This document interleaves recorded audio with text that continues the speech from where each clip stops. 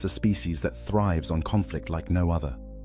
The orcs, those green-skinned fungal warriors, charge headlong into battles that would break the spirits of lesser races. They roar with glee as they hurl themselves into storms of gunfire, their crude weapons raised high, their tusked faces split with savage grins. Fear, as most species understand it, seems alien to the orc psyche. They embrace death in combat as merely another part of the greatest game in the galaxy, and when they fall laughing, convinced they will return for another go at the fighting. Yet even among this race of savage warriors who view existence itself as one endless, glorious brawl, there are moments when something fundamental shifts. There are encounters on the battlefield that penetrate even the thick-skulled confidence of the greenskins, forcing them to confront a reality that contradicts everything they believe about combat and conquest. These moments are rare, precious to those who fight against the green tide, and devastating to orc momentum.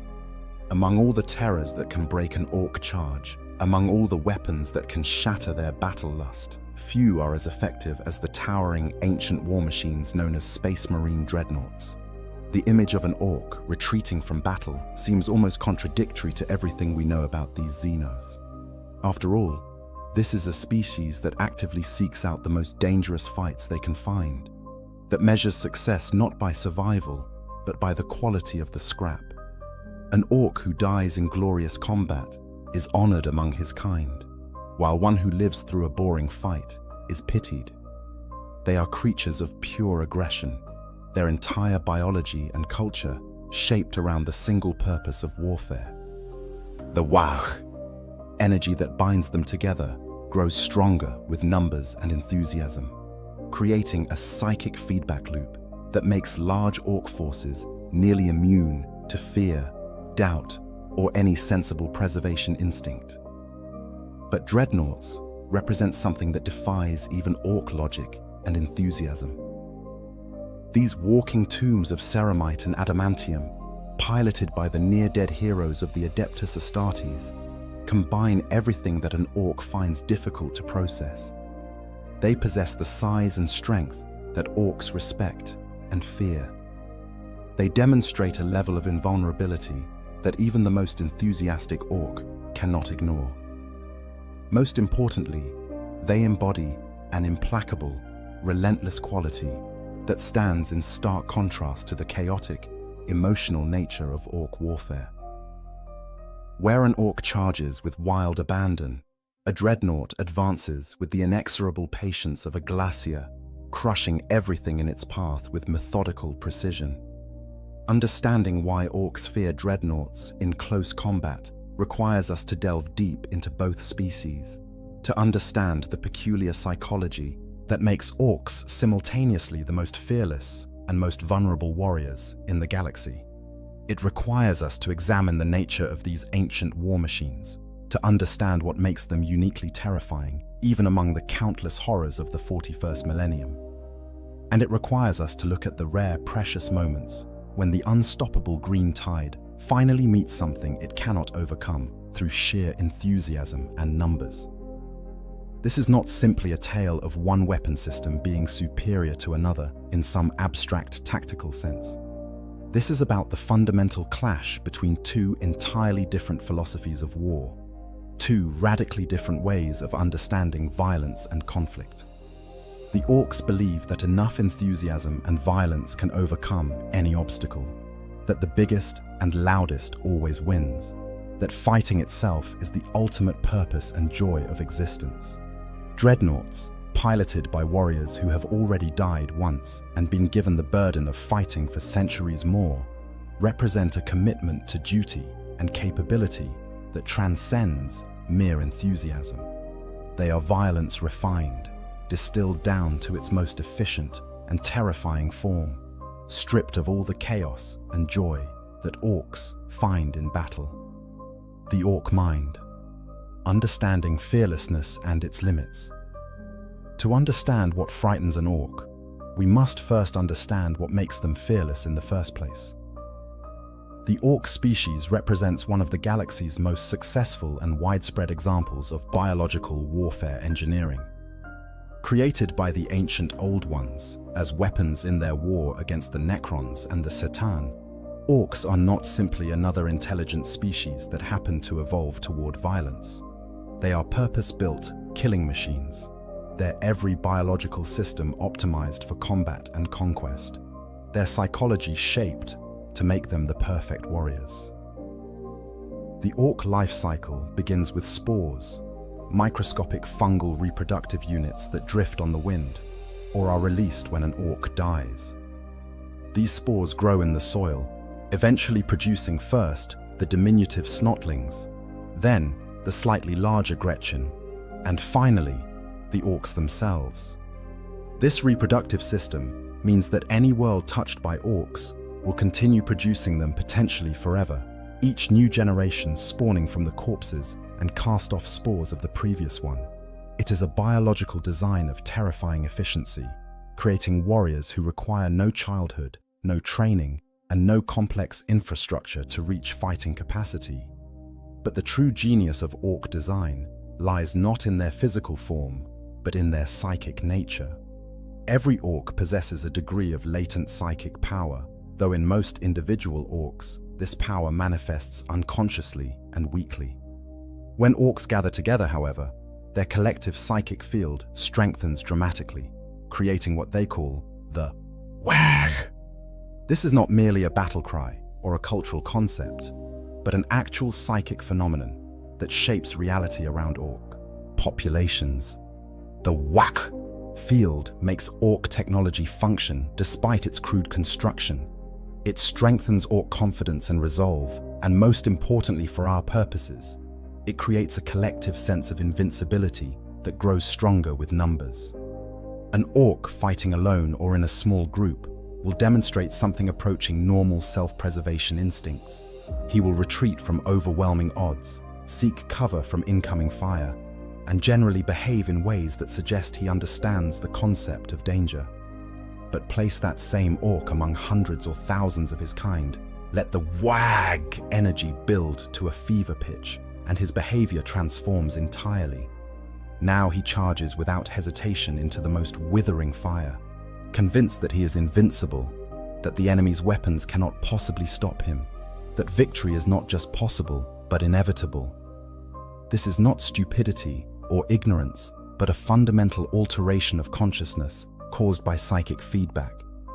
The Wah effect explains why orc armies often seem to operate with complete disregard for casualties or tactical sense. From an outside perspective, watching orcs charge across open ground directly into prepared defensive positions appears suicidal. But from within, the Wah, surrounded by roaring comrades and buoyed by collective psychic energy, each individual orc feels genuinely confident that he will survive, that he will reach the enemy and crush them in glorious combat.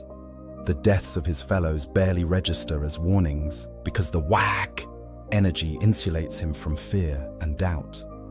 This phenomenon creates a self-reinforcing cycle of aggression. As more orcs join a fight, the WAG grows stronger.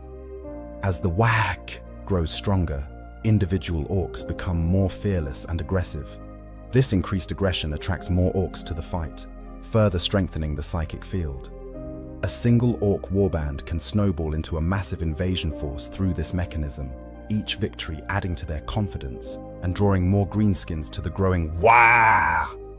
Yet this system, for all its effectiveness, contains inherent vulnerabilities. The Wah effect requires continuous reinforcement through success and numbers.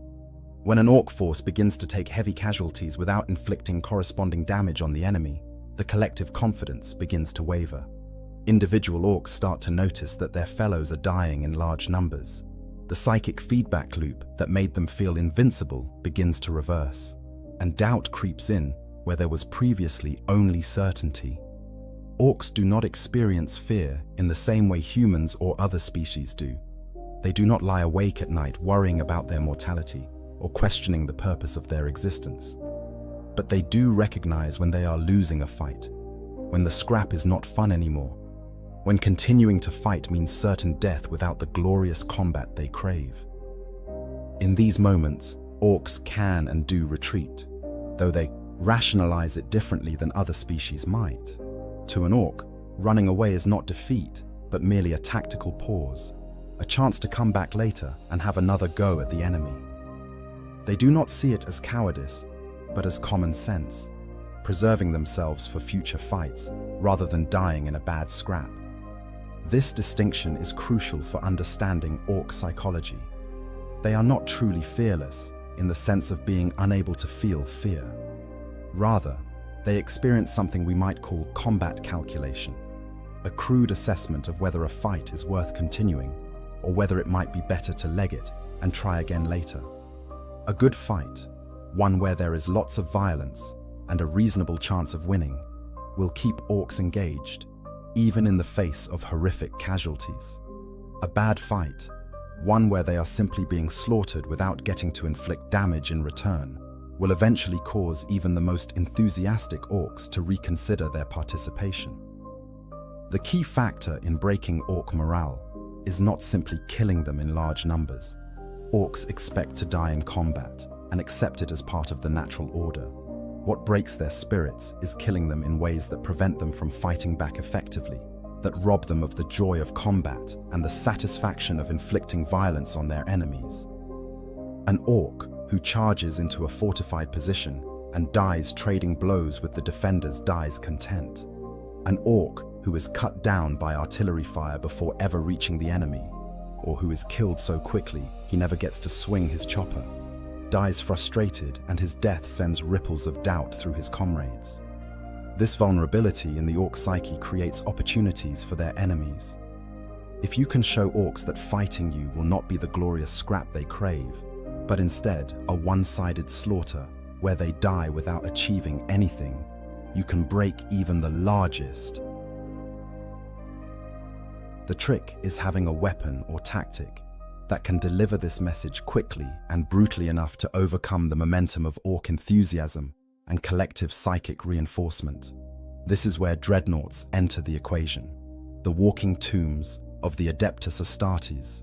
To understand why dreadnoughts are uniquely effective at breaking orc charges, we must first understand what these machines are and what they represent in the grim darkness of the 41st millennium.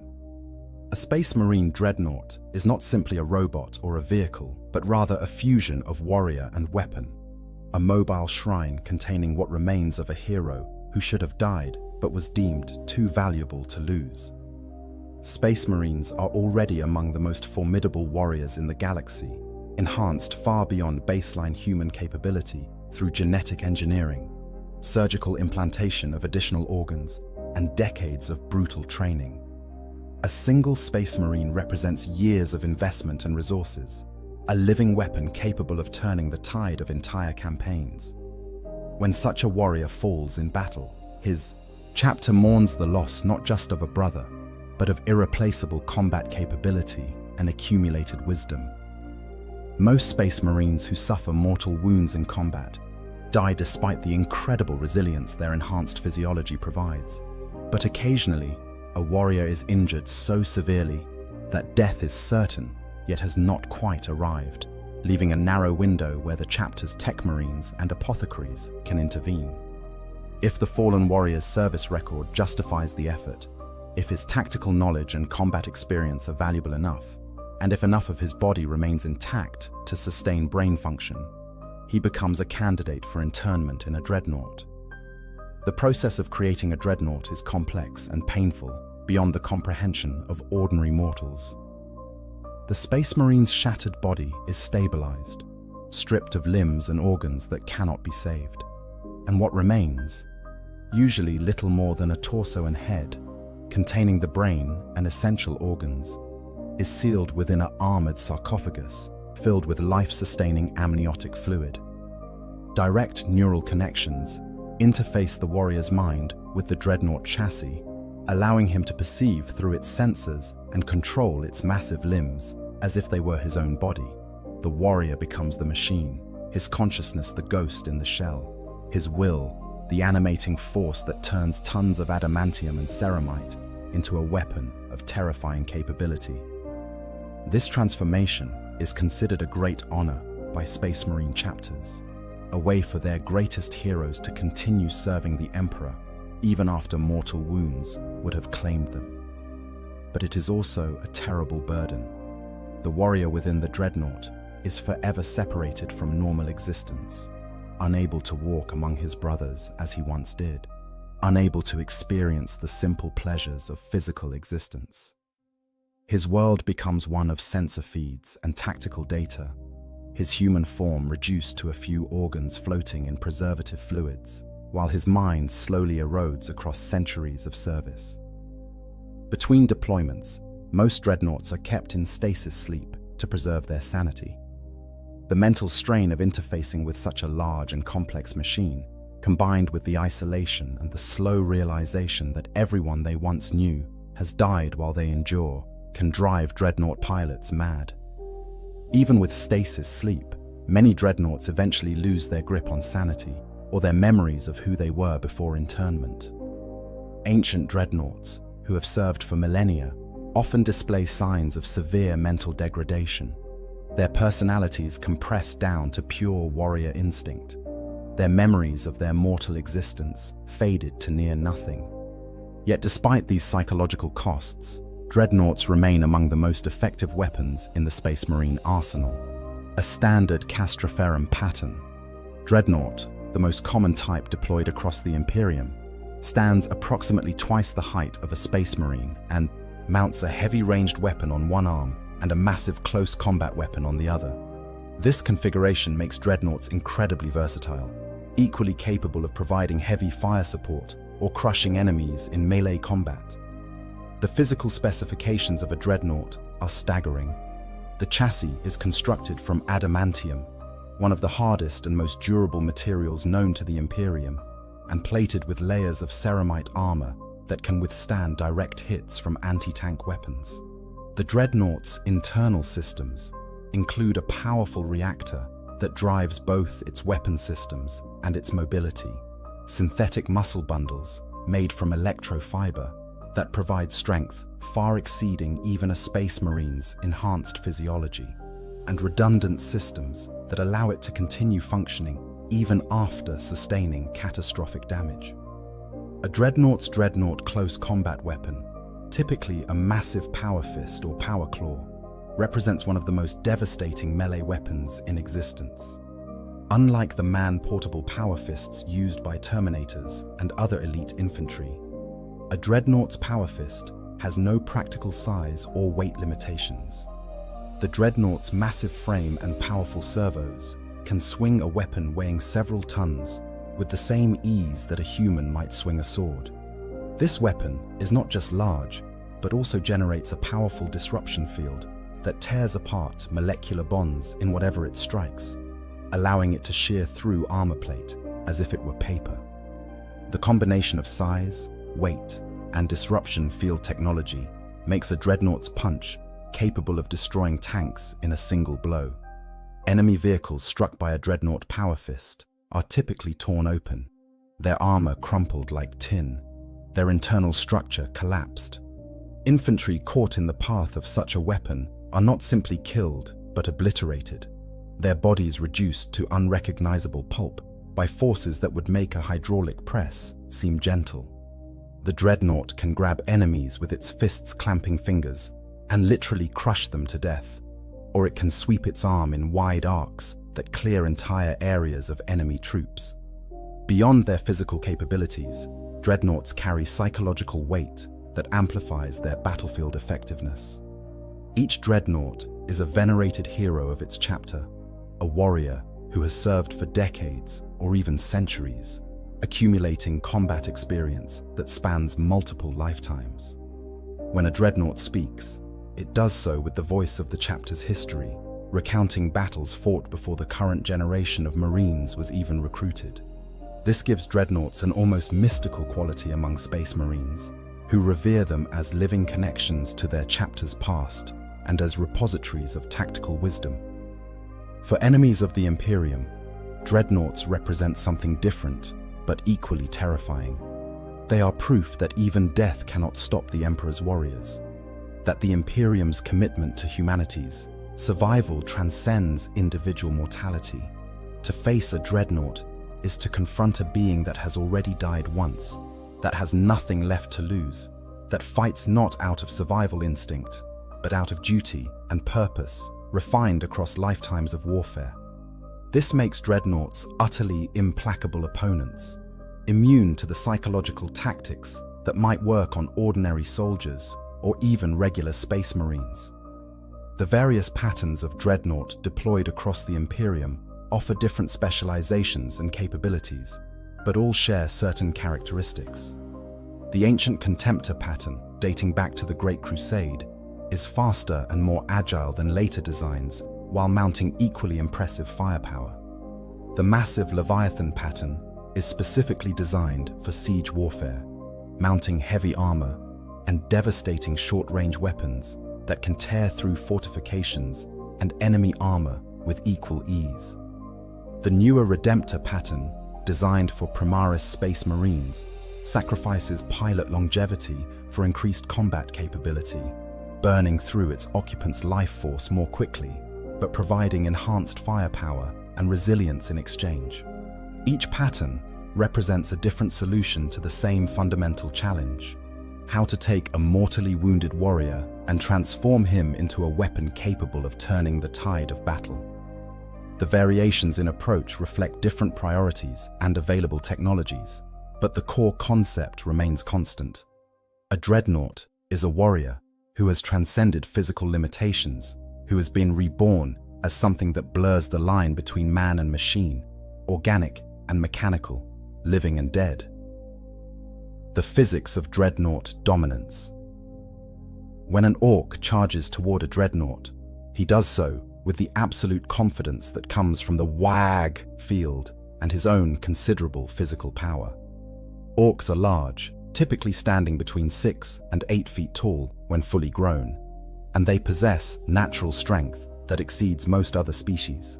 A big war boss, one who has grown large through countless victories, might stand even taller and possess the raw power to tear apart lesser enemies with his bare hands.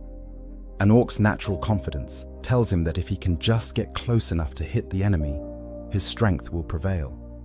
This confidence is usually well-founded when facing most opponents. Orc strength is legendary throughout the galaxy. They can shrug off wounds that would kill most species.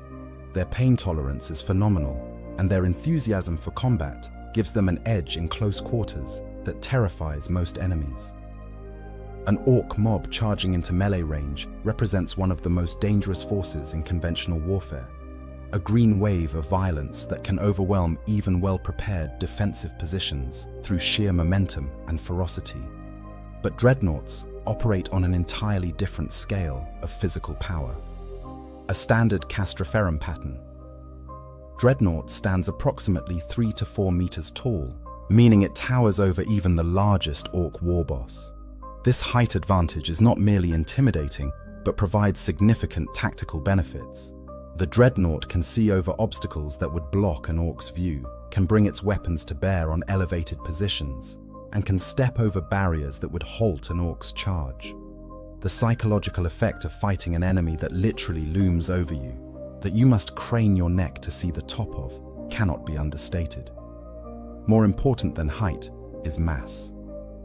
A dreadnought weighs several tons, its chassis constructed from some of the densest and most durable materials available to the Imperium. When a dreadnought moves forward, it does so with the inexorable momentum of a tank, each step leaving deep impressions in the ground. This mass gives it stability that no organic creature can match. An orc might charge into a dreadnought at full speed, might try to knock it over or push it back, and will find himself bouncing off as if he had run into a wall. The dreadnought barely registers the impact. The strength differential is even more extreme. Orc strength is impressive by biological standards, allowing them to wield weapons that would crush a human and to tear through light armor with their hands. But a dreadnought's strength is mechanical, driven by powerful servo motors and hydraulic systems that generate forces measured in tons. A dreadnought can lift and throw objects weighing hundreds of kilograms as if they were toys. When that strength is focused through a close combat weapon designed specifically for destroying armored targets, the results are devastating beyond anything an orc could hope to achieve. Consider the physical reality of a dreadnought power fist striking an orc. The fist itself is massive, large enough that it could grip an orc's entire torso in its mechanical fingers. The servo motors driving the arm accelerate this mass to speeds that create impacts measured in multiple tons of force. The disruption field surrounding the fist tears apart molecular bonds on contact, meaning that even a glancing blow can shatter bones and rupture organs. When such a weapon strikes an orc squarely, the result is not simply death, but catastrophic physical destruction. An orc hit by a dreadnought power fist does not fall wounded. He explodes. His body, tough as it is by biological standards, cannot withstand forces designed to penetrate tank armor. The impact pulverizes bones, ruptures every organ simultaneously, and often literally tears the orc's body in half from the sheer kinetic energy transfer. Orcs nearby who witness this destruction cannot rationalize it away or convince themselves that they could survive such a blow. The physical evidence is too clear, too immediate, too visceral to deny. This overwhelming physical superiority extends to the dreadnought's defensive capabilities as well. Orc weapons, crude but effective against most enemies, find themselves utterly inadequate when faced with dreadnought armor. A typical orc slugger or shooter, a heavy pistol or rifle by human standards, fires large caliber projectiles with significant kinetic energy. These weapons can punch through the armor of lighter vehicles and can certainly kill unarmored infantry. But against dreadnought armor, they are little more than irritants. The ceramite armor plating that covers a dreadnought is designed to withstand anti-tank weaponry. Its composition includes ceramic compounds that disperse kinetic energy and heat, backed by layers of adamantium that provide structural strength. The armor is thick, measured in centimeters or even tens of centimeters in critical areas, and is sloped to deflect incoming fire rather than absorbing it directly. When orc small arms fire strikes this armor, the bullets simply flatten against it or ricochet off, leaving perhaps small scorch marks but causing no meaningful damage. Even heavier orc weapons struggle against dreadnought defenses. Big shooters, the heavy machine guns favored by orc mobs, fire larger rounds at higher velocities than basic orc firearms. These weapons can shred light vehicles and make short work of infantry in cover, but against a dreadnought, they achieve little more than the smaller weapons do. The rounds impact the armor with impressive-looking flashes and bangs, but fail to penetrate. An orc firing a big shooter at a dreadnought might as well be throwing rocks at a bunker for all the good it does him. Rocket launchers, orc rocket launchers that fire crude but effective anti-armor missiles, represent more serious threats. These weapons can destroy light vehicles and damage heavier armor with direct hits. But even rockets often fail to penetrate dreadnought armor, especially when they strike the thickest plating. The orc-made warheads, while powerful, lack the sophisticated penetration mechanisms of Imperial or other advanced civilizations' anti-tank weapons. They explode against the dreadnought's hull with impressive force, but often fail to breach the armor beneath. This invulnerability to most orc weaponry creates a feedback loop of psychological pressure. Orcs watch their shots bounce harmlessly off the dreadnought's armor. They see their comrades firing everything they have at the advancing machine with no visible effect. The "wah" field that normally sustains their confidence begins to crack as the evidence of futility accumulates.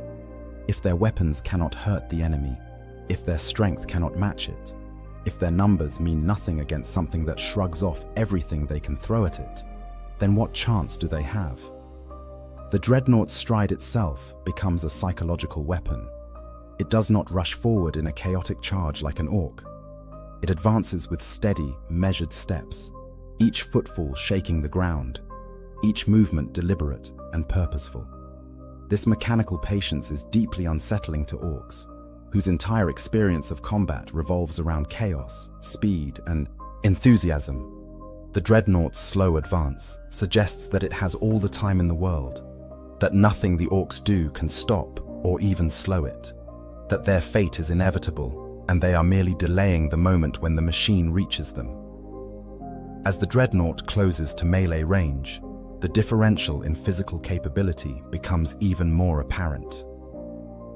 Orcs, who have spent their entire lives believing that size and strength determine victory, suddenly confront an enemy that dwarfs them in both categories.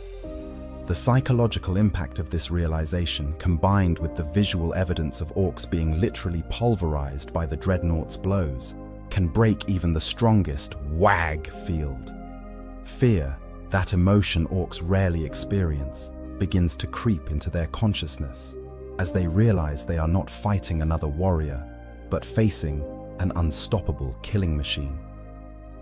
The ancient wisdom versus savage enthusiasm. Beyond the raw physical capabilities that make dreadnoughts so formidable, there exists another dimension to their effectiveness that is perhaps even more devastating to orc psychology. The vast gulf in combat experience and tactical acumen between the pilot of a dreadnought and even the most veteran orc warrior. This disparity represents not merely years or decades of additional training, but often centuries of accumulated battlefield knowledge, refined across thousands of engagements and distilled into an almost instinctive understanding of warfare.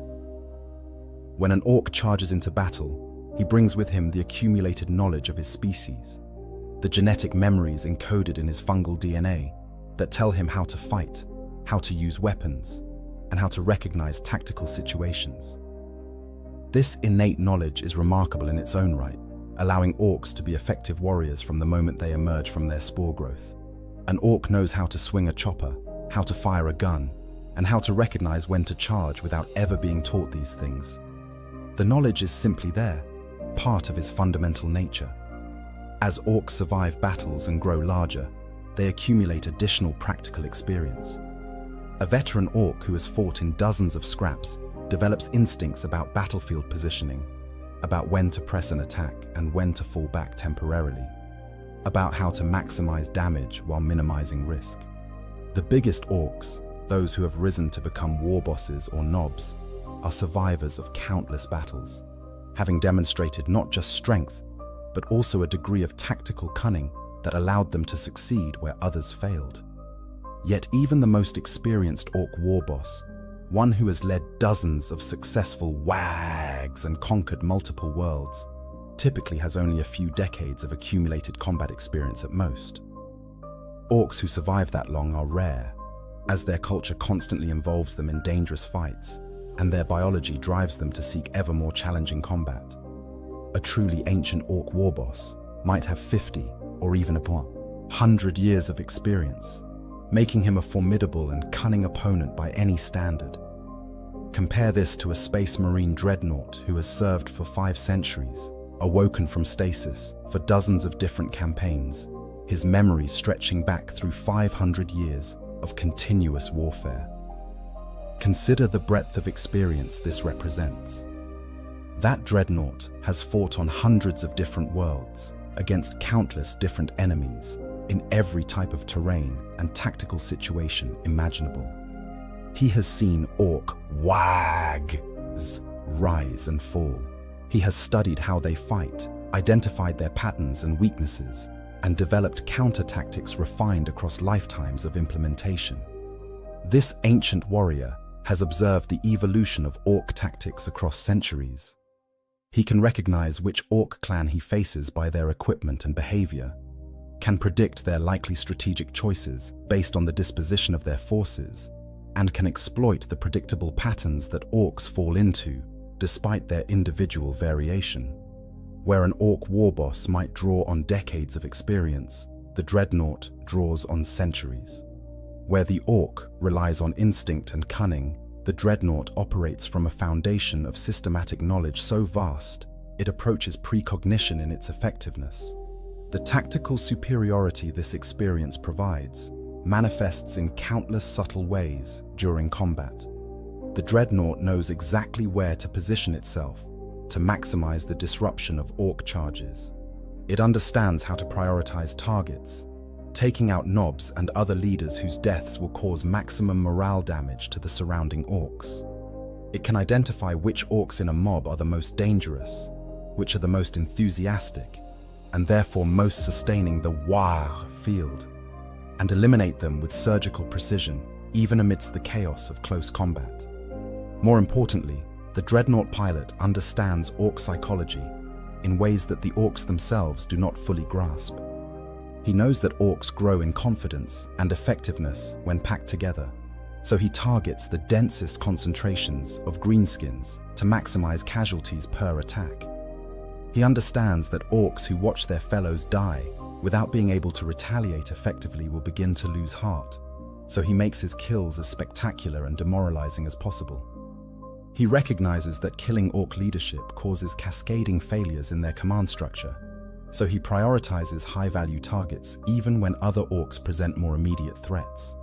This systematic understanding of how to break orc morale represents knowledge that took centuries to accumulate and refine. It is the difference between a predator that hunts by instinct and one that has studied its prey for lifetimes, learning every weakness, every predictable response, every vulnerability in their psychology and tactics. The orc charges with enthusiasm and genetic knowledge. The Dreadnought counters with a depth of experience that makes the engagement fundamentally asymmetric. The psychological impact on orcs when they encounter this level of tactical superiority is profound. Orcs understand strength, they respect size, and they can appreciate good fighting. But they struggle to comprehend an enemy that seems to predict their every move, that always positions itself optimally, that never makes the mistakes that orcs expect enemies to make. It creates a sensation that even orcs, with their limited capacity for introspection, find deeply unsettling. The feeling that they are not fighting another warrior, but rather being systematically dismantled by something that understands them better than they understand themselves. This manifests in small moments during combat that accumulate into overwhelming psychological pressure. An orc swings his chopper at what he thinks is an opening in the Dreadnought's defense, only to have his blow anticipated and countered before it can land. Another orc tries to flank the Dreadnought, thinking he has found a blind spot, only to be crushed by a backhand blow that suggests the machine was aware of his position the entire time. A Nob attempts to rally his boys for a coordinated attack, only to be specifically targeted and eliminated by the Dreadnought before he can organize the assault. These individual failures might seem minor, but to orcs, they represent something deeply wrong with the situation. Orcs expect combat to be chaotic, to involve luck and chance as much as skill. The Dreadnought's methodical dismantling of their attacks, its apparent ability to be everywhere it needs to be and counter everything they try, suggests a level of control over the battle that violates orc assumptions about how fights work. It is not just that they are losing, it is that they are losing in a way that makes no sense to them, where their usual tactics and instincts seem useless. The vox-amplified voice of the Dreadnought adds another dimension to this psychological warfare. When a Dreadnought speaks, it does so through external speakers in a mechanical, distorted voice that carries clearly across the battlefield. Many Dreadnoughts, drawing on centuries of experience, use this capability strategically. They issue threats not as expressions of anger, but as tactical tools designed to break enemy morale. A Dreadnought might announce in calm, mechanical tones that the orcs before it will all die today, that their war ends here, that they face an enemy they cannot defeat. These pronouncements carry weight because they come from a source that has already demonstrated its superiority.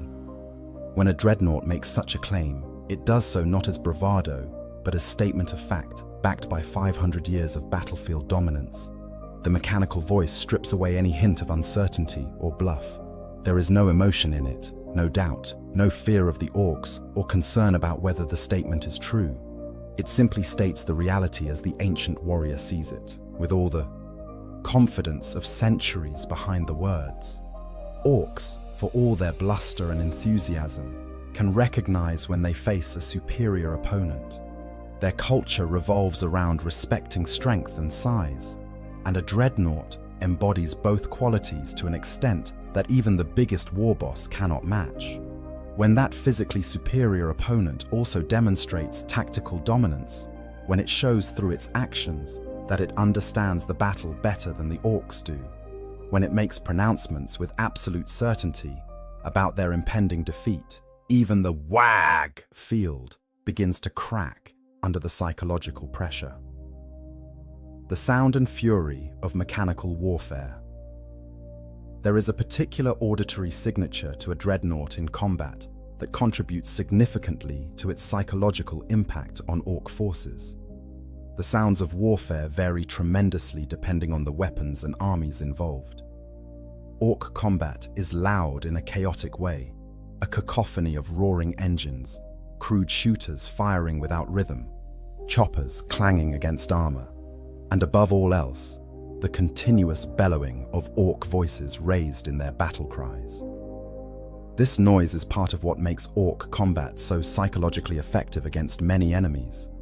The sheer volume of sound, the constant roaring and clanging, can be overwhelming to those unprepared for it.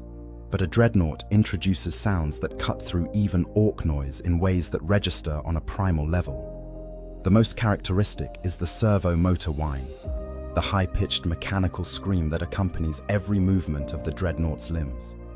These sounds are not random, but precisely tied to the machine's actions. When the dreadnought raises its power fist to strike, the servos wind up with an ascending whine that peaks just before impact. That sound becomes a warning, a half-second notice that death is about to fall on whatever the dreadnought has targeted. Orcs quickly learn to associate this servo whine with the death of their comrades. Every time they hear that characteristic sound, they see an orc pulverized or torn apart by the dreadnought's weapons. The sound becomes a Pavlovian trigger, creating an involuntary fear response that bypasses the conscious mind. Even orcs caught in the fury of the wah, their enthusiasm at maximum levels, cannot help but flinch when they hear the servo motors wind up for another strike. Their bodies recognize the sound as a threat signal, even when their conscious minds remain committed to the fight. The footsteps of a dreadnought create another layer of psychological pressure. Each step produces a heavy, mechanical thud that can be felt as much as heard. The ground shakes slightly with each footfall, a tactile reminder of the machine's massive weight. The rhythm of these steps is relentlessly steady, maintaining the same pace regardless of what happens around the dreadnought. Incoming fire does not make it falter. Orcs charging at it do not cause it to rush or retreat. The footsteps just continue, boom, boom, boom, marking the inevitable approach of something that cannot be stopped or deflected. This auditory steadiness contrasts sharply with the chaotic sounds of orc warfare. Where orc movement is unpredictable, surging forward in rushes and then pausing, the dreadnought's advance is metronomic. Where orc weapons fire in random bursts, the dreadnought's weapons discharge with careful aim. Where orcs roar and bellow in voices that crack and vary, the dreadnought's vox speakers emit words in a steady mechanical rasp that never changes in tone or volume. This contrast makes the dreadnought seem less like a living opponent and more like a force of nature, an inevitability rather than an enemy that can be fought and beaten.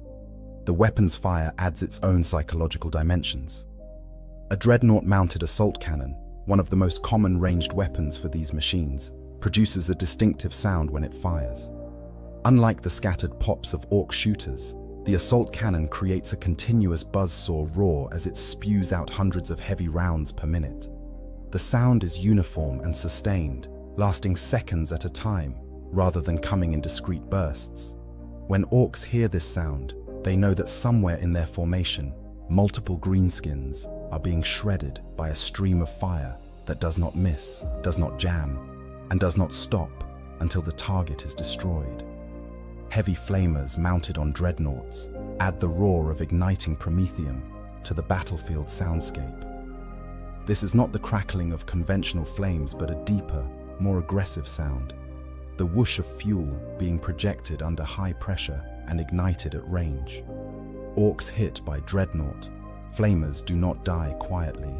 They scream as the promethium clings to them and burns through their tough skin, creating sounds of agony that carry clearly across the battlefield and remind every orc within hearing that the dreadnought can kill them from range as easily as in melee.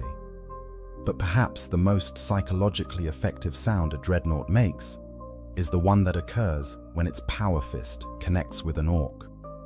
There is a distinctive crack-squelch combination, the sound of bones shattering and flesh pulping simultaneously, followed sometimes by the clang of the impact against the orc's crude armor. This sound is organic and mechanical mixed together, visceral in a way that bypasses rational thought and triggers instinctive revulsion. Orcs hearing this sound know, without needing to see, that one of their number has just been obliterated. The accumulation of these sounds creates an auditory profile that orcs come to associate with defeat and death. The servo whine means an attack is coming. The footsteps mean the dreadnought is approaching. The assault cannon roar means orcs are dying at range. The power fist impact sounds mean death in melee. Together, these sounds form a symphony of mechanical violence that penetrates even the bloodlust of the wag and creates a sense of impending doom. Orcs who have fought dreadnoughts before and survived carry these sound memories with them. When these veterans hear a dreadnought on a new battlefield, their bodies react before their minds fully process what is happening. The veteran orcs tense, their enthusiasm dims slightly, and most critically, their fear can infect other orcs around them through the whack field. A mob that contains veterans who fear dreadnoughts enters combat with their collective confidence already compromised, making them more vulnerable to breaking when the dreadnought begins its inevitable work. This auditory dimension of dreadnought warfare is not accidental. Many veteran dreadnought pilots deliberately use sound as a psychological weapon. They know that their servo motors, their footsteps, their weapons all create distinctive sounds that terrify enemies who have fought dreadnoughts before. Some pilots even modulate their vox speaker output to maximize intimidation, lowering the pitch of their mechanical voices, or adding reverb effects that make them sound even less human and more like machines given voice. The goal is not simply to kill enemies, but to create an atmosphere of fear that breaks enemy formations before physical combat even begins. A dreadnought that can terrify enemies into routing early saves itself the effort of physically destroying them, conserves ammunition, and can redirect its attention to other targets. The sounds it makes serve this purpose by creating associations between specific noises and certain death, training enemies through repeated exposure to fear the dreadnought's presence on an instinctive level that bypasses conscious thought. For orcs, whose entire psychology revolves around confidence and aggression, having their bodies betray them with fear, responses to mere sounds is particularly devastating. It contradicts everything they believe about themselves as warriors. An orc who finds himself tensing at the sound of servo motors, who feels his enthusiasm waver when he hears those mechanical footsteps, experiences a crisis of identity. He is supposed to be fearless, to laugh in the face of danger, to relish combat regardless of the odds. Yet his body tells him to flee, to get away from whatever is making those terrible sounds, and this internal conflict paralyzes his ability to fight effectively. When the green tide breaks, the psychological collapse of an orc is not a subtle process. Unlike human armies that might gradually lose cohesion or experience slow erosion of morale, orcs fight with absolute commitment until a critical threshold is reached, after which their formation can shatter with startling suddenness. Understanding this binary nature of orc morale, how it remains solid until it catastrophically fails, is essential to understanding why dreadnoughts are so effective at breaking greenskin charges. The wah field that binds orc forces together and sustains their aggression functions like a psychic dam. As long as the dam holds, the collective enthusiasm remains strong. casualties are shrugged off, and the green tide continues forward with undiminished ferocity. Orcs drawing on this field feel invincible, certain of victory, convinced that nothing can stop them. This confidence is self-reinforcing because each orc's enthusiasm feeds into the collective field, which in turn strengthens the resolve of every other orc in range. It is a positive feedback loop that makes orc mobs extraordinarily resistant to normal morale effects. But dams, no matter how strong, have breaking points. For an orc, wag! That breaking point occurs when the accumulated evidence of failure becomes too overwhelming for even the psychic field to rationalize away. It happens when too many orcs have died without inflicting corresponding casualties, when their weapons have proven useless, when their strength has been demonstrated insufficient, when the enemy they face cannot be overcome through any means available to them. At this moment, doubt enters the collective consciousness. This doubt spreads through the field like cracks spreading through ice under pressure. One orc begins to question whether the fight is worth continuing. His doubt weakens his contribution to the collective field. This weakening allows another orc to notice the mounting casualties and feel fear. That fear further weakens the field, which allows more orcs to recognize the hopelessness of their situation. What begins as isolated doubts in a few individuals quickly cascades into collective panic as the feedback loop that sustained their courage reverses and begins amplifying their fear instead. Dreadnoughts are particularly effective at triggering this cascade because they attack the field's fundamental assumptions. Orcs believe that size and strength determine victory. A dreadnought is bigger and stronger than them. Orcs believe that enthusiasm and aggression can overcome any obstacle. A dreadnought demonstrates that enthusiasm means nothing against sufficient armor and firepower. Orcs believe that there is always a way to hurt the enemy if you just hit them hard enough.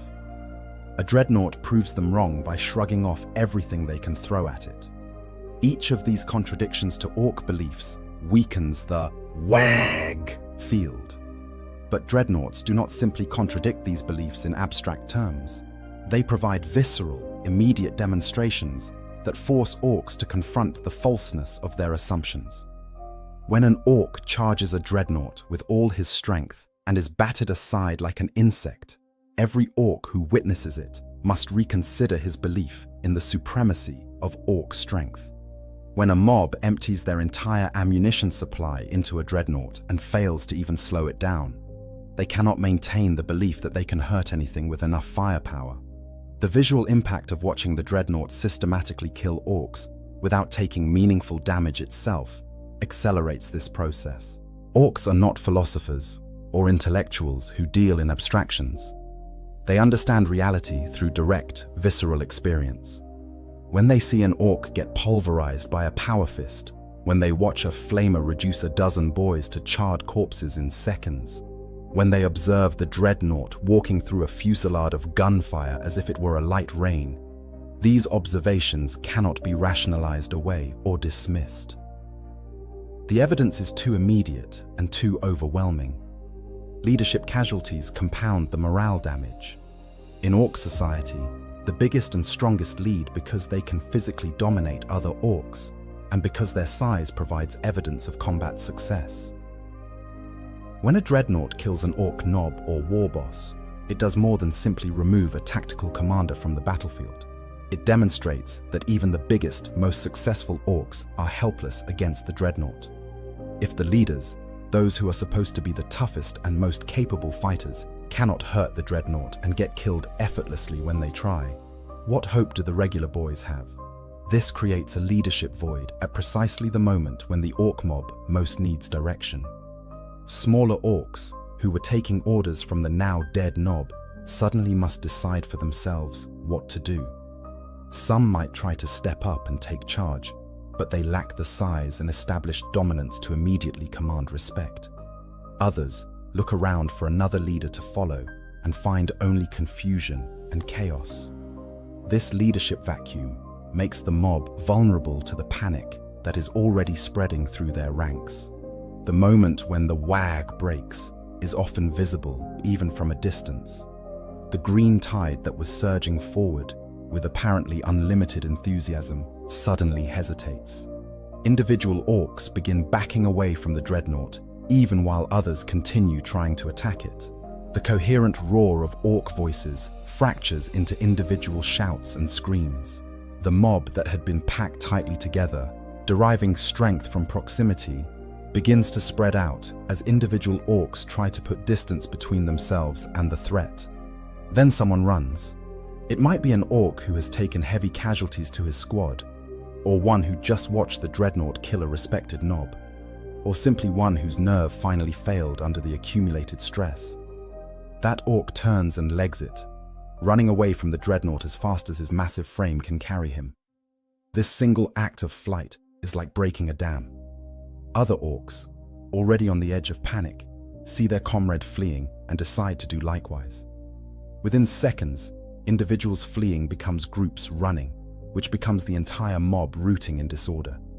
This rooting process is actually rational from an orc perspective, even if it looks like panic to outside observers. Orcs do not see retreating as true defeat.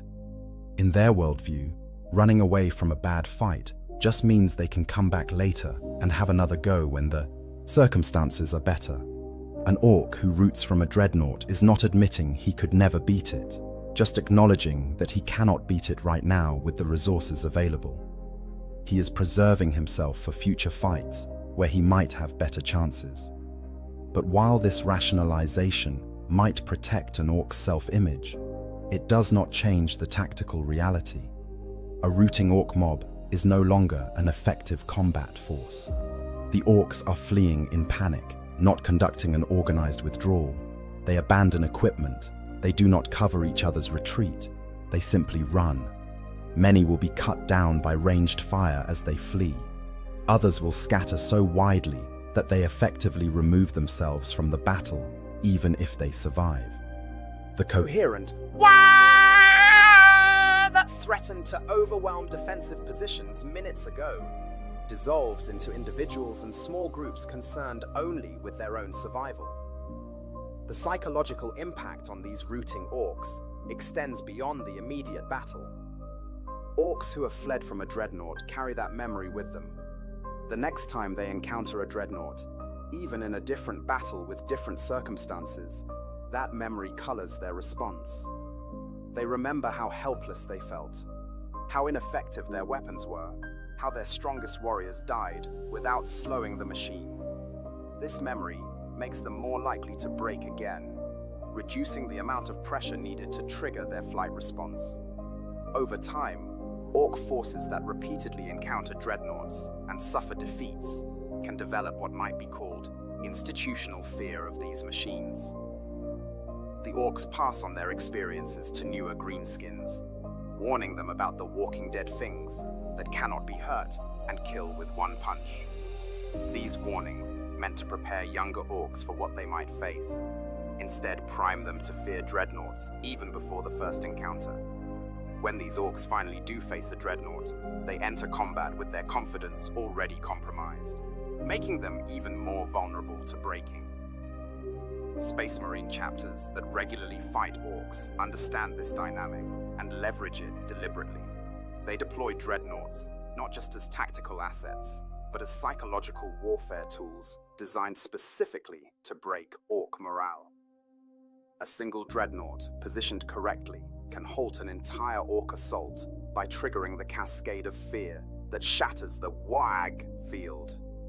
This force multiplication effect makes dreadnoughts extraordinarily valuable in anti-orc operations, worth far more than their already considerable direct combat capability would suggest.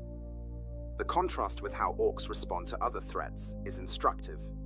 Orcs will fight against overwhelming odds, will charge into prepared defensive positions, will assault fortified bunkers with nothing but their choppers, all without breaking.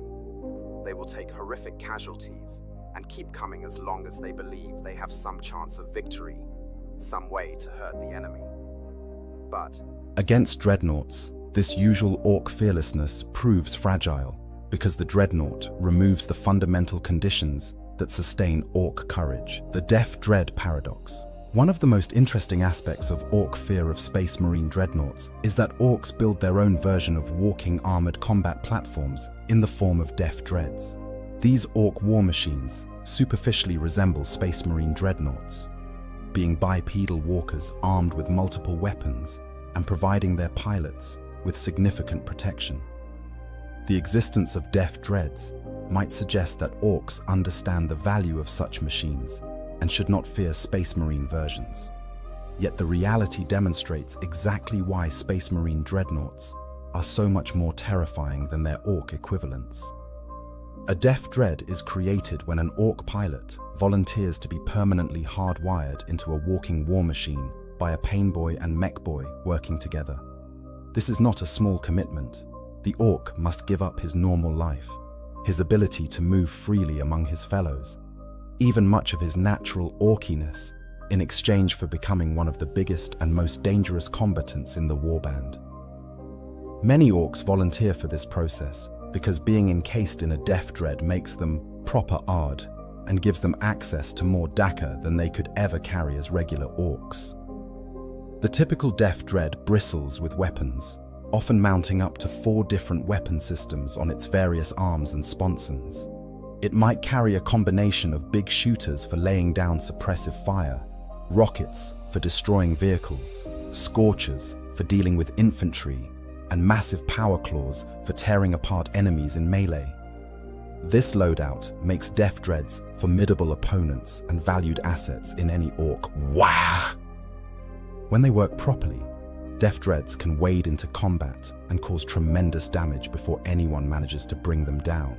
But when they work properly is a crucial qualifier for any Orc technology, and Deaf Dreads are no exception to the usual reliability issues that plague Orc equipment.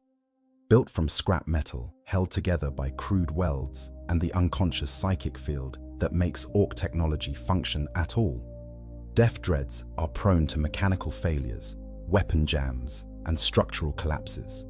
The Orc pilot's cybernetic connection to the machine can malfunction, causing him to lose control or experience agonizing feedback. The power plant might surge or fail entirely. The weapons might explode rather than fire. More fundamentally, the quality of construction and materials used in a Deaf Dread cannot compare to Space Marine dreadnought engineering. Where a Space Marine dreadnought is built from adamantium and ceramite by tech priests who follow patterns that date back to the dark age of technology, a Deaf Dread is slapped together from whatever scrap metal the Mechboy can find. Where the Space Marine dreadnought's armor can withstand direct hits from anti-tank weapons, the Deaf Dread's armor, while thick, is often full of weak points where different plates are joined together inadequately. Where the Space Marine dreadnought's weapons are precision-manufactured instruments of war, the Deaf Dread's weapons are crude copies built without detailed understanding of why certain design features matter. The pilots present an even more dramatic contrast. A Space Marine dreadnought is piloted by a veteran hero of the chapter, often one who has served for decades or centuries before his internment, and continues to accumulate combat experience across potentially millennia of service. These pilots are tactical geniuses, masters of warfare, who understand not just how to fight, but why certain tactics work, and how to adapt them to any situation. They are supported by centuries of chapter history and tactical doctrine, able to draw on accumulated wisdom that spans their entire chapter's existence. An Orc Deaf Dread pilot, by contrast, is just an Orc who volunteered to get stuffed into a metal can. He might be a particularly enthusiastic Orc or one who is slightly crazy even by Orc standards, but he is still operating on the same basic Orc instincts and knowledge as his non-entombed fellows. He has no sophisticated training, no centuries of accumulated wisdom, no tactical doctrine beyond charge forward and crump things. The process of being cybernetically hardwired into the Deaf Dread often drives the pilot at least partially insane, making them even less capable of sophisticated tactical thinking than they were before. This difference in pilot quality manifests immediately in how the two types of walkers fight. A Space Marine dreadnought positions itself carefully, uses terrain to its advantage, coordinates with supporting forces, and selects targets based on tactical priorities.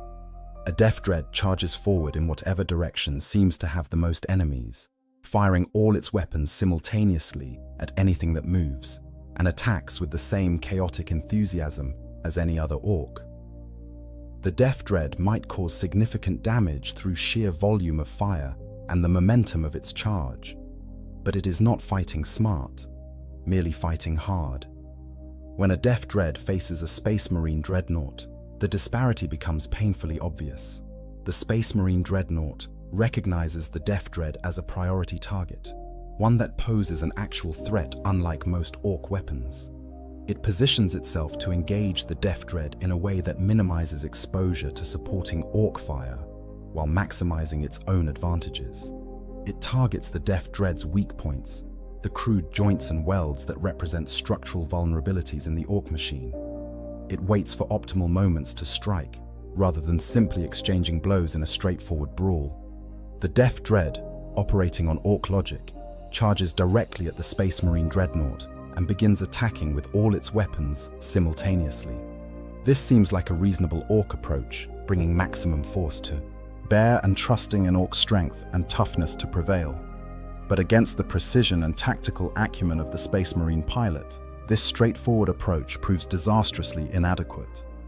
The Space Marine dreadnought evades or blocks the Death Dread's attacks, while landing devastating counterstrikes on vulnerable points. The fight is brutally one-sided, despite the Death Dread's impressive firepower and armor. Other orcs watching this engagement receive a devastating psychological blow. They can understand losing to an enemy who is simply bigger and tougher than they are. But watching their own walking war machine, something they built specifically to compete with enemy-heavy assets, gets systematically dismantled by a Space Marine dreadnought suggests that the gulf in capability is not just about size or weapons, but something more fundamental. Their best effort at creating a machine to match the enemy has proven hopelessly inadequate, which implies that perhaps no amount of orc ingenuity or enthusiasm can overcome this particular opponent. This paradox, that orcs build their own dread equivalents, yet still fear Space Marine dreadnoughts, actually reinforces the psychological impact rather than diminishing it. The existence of Death Dreads means orcs understand the concept of armored walkers and appreciate their combat value. But the consistent failure of Death Dreads against Space Marine dreadnoughts demonstrates that understanding the concept is not enough. The orcs can copy the form, they can build crude approximations of the concept, but they cannot replicate the engineering excellence, tactical doctrine, and pilot expertise that makes Space Marine dreadnoughts truly terrifying. Some orc mech boys have attempted to capture or loot Space Marine dreadnoughts to bridge this capability gap. A few rare instances exist in Imperial records of orcs managing to board and overwhelm a damaged dreadnought, killing or removing the pilot and attempting to repurpose the machine for their own use. These efforts almost universally fail because orc technical understanding cannot properly maintain or operate technology this sophisticated. The dreadnought might function briefly on residual power and programmed responses, but it quickly breaks down as orc repairs compromise critical systems. The irony is that orcs respect strength and size, and they should theoretically respect the strength and size embodied by dreadnoughts. In many ways, a Space Marine dreadnought represents the orc ideal of a perfect warrior carried to its logical extreme, massive, heavily armed, nearly indestructible, and dedicated entirely to combat. This should make dreadnoughts objects of orc admiration rather than fear. But the cold, mechanical nature of dreadnoughts, their lack of orc-style enthusiasm and joy in combat, makes them alien and disturbing to the orc psyche, even as their capability earns grudging respect. An orc facing a dreadnought experiences conflicting emotions that are unusual and disturbing for him. He respects the dreadnought's size and power. He fears its weapons and armor. He is confused by its methodical, joyless approach to combat. he is frustrated by his inability to hurt it, despite his best efforts.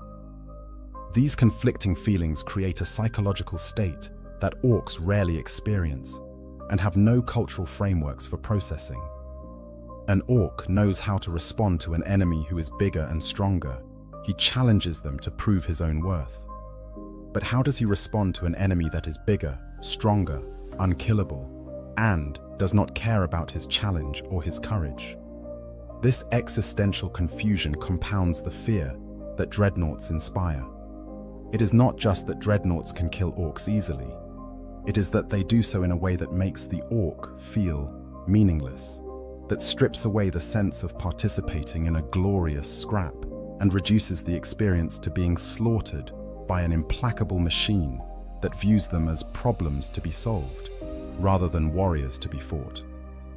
For a species whose entire identity revolves around combat and proving their strength through battle, this dehumanization, or de-orcification is perhaps more psychologically damaging than the physical destruction itself. The ripple effects. Through orc society, the impact of dreadnoughts on orc forces extends beyond individual battles and manifests in how orc society and wag culture adapt to the threat they represent. When orc survivors from encounters with dreadnoughts return to their broader warbands, they bring with them stories and warnings that spread through orc social networks in ways that affect future operations and the development of orc tactics and psychology. Orcs are natural storytellers, and combat experiences form the primary currency of orc social interaction. Around campfires and in mech shops, orcs trade tales of great fights, impressive enemies, and spectacular violence. These stories serve multiple purposes in orc society.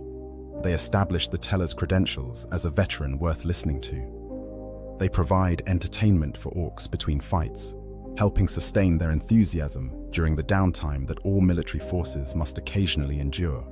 And crucially, they pass on practical information about different enemy types and how to fight them. When an orc who has fought a dreadnought and survived begins telling his story, other orcs gather to listen with more attention than usual. The survivor describes the size of the machine, the sound of its weapons, the sight of boys being pulverized by its attacks. He details how their weapons bounced off its armor, how it advanced without fear or hesitation, how it seemed to predict their tactics before they even tried them. The listening orcs absorb this information and their enthusiastic responses. "That's proper scary, that is." Or, "We's gonna need more darker to stop that thing," reveal that the story has affected them. These stories spread through the orc social network with remarkable speed. Orcs who hear them retell them to others, often embellishing details to make themselves seem more knowledgeable or the dreadnought seem even more impressive. A dreadnought that was perhaps 3 meters tall in reality grows to 4 or 5 meters in the retelling. Its weapons, already fearsome, become even more destructive in the stories. The veteran who faced it becomes more heroic simply for surviving the encounter. This exaggeration actually serves the Imperium's interests because it makes dreadnoughts seem even more terrifying than they already are. The cumulative effect of these stories is to create a cultural awareness of dreadnoughts as particular threats within orc wag society. Young orcs who have never seen a dreadnought already know to fear them from the stories they have heard. This preconditioned fear means that when these orcs encounter their first dreadnought, they are primed to break more easily than they might have if they had no prior knowledge. The stories have done the psychological warfare work before the dreadnought even arrives on the battlefield. Some orc mech boys respond to these stories by trying to develop specific anti-dreadnought weapons or tactics. They build bigger guns, reinforce certain def dreads specifically to counter Space Marine dreadnoughts, or devise schemes for luring dreadnoughts into traps. These efforts are typically crude and often ineffective because orc engineering and tactical planning cannot match Space Marine sophistication. A mech boy might build a truly enormous shooter that he claims can punch through dreadnought armor, only to have it explode when fired or fail to penetrate when it does manage to hit. But the very existence of these efforts reveals how deeply dreadnoughts have impressed themselves on orc consciousness. In a species that normally relies on overwhelming numbers and enthusiasm rather than sophisticated tactics or specialized equipment, the dedication of resources and effort to countering a specific enemy type is unusual. It suggests that orcs recognize dreadnoughts as problems that cannot be solved through normal orc approaches, that require special attention and planning. This recognition itself represents a victory for the psychological warfare aspect of dreadnought deployment. Orc war bosses, who have lost significant forces to dreadnought encounters, sometimes develop specific strategies for dealing with them in future battles. These strategies typically revolve around trying to avoid fighting dreadnoughts directly when possible, focusing fire from multiple sources to hopefully penetrate their armor, or attempting to bypass them entirely and attack objectives that the dreadnoughts cannot reach quickly enough to defend. The sophistication of these strategies varies wildly depending on the war boss's intelligence and experience, but even crude versions represent unusual tactical thinking for orcs. The most cunning orc war bosses understand that the psychological impact of dreadnoughts can be managed through leadership and force of personality. They make a point of being personally present when dreadnoughts attack, using their own size and authority to prevent their boys from routing. Some particularly bold war bosses make a show of attacking dreadnoughts themselves, reasoning that if the boss is willing to fight the scary machine, the other orcs should be too. This sometimes works to maintain morale, though it often results in dead war bosses when they discover that courage alone cannot overcome the capability gap. These war boss deaths create their own ripple effects through orc society. Other ambitious orcs take note that challenging dreadnoughts is extremely dangerous even for the biggest and toughest greenskins. This knowledge influences their behavior when they eventually become war bosses themselves, making them more cautious about how they deploy their forces against enemies known to field dreadnoughts. This caution, unusual for orcs, represents another way that dreadnoughts reshape orc tactical culture simply by existing as threats. The long-term effect of sustained dreadnought-inflicted defeats on orc populations is difficult to measure, but appears to create lasting changes in local orc culture. In regions where Space Marine chapters make frequent use of dreadnoughts against orc invasions, the surviving orc populations develop what might be called dreadnought awareness, a cultural memory of these machines and their effectiveness. This awareness manifests as reduced enthusiasm for attacking Space Marine positions, increased willingness to retreat when dreadnoughts appear, and greater effort invested in trying to develop counters to these machines. These changes do not make the orcs less dangerous in any absolute sense. They still represent a significant military threat and will attack with their usual ferocity when they believe they have advantages. But it does make them somewhat more predictable and easier to manipulate through selective dreadnought deployment. A Space Marine force that can credibly threaten to deploy dreadnoughts can sometimes shape orc behavior and force them to attack less favorable objectives or through less advantageous routes, simply because the orcs want to avoid the dreadnought threat. Interestingly, these adaptations can create vulnerabilities that clever Imperial commanders exploit. If orcs become conditioned to fear and avoid dreadnoughts, then the mere appearance of a dreadnought on one part of the battlefield can cause orc forces to shift away from that area, creating openings elsewhere that faster Imperial forces can exploit.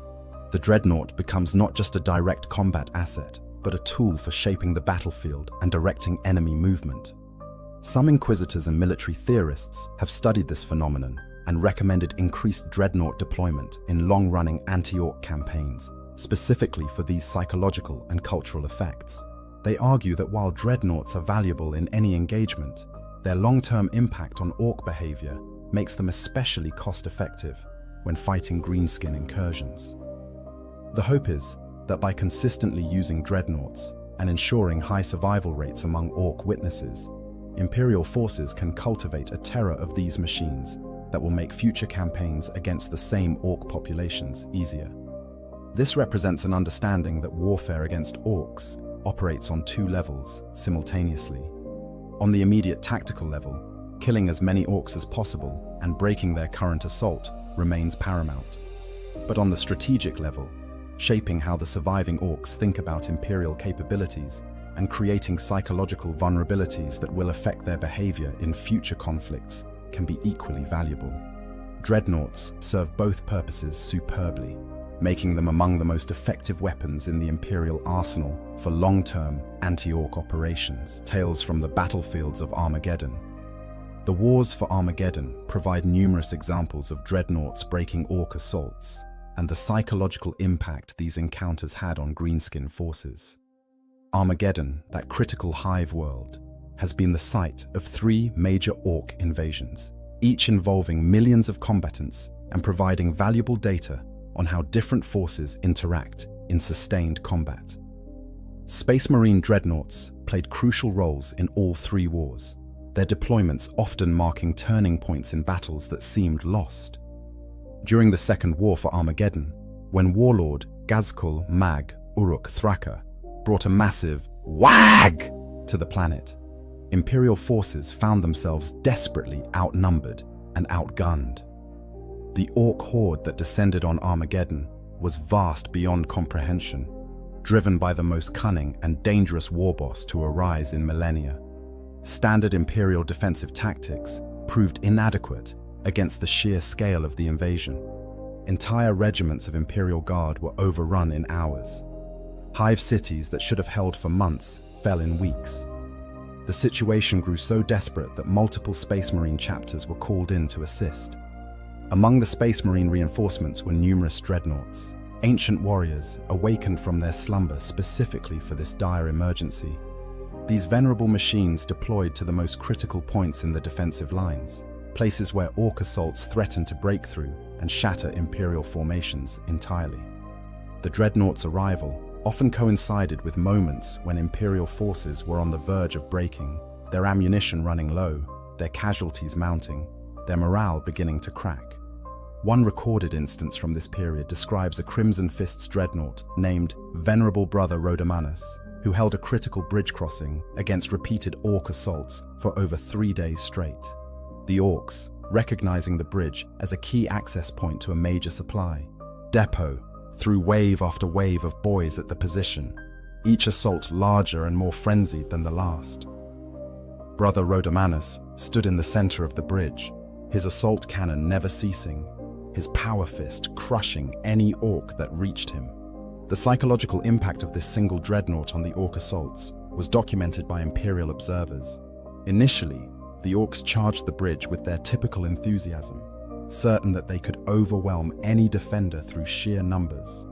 But as the hours turned to days and the pile of orc corpses around the dreadnought grew into a small mountain, the character of the assaults changed.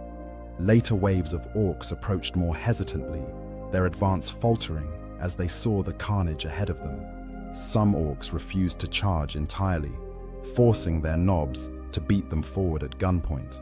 By the 3rd day, the orcs had effectively given up on taking the bridge, despite still having forces available to attempt additional assaults.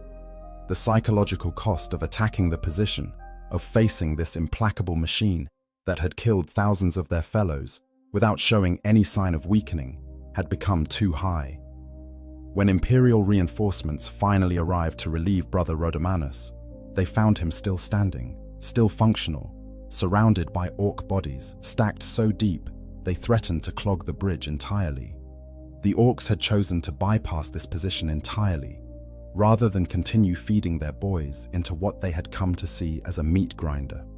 Another account from the Third War for Armageddon describes a Black Templars strike force that included 3 dreadnoughts deploying against a massive orc war camp in the Deadlands region. The camp, home to thousands of orcs from the Bloodscar tribe, was considered a major staging point for orc operations in that sector. The Black Templars' initial assault faltered when they encountered heavier orc resistance than anticipated, finding themselves pinned down and taking casualties. The 3 dreadnoughts, which had been held in reserve, were deployed directly into the heart of the Orc camp via drop pod. The sight and sound of these machines emerging from the crashed drop pods, their weapons already firing, created instant panic among the Orcs. The greenskins nearest the drop site fled immediately, having heard stories about dreadnoughts and recognizing the danger. Their flight triggered a chain reaction as other Orcs, seeing their fellows running and hearing the distinctive sounds of dreadnought combat, began to panic as well. Within minutes, the entire Orc camp descended into chaos as thousands of greenskins simultaneously tried to either flee or fight the dreadnoughts, with different groups reaching different conclusions about which approach was more survivable.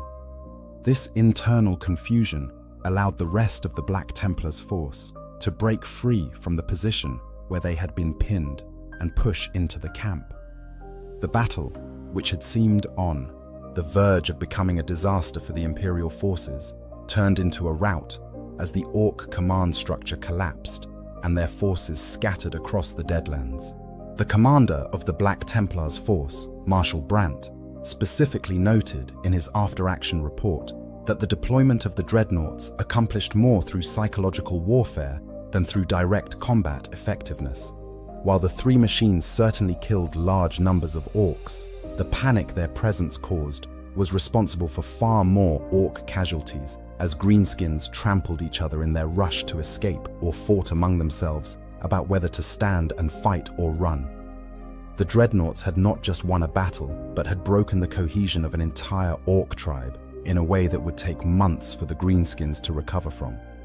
Not all dreadnought deployments achieved such clear-cut successes, and some records describe instances where even these formidable machines were overwhelmed by sheer Orc numbers or concentrated anti-armor fire.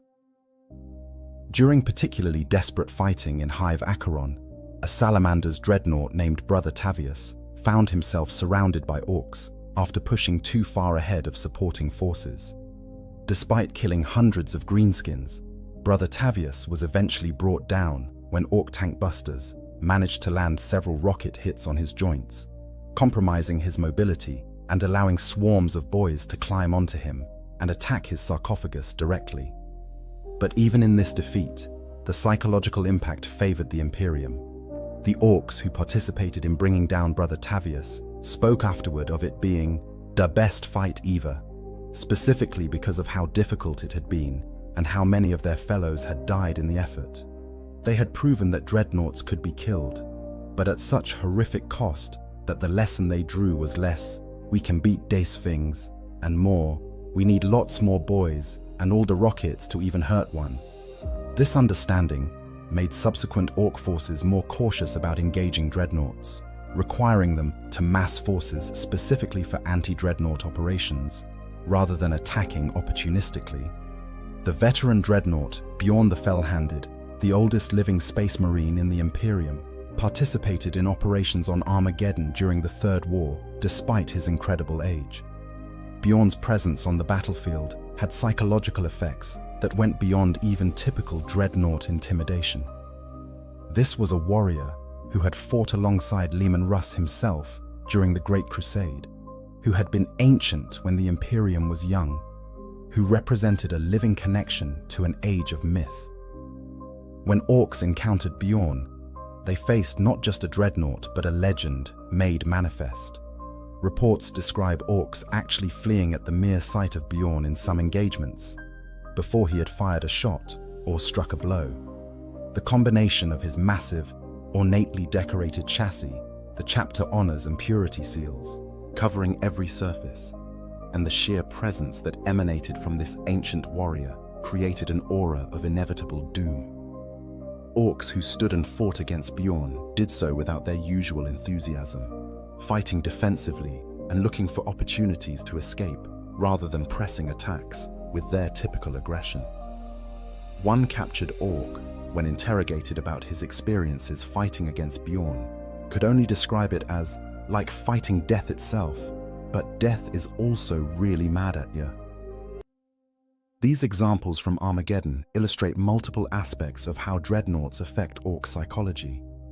The sustained defensive stands demonstrate how a single dreadnought can anchor a defensive position and make it psychologically impossible for orcs to overcome.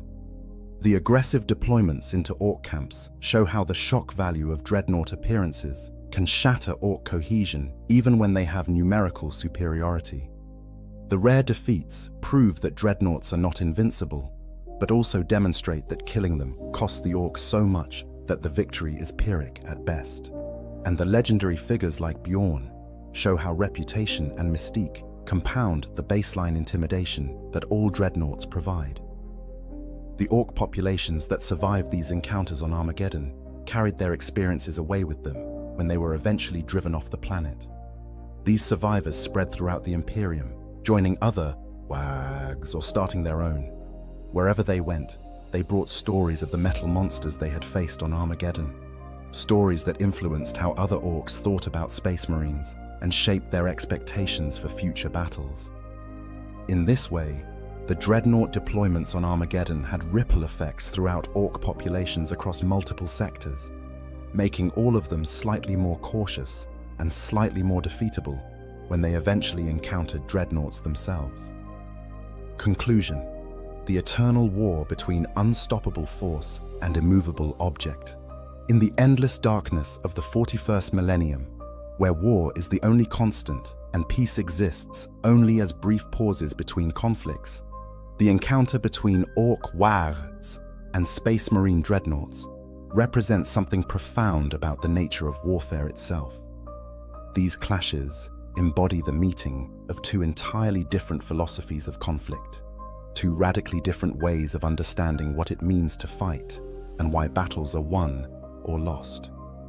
Orcs approach warfare with pure enthusiasm and conviction that aggression, size, and numbers will ultimately prevail over any opposition. They charge into battle with absolute confidence, certain that their strength and willingness to fight will carry them through any challenge. This approach has served them well across millions of worlds and tens of thousands of years. The orc species has thrived in the galaxy precisely because this philosophy works more often than it fails. Against most enemies, overwhelming them with green-skinned violence proves effective. But dreadnoughts represent something that contradicts every assumption underlying orc military doctrine. They are bigger and stronger than any orc. They are better armored than orc technology can defeat.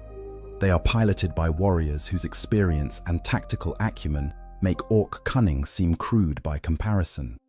Most fundamentally, they are immune to the psychological warfare that orcs use so effectively against other species.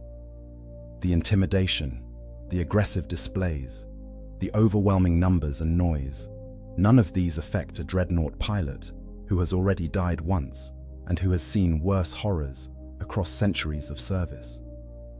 When these two forces meet on the battlefield, something has to give. The orc charge, that green tide that has overwhelmed countless enemies, breaks against the adamantium and ceramite of dreadnought armor. The orc weapons, effective against most enemies, prove useless against defenses designed to withstand anti-tank fire. The orc strength, impressive by biological standards, seems pathetic when measured against tons of servo-driven force. And the orc psychology, built around collective confidence and mutual reinforcement, shatters when confronted with proof that their fundamental beliefs about combat are insufficient. This is not simply about one weapon system being superior to another. It is about an existential crisis forced upon a species whose entire identity revolves around being the biggest and toughest fighters in the galaxy. An orc who encounters a dreadnought and survives must integrate the experience into his worldview somehow. He must reconcile what he saw, the ease with which his fellows were destroyed, the futility of their weapons, the helplessness they all felt, with his continued belief that orcs are meant to win fights through strength and enthusiasm. Most orcs resolve this cognitive dissonance through rationalization. They decide that the particular circumstances were unfavorable, that they did not have enough Daka, that they need to come back with more boys or better weapons. This rationalization preserves their essential confidence, while acknowledging that they need to adapt. but it also means they enter future encounters with dreadnoughts, already expecting difficulty, already prepared to flee if conditions seem unfavorable, already lacking the absolute confidence that normally sustains Orc charges. For Space Marine chapters that regularly fight Orcs, understanding the psychological dynamic and leveraging it through strategic dreadnought deployment has become standard doctrine. The Marines know that a single well-placed dreadnought can break Orc assaults that would overwhelm conventional defenses.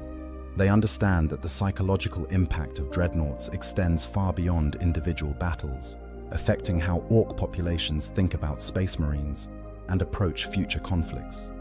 This makes dreadnoughts not just tactical assets, but strategic weapons in the long campaign to contain greenskin expansion. The relationship between Orcs and dreadnoughts will continue evolving as long as both exist in the galaxy. Orcs will continue trying to develop counters, building bigger guns and more heavily armored def dreads in attempts to match Space Marine capabilities. Some particularly cunning war bosses will develop tactics that minimize Orc exposure to dreadnoughts or exploit the machine's relatively slow speed.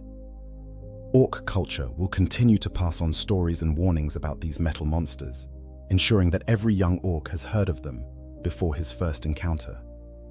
But Space Marines will also continue to refine their use of dreadnoughts in anti-Orc operations. New dreadnought patterns, like the Redemptor and Brutalis, offer enhanced capabilities specifically useful against mass infantry assaults. Chapters share information about particularly effective deployment strategies and learn from instances where dreadnoughts were defeated or bypassed.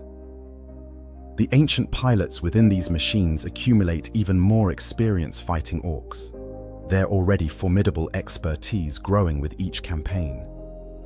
This eternal evolution ensures that neither side will achieve permanent dominance.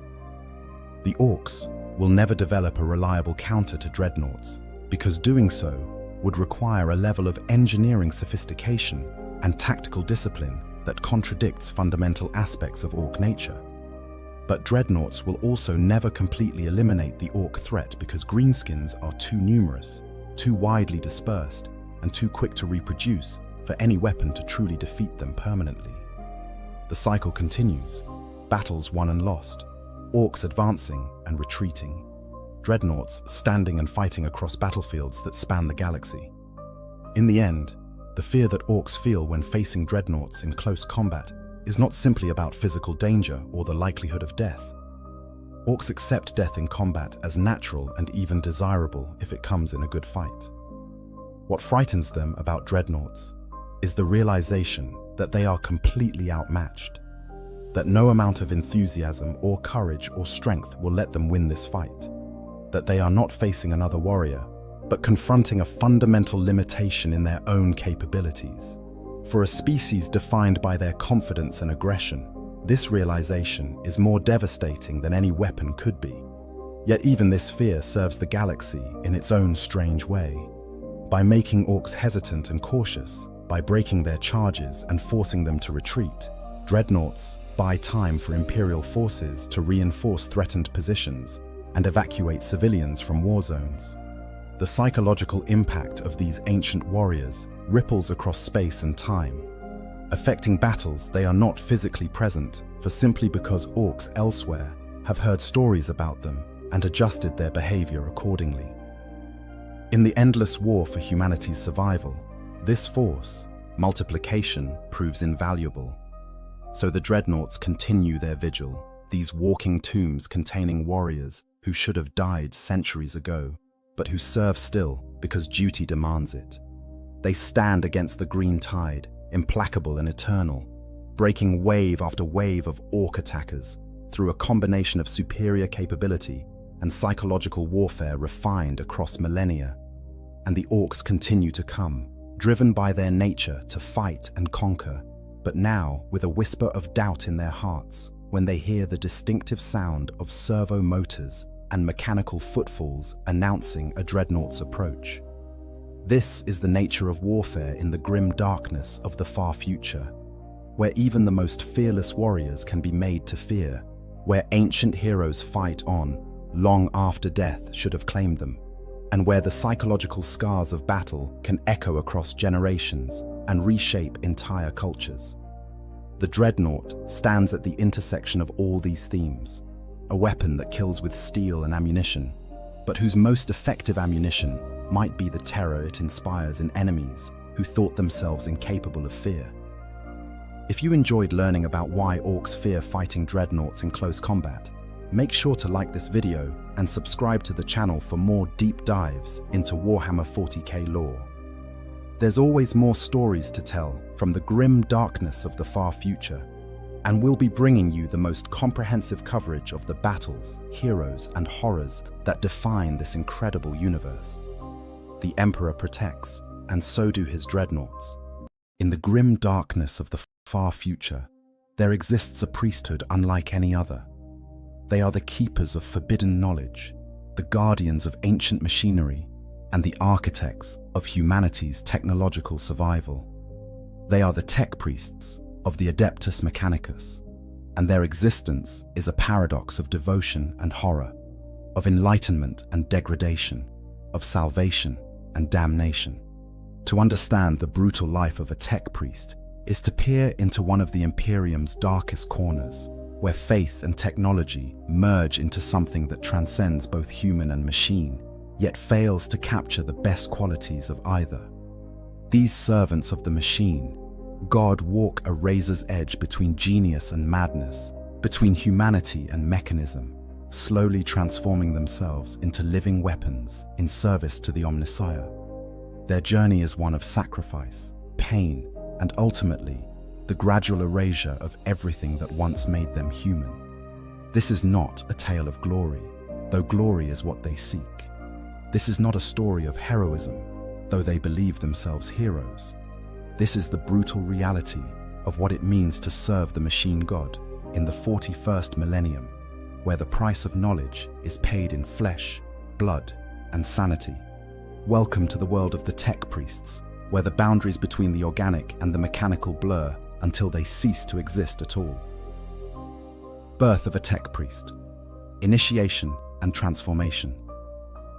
The journey to becoming a tech priest begins long before the first augmentation, long before the first ritual, long before the first prayer to the Omnissiah. It begins with selection, and selection is rarely gentle. On the forge worlds of the Adeptus Mechanicus, children are watched from birth, their every action catalogued, their every aptitude measured. Those who show promise, those whose minds demonstrate the capacity for technical understanding, or whose bodies prove resilient to the harsh conditions of the manufactorums, are marked for a different fate than their peers. Some children are born into families who have served the Mechanicus for generations, their genetic lineage carefully tracked and optimized over centuries. These fortunate few know their destiny from the moment they draw their first breath in the toxic air of Mars or one of its sister forge worlds. Others are taken from the lower hives, plucked from obscurity because some tech adept noticed an unusual aptitude for machinery or an uncanny ability to coax life from dying equipment. Still others are volunteers, drawn by promises of power, knowledge, or escape from the grinding poverty that defines life for billions in the Imperium. Regardless of how they arrive at the gates of the Mechanicus, all aspirants face the same brutal process of transformation. The initiation begins with tests, endless tests designed to measure not just intelligence, but adaptability, pain tolerance, and most importantly, faith. The aspirants are exposed to increasingly complex technical problems, forced to solve puzzles that would baffle most Imperial citizens. They are taught the basics of the cult Mechanicus, the prayers and litanies that must accompany every technical operation. They learn that a machine is not merely a tool, but a sacred artifact, imbued with a spirit that must be respected and appeased. Those who fail these initial tests are not sent home. The Mechanicus wastes nothing, especially not human resources. Failed aspirants find themselves repurposed, their bodies augmented not for the priesthood, but for menial labor. They become the countless millions of tech thralls and servitors that keep the forge worlds functioning, their minds wiped or heavily conditioned, their bodies modified to perform single repetitive tasks for the remainder of their existence. It is a fate that drives many aspirants to succeed at any cost. For those who pass, the true transformation begins. The first augmentation is always the most traumatic. Young acolytes, often no more than children, are brought into sterile chambers that reek of sacred oils and disinfectant. There, they are strapped to surgical tables while tech priests of higher rank prepare the sacred implements. The Mechanicus does not believe in anesthesia for these procedures, viewing pain as part of the religious experience. To become one with the machine is to transcend the weaknesses of flesh, and that transcendence must be earned through suffering. The first implants are always the most essential, the foundation upon which all future augmentation will be built. The cyber mantle is installed first, a framework of metal, wires, and impulse transmitters that is bolted directly onto the spine and lower rib cage.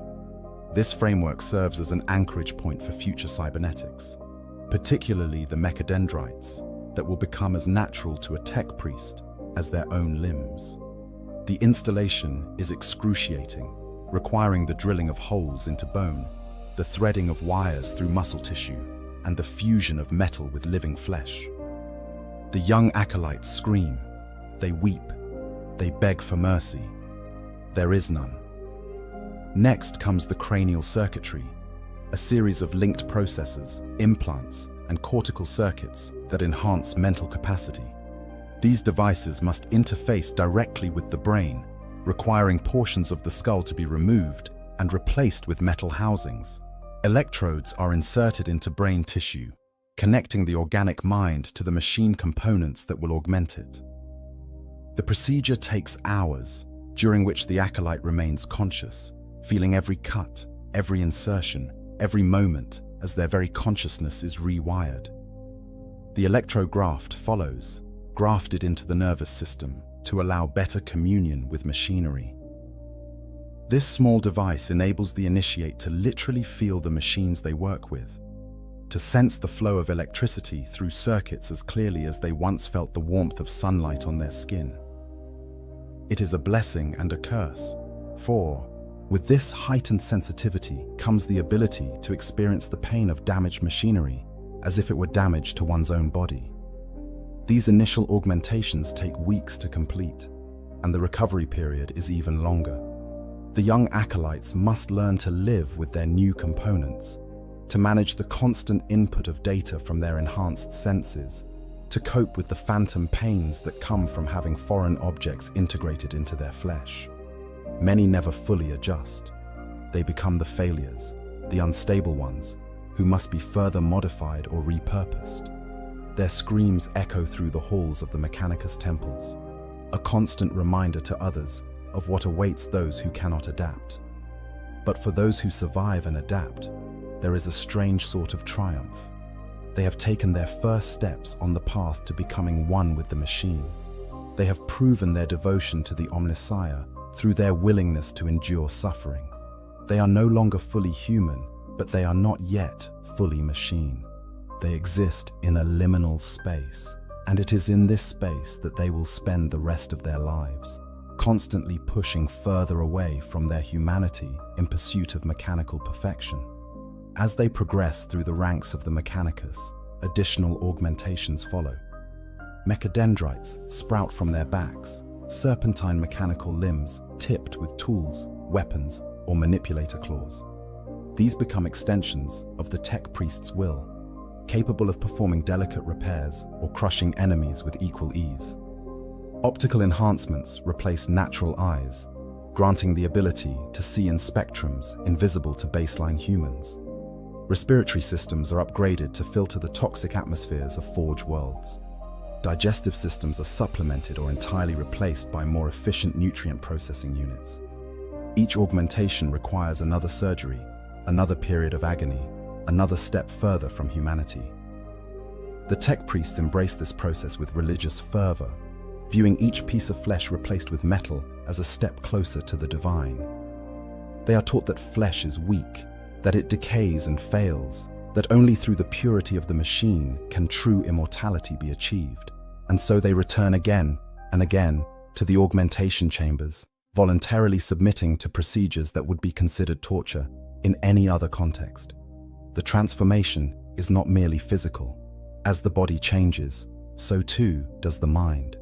The rite of pure thought, undertaken by those who advance to the rank of magos, involves the excision of the right hemisphere of the brain and its replacement with a cogitator. The creative, emotional, illogical right side of the brain is cut away, leaving only the logical, calculating left hemisphere linked directly to machine components. This frees the recipient from the tyranny of emotion, from the weakness of empathy, from any annoying sense of self-preservation. They become pure logic, pure reason, pure devotion to the quest for knowledge. But at what cost? Those who have undergone the rite of pure thought are forever changed. They can no longer understand art, cannot appreciate beauty, cannot form emotional connections with others. They view everything, including other living beings, as systems to be optimized or resources to be utilized. They are brilliant, efficient, and utterly inhuman. They are exactly what the Mechanicus wants them to be. The Forge World, a toxic paradise. To understand the life of a tech priest, one must first understand their home. The Forge Worlds of the Adeptus Mechanicus are unlike any other planets in the Imperium. These are not worlds shaped by nature, but by industry, not environments designed for life, but for production. They are monuments to humanity's technological ambition and to the brutal pragmatism that defines the Mechanicus worldview. Mars, the first and greatest of the Forge Worlds, exemplifies this terrible grandeur. The red planet that once hosted ancient dreams of terraforming has been transformed into something far different from those early visions. The surface is a wilderness of polluted ochre deserts, broken by metropolises the size of tectonic plates. The air, once carefully maintained by atmospheric shields during the dark age of technology, is now saturated with toxic gases, the byproduct of 10,000 years of unceasing industrial production. Rivers that might once have flowed with water now carry streams of toxic runoff, heavy with industrial waste and chemical pollutants that would kill an unaugmented human in moments. The Forge Worlds exist in a state of perpetual production. Day and night, though such distinctions become meaningless under skies choked with smog, the manufacturers churn out weapons, vehicles, and equipment for the Imperial war machine. The landscape is dominated by forge temples and factory complexes that stretch to the horizon, massive structures of corroded steel, iron ventilation chimneys, and shining glass pipes. These complexes are so vast that entire populations live within them, never once seeing natural sunlight or breathing air that hasn't been filtered through archaic purification systems. Radiation is a constant companion on the Forge Worlds. The production processes, the aging reactors, the experimental technologies all contribute to background radiation levels that would be immediately fatal to baseline humans. The Skitarii warriors and the lower-ranking menials have their bodies modified specifically to withstand these conditions, their cells reinforced against mutation, their skin thickened to absorb radiation with minimal damage. For the tech priests themselves, such concerns are minimal. Their augmented bodies, more machine than flesh, are far more resistant to radiation than any biological organism could be. The toxic environment is not seen as a drawback by the Mechanicus, but as a feature. The harsh conditions serve as a constant reminder that flesh is weak and the machine is strong. Those who cannot survive without augmentation are deemed unworthy. Those who complain about the conditions reveal themselves as clinging too tightly to their biological heritage. The tech priests have created a world that actively selects for those willing to abandon their humanity, and they see this as entirely appropriate. Temperature extremes are another defining characteristic of Forge World life. The industrial processes generate enormous amounts of heat, creating zones where the ambient temperature can exceed what an unaugmented human could survive.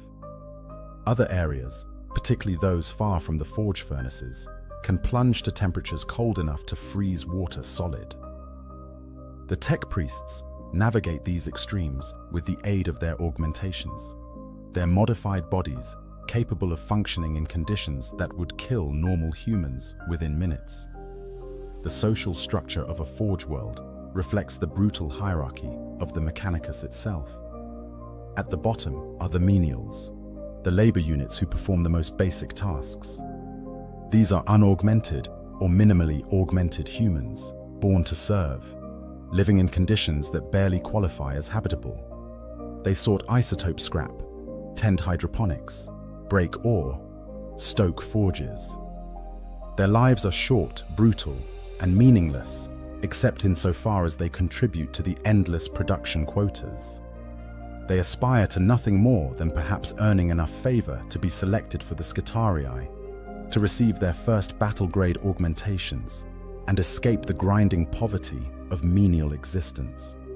Above them are the Scutarii themselves, the tech guard warriors who serve as the military arm of the Mechanicus. These cybernetically enhanced soldiers are living weapons, their bodies extensively modified for war. They have replaced fallible ligaments and flesh with titanium servo motors and bionic musculature. Their lower legs are typically replaced entirely with prostheses of inviolate alloy, giving them enhanced mobility across the toxic wastelands. Their brains have been modified with emotional partition implants, blunting individuality so they might perform more like unquestioning machines. They are loyal to the point of fanaticism, willing to march for months without rest, to fight without fear, to die without hesitation if their tech priest masters command it. Higher still are the true tech priests, the ordained priesthood, who command both the menials and the Scutarii. These range from lowly tech adepts, barely initiated into the mysteries, to magi, who have spent centuries in service to the Omnissiah. They move through the forge worlds like living saints, their augmented forms marking them as chosen ones. The lesser citizens prostrate themselves as tech priests pass, offering prayers to the machine god and begging for blessings upon their equipment. At the apex of each forge world's hierarchy sits the Fabricator General, the absolute ruler who governs the planet as both temporal lord and spiritual leader. The Fabricator General of Mars holds a unique position, serving not only as the ruler of the first forge world, but as the head of the entire Adeptus Mechanicus, and holding a permanent seat among the High Lords of Terra. This individual wields power that can shape the fate of the entire Imperium, for without the Mechanicus and its manufacturing capabilities, the Imperial war machine would grind to a halt. The infrastructure of a forge world is a marvel and a nightmare in equal measure. Orbital elevators reach from the surface into the depths of space like skeletal fingers, allowing materials and finished products to be transported to and from the vast fleets that orbit above. Tracked cities crawl across toxic deserts, constantly moving lest their walls be dissolved by the corrosive clouds that drift across the landscape. Underground complexes burrow deep into the planetary crust, some extending for kilometers, housing secret research facilities where the most dangerous experiments are conducted away from potential oversight. The sound of a forge world is overwhelming. The constant hammering of forge hammers, the roar of plasma furnaces, the hiss of hydraulics, the grinding of gears, the screaming of metal being shaped and reshaped. These sounds blend together into a cacophony that would drive an unaugmented human mad within hours. For the tech priests, this is the music of the Omnissiah, the sacred symphony of production and progress. They hear beauty in the rhythmic pounding of the manufactorums, holiness in the efficient operation of ancient machinery. The smell is equally intense: ozone from electrical discharges, the acrid tang of burning promethium, the sweet-sick odor of chemical coolants, the metallic taste of industrial pollutants, the organic stench of servitor flesh kept barely alive by life support systems. These odors permeate everything, seeping into robes, into skin, into lungs. New initiates often retch continuously for weeks until their bodies adapt or are modified to filter out the worst of the sensory assault. Living conditions on a Forge world vary dramatically based on one's rank within the Mechanicus hierarchy. The menials exist in hab blocks that would be considered slums on any civilized world. Cramped spaces with minimal life support, where dozens might share a single room. Food is synthetic protein paste, dispensed at regular intervals. Water is recycled through systems that barely maintain potability standards. Disease is rampant, accidents are common, and life expectancy is measured in decades at best. The tech priests, by contrast, dwell in chambers that reflect their status. Junior adepts might share dormitories equipped with charging stations for their augmentations and access to data terminals for study. Senior magi occupy entire complexes, surrounded by servitors and equipped with personal workshops where they can pursue their research in relative comfort. The Fabricator General's palace is a city unto itself, a sprawling complex of laboratories, archives, sanctuaries, and defensive positions that could withstand siege warfare. Yet even for the highest-ranking tech priests, life on a Forge world is defined by duty and ritual. There is no respite from the demands of the machine god, no vacation from the endless quest for knowledge. Every waking moment is devoted to work, to prayer, to study, to the maintenance of the machines that keep the Forge world functioning. Leisure is an unknown concept, viewed as wasteful and contrary to the efficiency that the Mechanicus prizes above all else.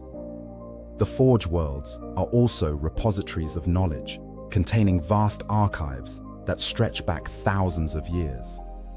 These libraries house not just technical specifications and manufacturing data, but also the collected wisdom of generations of tech priests, their experimental results, their theoretical treatises, their theological debates. Access to these archives is jealously guarded, with only those of sufficient rank permitted to view certain sections. The knowledge within could revolutionize Imperial technology, but it is kept locked away, shared only with those deemed worthy by the Mechanicus hierarchy. Daily rituals and religious obligations. The life of a tech priest is structured around an intricate web of rituals, prayers, and ceremonies that govern every aspect of their existence. To the uninitiated, these rituals might seem like mere superstition, elaborate theater performed by those who should know better. But to dismiss them as such is to misunderstand the fundamental nature of the cult Mechanicus. These rituals are not empty gestures, but the very foundation upon which the Mechanicus operates, a carefully constructed system that blends genuine technical knowledge with religious mysticism into something that somehow, improbably, functions. The day begins, as all things must for a tech priest, with devotions. Before any work can commence, before any machine can be activated, prayers must be offered to the Omnissiah. A tech priest might spend an hour or more in morning prayer, standing before a shrine dedicated to the machine god, their mechanical voice modulator intoning the sacred litanies in a mixture of Gothic and Lingua Technis, the binary language of the Mechanicus. These prayers are not simple requests for blessing, but complex technical specifications disguised as theological statements, mnemonics that help the tech priest remember proper procedures while simultaneously reinforcing the religious framework that gives their work meaning. After morning prayers comes the inspection of one's augmentations. This is both a practical necessity and a religious obligation. Each implant, each mechanical component, each servo and circuit must be checked for proper function. Sacred oils are applied to moving parts, connections are tested and retested. Diagnostic routines are run to ensure that all systems operate within acceptable parameters. This process can take hours for a heavily augmented tech priest, as they methodically examine every aspect of their transformed body. The ritual is accompanied by prayers of maintenance, chants that serve the dual purpose of focusing the mind and providing a rhythmic structure to the inspection process. Only after these personal rituals are complete can a tech priest begin their actual work. But even the simplest task is wrapped in layers of religious ceremony. Activating a vehicle's engine, a process that in the distant past might have involved simply turning a key, now requires an elaborate ritual. The tech priest must first apply ritual oils to specific components, anointing the machine in patterns that have been passed down through generations. Sacred resins must be burned, filling the air with fragrant smoke that is believed to please the machine's spirit.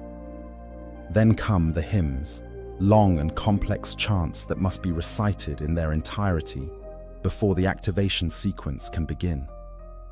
These rituals serve multiple purposes. On one level, they are indeed genuine maintenance procedures. The application of oils lubricates components, preventing wear and tear. The burning of resins can help identify leaks or malfunctions by the way the smoke patterns change. The hymns, with their specific cadences and timing, help ensure that activation sequences are performed at the correct pace, preventing damage from rushing through procedures too quickly. But on another level, they are something more. They are a way of showing respect to the machine spirit, the semi-mystical entity that the Mechanicus believes dwells within all complex machinery. The concept of the machine spirit is central to understanding Mechanicus culture. According to their theology, all machines possess a spirit, a form of consciousness that must be properly appeased for the machine to function optimally. The more complex the machine, the more powerful and temperamental its spirit. Simple devices like hammers or wrenches have only the most rudimentary spirits, but a battle tank or a starship possesses a machine spirit of considerable power, one that can be angered by improper treatment or neglect. Whether machine spirits actually exist is a matter of theological debate even within the Mechanicus. Some tech priests believe quite literally that machines are inhabited by spiritual entities, perhaps fragments of the Omnissiah's own essence. Others view the concept more metaphorically, understanding it as a useful framework for encouraging proper maintenance and respectful treatment of technology. Still others, the most radical and heretical, suggest that what are called machine spirits might actually be extremely simple artificial intelligences, remnants of programming from the dark age of technology. Such speculation is dangerous, as the creation of artificial intelligence is one of the greatest heresies known to the Mechanicus, a sin that once nearly destroyed humanity during the cybernetic revolt. Regardless of the truth, the practical effect is the same. Tech priests treat their machines with reverence bordering on worship. They perform elaborate rituals, not because they have scientific evidence of their necessity, but because tradition demands it, because their mentors taught them these ways, because the accumulated wisdom of 10,000 years suggests that these methods work. And indeed, they do work. Machines maintained according to Mechanicus rituals tend to function longer and more reliably than those treated as mere tools. Whether this is due to the spiritual dimension, the practical benefits of careful maintenance disguised as ritual, or simple confirmation bias, is impossible to determine. The workday of a tech priest is punctuated by regular prayer intervals. Every few hours, all work must cease for a period of devotion. These prayers serve multiple purposes beyond the purely religious. They provide rest periods for even heavily augmented tech priests, whose organic components still require periodic breaks despite their enhanced endurance. They synchronize work across the Forge world, ensuring that all tech priests pause simultaneously, which can help coordinate complex manufacturing processes that require precise timing. And they reinforce the hierarchical structure of the Mechanicus, as junior tech priests must cease their work when their superiors call for prayer, regardless of what they are doing. Special rituals mark significant events in a tech priest's work. The awakening of a machine spirit that has been dormant requires the rite of awakening, a ceremony that can take days for particularly complex or ancient machines. Rune priests specialize in this form of ritual, scribing sacred symbols and mathematical formulae onto machinery, while chanting liturgies designed to coax dormant machine spirits back to wakefulness. The repair of a broken machine is not simply a matter of replacing components, but requires the rite of repair, which includes prayers of apology to the machine spirit for allowing the damage to occur, promises of better maintenance in the future, and requests for forgiveness. The creation of new technology, or more accurately, the rediscovery of old patterns, requires the most elaborate rituals of all. The rite of construction can take weeks or months, as tech priests meticulously follow ancient blueprints while offering constant prayers for guidance. Every component must be blessed before installation, every connection sanctified, every test firing accompanied by chants requesting the machine spirit's cooperation. Deviation from the traditional patterns is considered heresy of the highest order, for the Mechanicus believes that the ancients of the dark age of technology had achieved technological perfection. To modify their designs is to suggest that one knows better than those enlightened ancestors, an act of unforgivable hubris. Meals, for those tech priests who still require them, are also ritualized affairs. Food is seen as a regrettable necessity of the flesh, a weakness that superior augmentation might one day eliminate entirely. Those who must eat do so while reciting prayers of forgiveness for their body's continued organic needs. The food itself is typically nutrient-paced, scientifically formulated to provide optimal nutrition with minimal waste. It is consumed efficiently, without pleasure or ceremony, just another task to be completed before returning to more important work. Sleep is similarly ritualized for those who have not yet progressed to the point where such rest is unnecessary. Before entering dormancy, a tech priest must perform the rite of cessation, prayers that ask the Omnissiah to watch over them during their vulnerable hours, and to allow their augmentations to recharge properly. Some tech priests connect themselves directly to charging stations, their bodies literally plugging into the Forge World's power grid to replenish their energy reserves while their organic components rest. The most sacred rituals are those performed in the presence of the most holy relics. When a fragment of a standard template construct is recovered, when ancient technology from the Dark Age is unearthed, the entire Forge world might participate in ceremonies of thanksgiving. These events can last for days, with tech priests of all ranks coming to view the recovered relic, to offer prayers of gratitude to the Omnissiah for revealing such secrets, to pledge themselves anew to the quest for knowledge that defines the Mechanicus mission. Death, too, is marked by elaborate ritual. When a tech priest passes into the Omnissiah's embrace, their body is not simply discarded, but carefully disassembled. Useful augmentations are recovered and sanctified for reuse, for the sacred machinery that served one priest well can serve another. The organic components are typically rendered down for protein reclamation. Waste, not want, not being a fundamental principle of Mechanicus efficiency.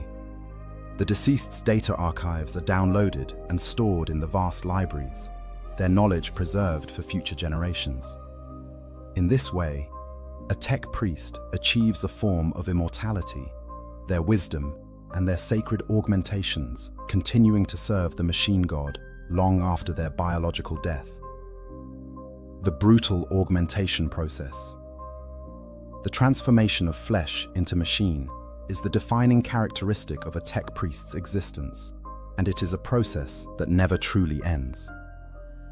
From the moment of their initiation until the day of their death, tech priests continuously modify and upgrade their bodies, each augmentation bringing them closer to their ideal of mechanical perfection, while simultaneously taking them further from their humanity.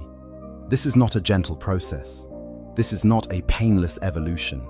This is brutal, agonizing, and often traumatic body modification on a scale that would be considered torture in any other context.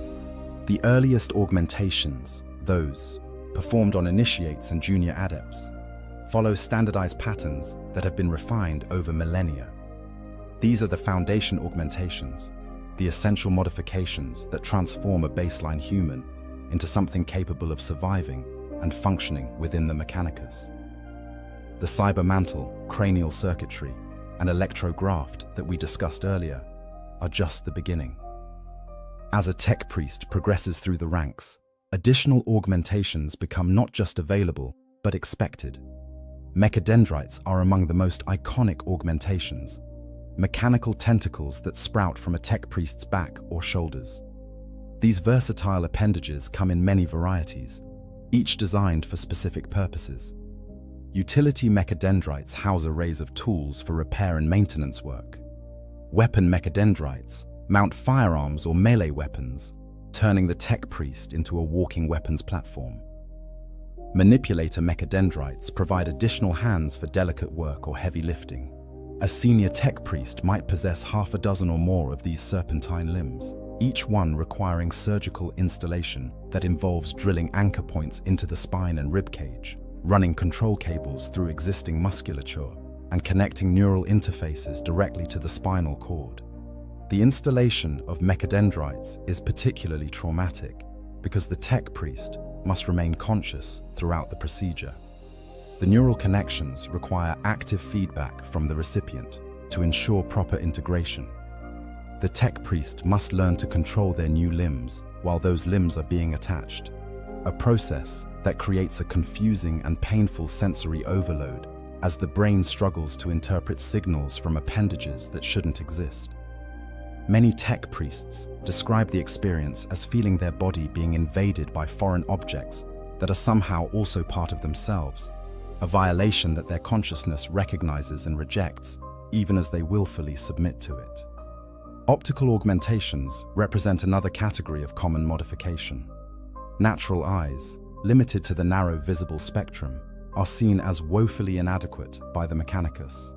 Tech priests routinely replace their eyes with bionic alternatives that can perceive infrared, ultraviolet, electromagnetic fields, even data streams from nearby machinery.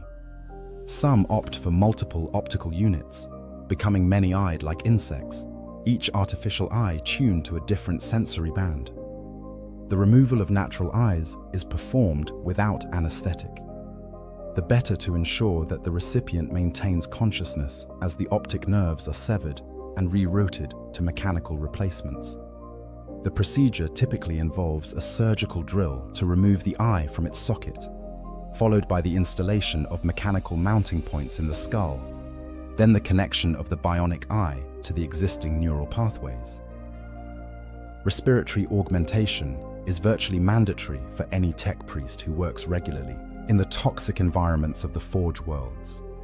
Natural lungs, designed for clean oxygen-nitrogen atmospheres, simply cannot cope with the chemical cocktails that pass for air in most mechanicus facilities. The installation of respiratory scrubbers requires opening the chest cavity and installing mechanical filters that supplement or replace the natural lungs' function. Some tech priests opt for complete lung replacement, trading biological organs for more efficient mechanical alternatives that can extract oxygen from virtually any atmosphere and filter out deadly toxins. Digestive system modification follows a similar logic. Why rely on the inefficient chemical processing of organic digestion when superior mechanical alternatives exist? Advanced tech priests often have their stomachs and intestines replaced or heavily supplemented with nutrient processing units that can extract maximum value from minimal input. Some go further, replacing the entire digestive tract with fuel cells that run on chemical feedstocks, eliminating the need for conventional food entirely. The installation of these systems is complex, requiring the removal or bypass of major organs, the rerouting of blood vessels, and the installation of entirely new systems for waste disposal.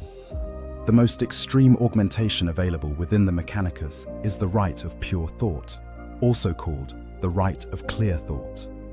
This procedure, typically reserved for those advancing to the rank of magos, involves the surgical removal of a significant portion of the brain's right hemisphere and its replacement with cogitator implants.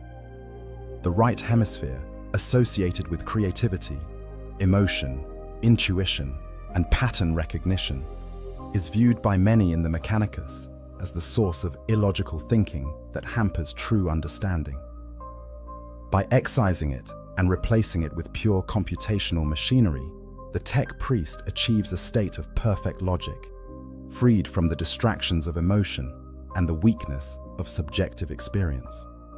The right of pure thought is controversial even within the Mechanicus. Some view it as the ultimate expression of devotion to the Omnissiah, the final rejection of flawed flesh in favor of pure machine logic. Others consider it an extreme measure that strips away too much of what makes a tech priest effective, removing their ability to innovate or think laterally in favor of rigid computational thinking. Regardless of theological debates, the practical effects are undeniable. Those who undergo the rite emerge as fundamentally different beings, capable of incredible feats of calculation and logical reasoning, but utterly unable to appreciate beauty, form meaningful emotional connections, or understand the subjective experiences of others. The process of undergoing the rite of pure thought takes several days. The skull must be opened, sections of it removed and replaced with mechanical housings. The brain tissue itself must be carefully excised piece by piece, while the tech priest remains conscious to provide feedback on which areas control which functions. Cogitator components are installed in stages, each one tested thoroughly before the next is added. Throughout this process, the recipient experiences their own consciousness fragmenting and reforming, parts of their mind going offline as organic tissue is removed, new modes of thought emerging as machine components activate. Many describe it as dying and being reborn as something else entirely, watching their old self disappear piece by piece, while a new, purer self emerges. Not all augmentations are voluntary or desirable. Tech priests frequently suffer injuries in the course of their duties, particularly those who serve in combat roles or who work with dangerous experimental technology. Battle damage must be repaired, and the Mechanicus approach to medical care is simple. Replace damaged organic components with mechanical alternatives. A tech priest who loses an arm to enemy fire receives a bionic replacement. One whose legs are crushed in an industrial accident gets reinforced mechanical limbs that are stronger than the originals. Severe facial trauma results in the installation of a mechanical faceplate. These emergency augmentations lack the careful ritual and preparation of planned modifications, making them even more traumatic. Combat surgeons work quickly to save lives, viewing speed and function as more important than comfort or aesthetics. A wounded tech priest might wake from emergency surgery to find themselves far more machine than they had been before, their body modified in ways they hadn't chosen, their identity altered by necessity rather than devotion.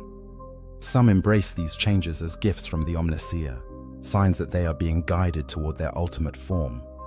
Others struggle with the loss of choice, with the feeling that pieces of themselves have been stolen rather than willingly surrendered. The psychological impact of extensive augmentation is severe, though the Mechanicus rarely acknowledges this. As more and more flesh is replaced with machine, tech priests begin to experience a phenomenon they call flesh disassociation. They report feeling disconnected from their remaining organic components, experiencing their biological parts as foreign objects rather than integral aspects of self. Visual hallucinations are common, with augmented individuals sometimes seeing their cybernetic parts as flesh or vice versa. Phantom sensations plague those who have lost limbs, with the brain insisting that removed body parts still exist and still hurt. Some tech priests develop what can only be described as addiction to augmentation. They become obsessed with replacing more and more of themselves, driven by a compulsion to achieve complete mechanical perfection. These individuals return again and again to the augmentation chambers, begging for more modifications, more improvements, more chances to shed the last remnants of their weak flesh. The Mechanicus generally encourages this behavior, viewing it as proper devotion rather than psychological dysfunction. After all, is it truly addiction when the goal is becoming one with the Omnissiah? Others develop the opposite problem, becoming paralyzed by fear of further augmentation. They recognize intellectually that additional modifications would improve their capabilities and are expected as they rise through the ranks.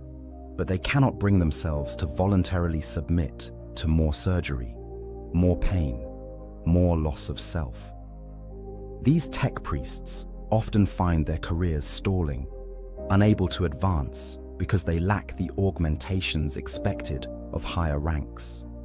Some eventually overcome their reluctance. Others remain forever at junior ranks, objects of pity or contempt to their more fully augmented brethren. The pain of augmentation never fully fades. Even years after a modification, the connection points between flesh and machine ache. Nerve endings that were severed and rerouted send confused signals to the brain. Mechanical components that lack proper tactile feedback create a constant sense of numbness or alienation from parts of one's own body. Tech priests learn to live with this chronic discomfort, viewing it as a form of penance, a reminder that the path to perfection requires sacrifice. Some even welcome the pain, seeing it as proof that they haven't fully transcended their flesh, that there is still work to be done on their journey toward complete mechanical being. Advanced tech priests, particularly those who have served for centuries, can become unrecognizable as human. They might exist primarily as brains in jars, their organic components reduced to the bare minimum necessary to maintain consciousness, while the vast majority of their form consists of machinery. Some are integrated into larger systems, their bodies fused with workshops or vehicles, unable to move independently, but possessing capabilities far beyond what a mobile form could provide. The oldest and most extensively modified might appear as nothing more than huge mechanical constructs, with perhaps a small window revealing the withered organic core that still contains what remains of a human consciousness. Hierarchy and political warfare. The Adeptus Mechanicus is not a monolithic organization, but a complex web of competing factions, personal ambitions, and ancient rivalries.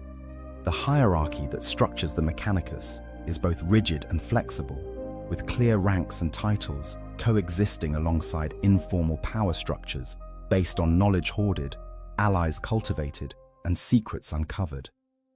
To rise through the ranks of the tech priesthood is to enter a Byzantine political landscape, where one's survival depends as much on political acumen as on technical skill. At the bottom of the official hierarchy are the tech acolytes, unranked members of the cult Mechanicus, still learning the lower mysteries of the machine god. These are typically young individuals, their bodies bearing only the most basic augmentations, their minds filled with fragments of knowledge but lacking true understanding. Acolytes serve as apprentices to higher-ranking tech priests, performing menial tasks, running errands, and absorbing whatever scraps of wisdom their masters deign to share. Life as an acolyte is difficult, marked by long hours, difficult assignments, and constant tests designed to weed out those who lack the necessary dedication or capability. Above the acolytes are the tech adepts, low-ranking but fully initiated members of the priesthood. Adepts have completed their basic training and received their foundational augmentations. They possess genuine technical skills and can perform complex repairs, maintain machinery, and conduct minor rituals without supervision. However, they remain at the mercy of their superiors, assigned to whatever tasks the higher ranks deem appropriate. An adept might spend decades performing routine maintenance on a single system, never advancing, never receiving access to the deeper mysteries that would allow them to progress further. The rank of tech priest proper marks a significant advancement. To be recognized as a full tech priest rather than merely an adept is to gain access to knowledge and authority previously denied. Tech priests supervise the work of adepts and acolytes, conduct important rituals, and begin to specialize in particular fields of study. This is where the elaborate system of specialized roles becomes relevant. A tech priest might become an engineer, specialized in field repairs and maintenance for Imperial Guard units. They might study as a lex mechanic, focusing on data management and information technology.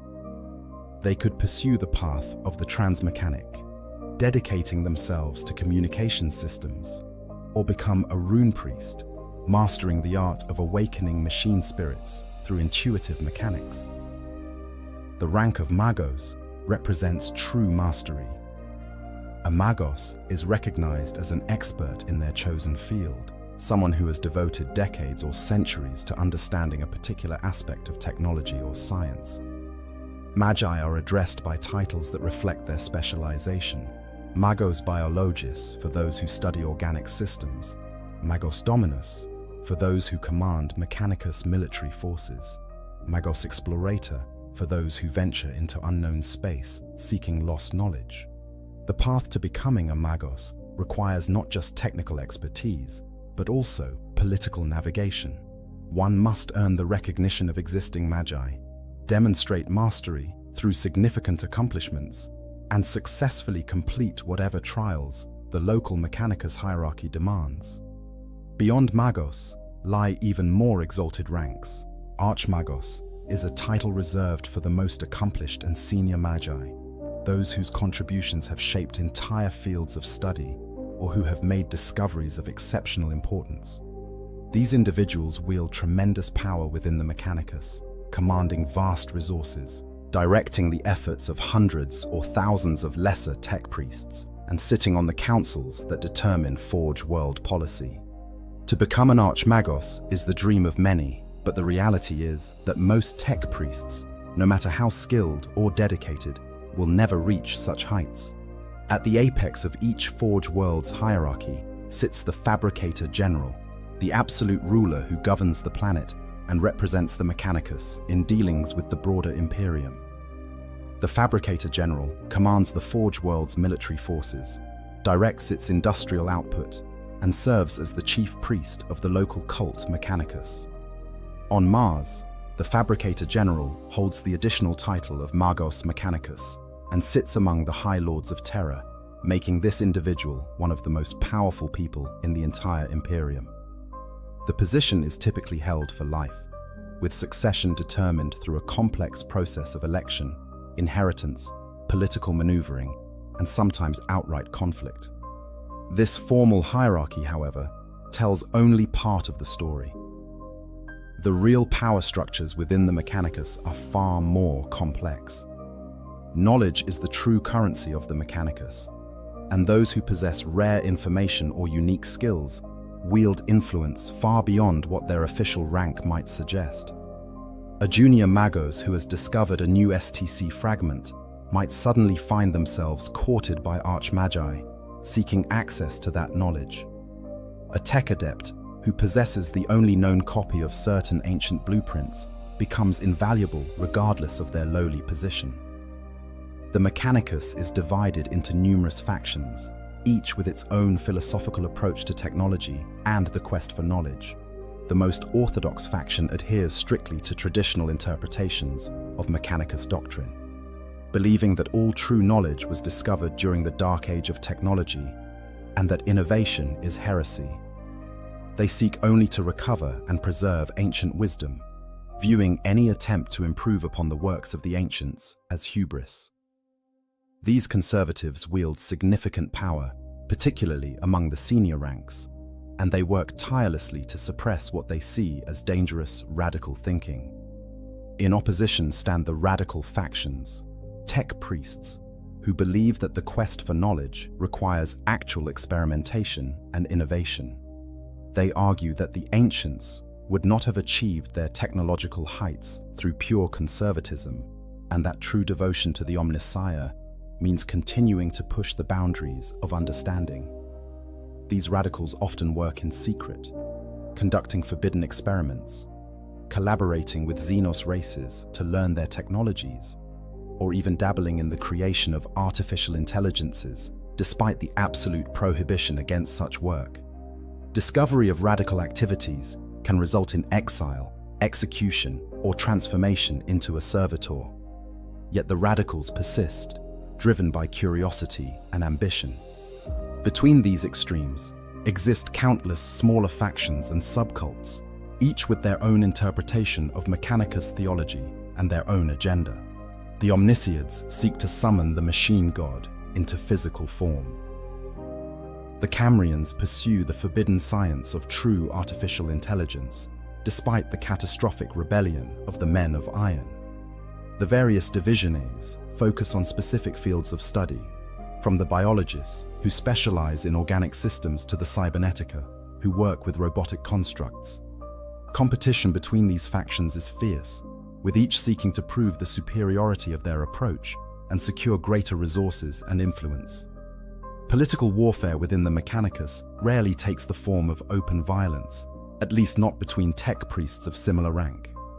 Instead, it is conducted through subtle means. The strategic withholding of information, the sabotage of rivals' experiments through unfortunate accidents, the spreading of rumors about heretical practices, the manipulation of resource allocation to starve competitors of funding. A tech priest who offends the wrong superior might find themselves assigned to hazardous duties with inadequate equipment. One who makes enemies of their peers could discover that crucial data has mysteriously become corrupted, or that their experimental results cannot be replicated. The acquisition and hoarding of knowledge is the primary means by which tech priests advance their positions. Every discovery, every decoded data fragment, every recovered piece of archaeotech represents potential leverage. The question becomes, do you share this knowledge with your superiors, earning recognition and favor, but giving up exclusive access? Do you trade it with peers for different knowledge they possess? Or do you hoard it, keeping it secret until you can leverage it for maximum benefit? There are no easy answers, and choosing wrongly can derail a career or even result in accusations of tech heresy. Personal relationships within the Mechanicus are complex. The right of pure thought and similar augmentations strip away much of the emotional capacity that would normally form the basis for friendship or loyalty. Yet tech priests still form alliances, mentor-student relationships that can last centuries, or partnerships based on complementary skills. These bonds, however, are fundamentally pragmatic rather than emotional. A tech priest values an ally for what that ally can provide: access to knowledge, protection from enemies, assistance with projects. If that ally ceases to be useful or becomes a liability, the relationship can be severed with the cold logic that defines Mechanicus thinking. Betrayal is common. A promising student might learn everything they can from their mentor and then expose some minor doctrinal irregularity to remove them as a competitor. Allies might share information while each secretly holds back their most valuable discoveries. The promise of advancement can turn the most trusted subordinate into an informant for one's rivals. In the Mechanicus, paranoia is not a flaw but a survival trait. Those who trust too easily find themselves outmaneuvered. Those who never trust anyone struggle to form the alliances necessary for advancement. The relationship between different Forge worlds adds another layer of complexity. While all theoretically owe allegiance to Mars and the Fabricator General, who sits among the High Lords of Terror, the reality is that each Forge world operates with considerable autonomy. They jealously guard their technological secrets, compete for access to STC discoveries, and sometimes engage in outright conflict over resources or theoretical disputes. A tech priest's advancement opportunities can depend significantly on which Forge world they serve. Some are progressive, relatively welcoming to innovation and new ideas. Others are hidebound bastions of conservatism, where the traditional ways are enforced with iron discipline. Military service presents its own political considerations. Magi Dominus, who command Skitarii forces, operate in a different sphere of influence than those focused on pure research or manufacturing. They must maintain relationships with Imperial Guard commanders, Space Marine chapters, and other military forces, balancing the Mechanicus's desire for independence with the practical necessity of cooperation. Success in battle can earn tremendous prestige and access to recovered technology from conquered worlds. Failure can be catastrophic, particularly if valuable equipment is lost, or if the failure can be portrayed as the result of heretical thinking or inadequate devotion. Service with explorator fleets offers both opportunity and risk. These expeditions into unknown space seek lost human colonies, ancient ruins, and potentially undiscovered STC systems. A successful explorator voyage can make careers, with participants returning laden with archaeotech and knowledge. But such expeditions are dangerous, facing Xeno's threats, warp storms, and the unknown terrors that lurk in the void. Many ships never return, their fate unknown, their crews presumably lost to whatever horrors they encountered. Yet tech priests still volunteer for these missions, driven by ambition and the lure of discovery. The quest for knowledge, STCs, and exploration. At the heart of Mechanicus culture lies the quest for knowledge, an all-consuming search for the technological secrets of the past.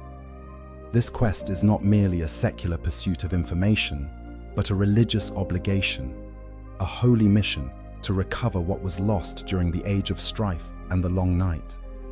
The tech priests view themselves as archaeologists of technology, excavators searching through the ruins of a fallen golden age, seeking to recover the wisdom of their ancestors and restore humanity to its former glory. But this quest comes at a terrible price, paid in lives, sanity, and the very humanity of those who pursue it. The object of their search, the Holy Grail, of the Mechanicus is the standard template construct system. STC systems were the pinnacle of human technological achievement during the dark age of technology, artificial intelligence-driven databases that contained the sum total of human scientific and engineering knowledge. These systems were designed to provide construction details for colonists settling new worlds, enabling them to build anything from simple tools to complex starships using locally available materials and without requiring specialized training. An intact STC could theoretically reproduce any human technology ever developed, adapting designs to local conditions and resources. The loss of the STC systems during the Age of Strife represents, to the Mechanicus, the greatest tragedy in human history.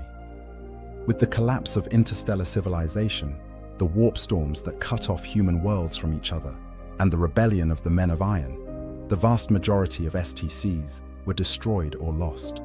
Some fell to deliberate sabotage during the chaos of that age. Others degraded through lack of maintenance, their delicate systems failing as the knowledge needed to repair them vanished. A few were deliberately destroyed by populations that came to fear the technology they had once relied upon. In the current age, complete functional STCs are virtually unknown. What remains are fragments, damaged data cores containing partial information, printouts of specific designs, corrupted files that require centuries of work to decode.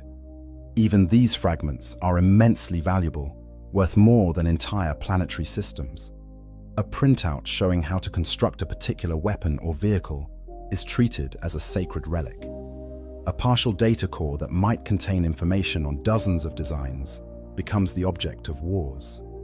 An intact STC system, should one ever be found, would fundamentally alter the balance of power in the galaxy. The recovery of STC fragments is the primary focus of Mechanicus explorator fleets. These expeditions venture into unknown space, following fragmentary records, ancient star charts, and pure speculation in search of lost human colonies where STCs might have survived. They investigate ruins on dead worlds, excavate buried complexes on primitive planets, and sometimes engage in diplomacy or conquest to gain access to potential STC locations. The work is dangerous. Many expeditions never return, lost to warp travel mishaps, Xenos attacks, or the simple vastness of space. But the potential rewards drive the Mechanicus to continue launching mission after mission. When an STC fragment is recovered, the event triggers celebrations across the Mechanicus. The discovery is proclaimed as a blessing from the Omnissiah, proof that the machine god favors their efforts. The tech priests who made the discovery are lauded as heroes, showered with honors, and often promoted regardless of their previous rank. Entire Forge worlds might devote themselves to studying the recovered fragment, assigning their best minds to decode any corrupted data and reverse engineer whatever technology the fragment describes. But the quest for knowledge is not limited to STCs. The Mechanicus hungers for any technological advancement, any piece of archaeotech, any fragment of understanding from before the fall. They excavate the ruins of the dark age of technology wherever they can be found. They collect and catalogue every piece of equipment recovered from ancient battlefields. They maintain vast archives containing millions of documents, most barely understood, hoping that someday the right piece of information will make everything else make sense. This hunger for knowledge drives tech priests to extremes that would be considered heretical by other imperial organizations. Some study Xenos technology despite prohibitions against such work, arguing that understanding alien sciences helps humanity combat Xenos threats. They dissect captured alien equipment, analyze strange materials, and sometimes even trade with Xenos races to acquire technological samples. If discovered, such activities can result in severe punishment, but many tech priests consider the risk worthwhile if it advances their understanding. Others venture into even more dangerous territory, seeking knowledge from chaos-corrupted sources. They might investigate demon engines, trying to understand the principles that allow the fusion of warp entities with machinery. They might study artifacts recovered from the Eye of Terror or other warp-touched regions, hoping to find technology from before the fall that has survived intact despite the corruption surrounding it. This is perhaps the most dangerous path, for exposure to chaos corruption can twist even the most devoted tech priest, turning them from servants of the Omnicia into heretics who serve the dark gods. The question of innovation versus preservation creates constant tension within the Mechanicus. Orthodox theology holds that all true knowledge was discovered during the dark age of technology, and that the modern age can only hope to recover what was lost, not create anything truly new. Innovation is viewed with suspicion, seen as arrogant humans pretending they can improve upon the work of their betters. Tech priests who propose new designs or modifications to existing patterns are often accused of tech heresy, their work suppressed or destroyed. Yet some innovation must occur, for the Mechanicus cannot function entirely on recovered knowledge alone. The demands of the Imperium's endless wars require adaptation. Equipment must be modified to function in environments the ancients never encountered. New threats demand new responses. This has led to the development of what might be called acceptable innovation.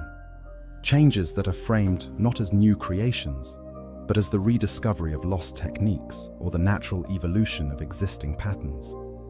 A tech priest who wants to introduce a new weapon design would be wise to present it as a forgotten variant of an ancient pattern rather than a novel creation. The most radical innovator in recent Mechanicus history is Archmagos Dominus Belisarius Call, a figure who has become both celebrated and controversial. Call has recovered more STC patterns than any other tech priest in history, but he is also known for his willingness to modify and improve upon traditional designs. His work with the Primaris Space Marines, creating improved variants of the Emperor's original Astartes, represents either the greatest triumph or the most dangerous heresy, depending on who you ask. Call has attracted a following of like-minded radicals who believe the Mechanicus must innovate to survive, but he has also made powerful enemies among the Orthodox faction who view him as a dangerous heretic who should be stopped before his thinking spreads. The quest for knowledge exacts a terrible toll on those who pursue it. Explorator tech priests spend centuries away from home, traveling through the void, often dying in forgotten corners of space without ever seeing their discoveries recognized. Researchers drive themselves to madness, trying to decode corrupted data fragments, their minds breaking under the strain of trying to understand concepts for which they lack the foundational knowledge. Those who study forbidden technologies risk corruption, mutation, or possession by entities that should never have been contacted. Even success brings its own burdens. A tech priest who makes a significant discovery becomes a target. Rivals seek to steal credit for the discovery, or to acquire it through any means necessary. Superior officers appropriate the finding for their own purposes, often leaving the discoverer with little recognition. The knowledge itself might prove dangerous to possess, attracting the attention of those who would prefer it remain lost. Many successful discoverers find themselves wishing they had never found what they sought, for the discovery has made them targets and complicated their lives beyond measure. The psychological impact of the endless search is profound. Tech priests devote centuries to the quest, sacrificing everything else in their lives to the pursuit of knowledge. They give up relationships, comfort, safety, eventually even their humanity, all in service to finding the next fragment, the next clue, the next piece of the puzzle. For some, this single-minded focus provides purpose and meaning. For others, it becomes an addiction, a compulsion that drives them to greater and greater extremes in pursuit of diminishing returns. Creating servitors, the dark reality. Among the most disturbing aspects of Mechanicus culture is the creation and use of servitors. Cybernetic constructs that occupy a nightmarish space between human and machine, between alive and dead, between person and tool. Servitors are ubiquitous in the Imperium, used for everything from menial labor to military combat. But few outside the Mechanicus truly understand what servitors are or how they are created. The reality is far darker than most Imperial citizens imagine, representing perhaps the clearest example of how the Mechanicus values function over humanity. A servitor begins with a human. The organic components of a servitor must come from living tissue, for the Mechanicus has never successfully created a fully mechanical worker that can match the flexibility and adaptability of a human brain. But the human that becomes a servitor is stripped of almost everything that makes them human: personality, memory, free will, self-awareness. What remains is a biological processing unit, a wetware computer that controls mechanical components according to simple programmed instructions. The process of creating a servitor is called servitorization, and it is considered one of the worst fates that can befall an Imperial citizen. The procedure begins with mind wiping, a brutal process that erases the individual's consciousness, personality, and memories. This is not the selective memory modification used on Imperial agents, but total obliteration of identity. The brain is surgically modified, with large sections removed or heavily damaged to eliminate higher cognitive functions. What remains is carefully programmed with specific instructions, creating a being that can perform designated tasks, but lacks the capacity for independent thought or action. During servitorization, the body is extensively modified with mechanical augmentation. The specific modifications depend on the servitor's intended purpose. Labor servitors receive enhanced strength and stamina, their muscles supplemented or replaced with hydraulic systems, their skeletons reinforced with metal support structures. Gun servitors are converted into mobile weapons platforms, their arms replaced with attached weapons, their bodies armored and their nervous systems hardwired to targeting cogitators. Technical servitors receive arrays of specialized tools, mechadendrite-like appendages, and interfaces that allow them to commune with machinery. The sources of servitors are diverse. Many are vat-grown from cloned tissue, never truly alive in any meaningful sense before becoming servitors. These represent the most ethical source by Imperial standards, for they were never truly human. Others are criminals, sentenced to servitorization by Imperial law.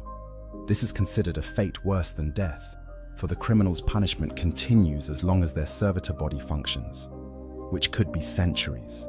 Tech heresy, serious crimes against the Mechanicus, or simply offending the wrong tech priest can all result in this sentence. Some servitors are created from those who suffered catastrophic injuries that cannot be repaired. Imperial Guard soldiers who survive severe trauma, workers caught in industrial accidents, even Space Marine aspirants who fail their transformations, all might find themselves converted into servitors rather than being allowed to die. The Mechanicus argues this is mercy, giving the individual a chance to continue serving the Emperor, even if they can no longer do so as a complete human. The individuals themselves are rarely consulted, their consent assumed. The most disturbing truth is that many servitors are purchased or acquired from the general population. Forge Worlds and other Mechanicus facilities regularly requisition human bodies for conversion, and imperial authorities supply them from populations they deem expendable. The homeless, the mentally ill, those who lack proper documentation, criminals with minor offenses, all might disappear into Mechanicus processing centers, never to be seen again except as servitors. The scale of this practice is horrifying, with some estimates suggesting millions of humans are converted to servitors annually across the Imperium. The ethical questions surrounding servitors are largely ignored by the Mechanicus and the wider Imperium. To question the practice would be to question one of the fundamental pillars of imperial society, for servitors are essential to maintaining the infrastructure that keeps human civilization functioning. Without servitors performing dangerous labor, maintaining equipment in hazardous conditions, and serving as disposable military units, the Imperium would face a severe labor shortage. The human cost is considered acceptable in service to this necessity. But the reality is more complex than the Mechanicus admits. There is evidence suggesting that servitors retain some level of consciousness, trapped inside bodies they cannot control, forced to perform repetitive tasks while remaining aware of their imprisonment. Psychers report sensing agony and despair emanating from servitors. Some servitors exhibit behaviors that suggest residual personality or memory breaking through their programming. There are documented cases of servitors speaking in distress when their programming fails, begging for release or help before their conditioning reasserts itself. The Mechanicus officially denies any such consciousness exists. They argue that the mind-wiping process is complete, that what remains is no more sentient than a cogitator or any other machine. They point to the cult Mechanicus theology, which holds that servitors are in communion with the machine god, that those who have sinned can find redemption through the sacrifice of their individuality. But these arguments ring hollow to those who have heard a servitor cry out in a voice that still sounds human, who have seen the desperate look in a servitor's eyes before their programming locks their expression into empty stillness. Creating servitors is the responsibility of specialized tech priests, primarily biologists magi, who specialize in the fusion of organic and mechanical systems. These tech priests perform the procedures with the same ritualistic reverence they would apply to any other sacred work. They anoint the subject's body with holy oils, recite prayers to the Omnissiah requesting blessing for their work, and carefully follow ancient patterns for the mind-wiping and augmentation procedures. They view their work as holy, transforming sinful or damaged flesh into something that can serve the Emperor properly. The procedures themselves are brutal. The subject is typically conscious throughout, for the neural programming requires active feedback to ensure proper integration. They experience their own mind being disassembled, memories torn away, personality erased, consciousness reduced to a fragment of what it once was. The physical modifications are equally agonizing, involving the removal or modification of organs, the installation of mechanical components, the rewiring of the nervous system. The entire process can take days or weeks, during which the subject endures levels of pain that would drive them mad if they weren't already having their capacity for such reactions removed. Different types of servitors serve different purposes. Labor servitors are the most common, programmed for simple repetitive tasks like carrying loads, operating machinery, or sorting materials. Gun servitors mount heavy weapons and are deployed to defensive positions where they can provide supporting fire without requiring the judgment calls that human soldiers would make. Technical servitors assist tech priests with repairs and maintenance, their programming allowing them to follow complex instructions, but not to innovate or problem solve independently. Calligraphous servitors specialize in copying documents and taking notes, their augmented hands capable of incredible precision. Expressionarius servitors create propaganda art and decorations, their artistic talents preserved even as their consciousness is destroyed. Combat servitors represent a particularly grim category. These include Praetorian servitors, massive constructs created from ogrin, or giant vat-grown bodies, armed and armored to serve as guards for important Mechanicus facilities. They also include horrifying creations like archoflagellants, criminals who are not fully mind-wiped, but instead kept conscious and aware while being turned into living weapons, their bodies modified with blades and combat drugs, their minds trapped in a state of perpetual agony that can be channeled into murderous fury when they are deployed to battle. The maintenance of servitors is another grim task. Unlike pure machines, servitors have organic components that require care. They must be fed nutrient-paced, though they taste nothing and derive no pleasure from it. They must rest periodically, though their sleep is a mechanical shutdown rather than true rest. Their organic parts can become diseased or injured, requiring medical attention from tech priests who view the work as no different from repairing any other piece of equipment. When a servitor's organic components finally fail, the mechanical parts are salvaged and installed on a new organic base, ensuring nothing goes to waste. Battle and warfare. When the Adeptus Mechanicus goes to war, the battlefield becomes a strange fusion of religious ceremony and brutal violence. Tech priests do not fight as other imperial forces do. They bring with them a way of warfare that is methodical, calculated, and utterly alien to the more straightforward approaches of the Imperial Guard or Space Marines. Every battle is simultaneously a military operation and a religious ritual. Every enemy slain, both a tactical necessity and an offering to the Omnissiah. Tech priests who serve in military capacities, particularly those bearing the title of Magos Dominus or Tech Priest Dominus, command forces very different from typical imperial armies. At the core of their forces are the Scitari, the cybernetically enhanced soldiers who serve as the military arm of the Mechanicus. These warriors are living weapons, their bodies modified to excel at warfare, their minds conditioned to follow orders without question or fear. A Scitari cohort advances across the battlefield with mechanical precision, their movements coordinated through nospheric data links, their weapons fire calculated for maximum efficiency. The Scitari are divided into different types based on their augmentations and equipment.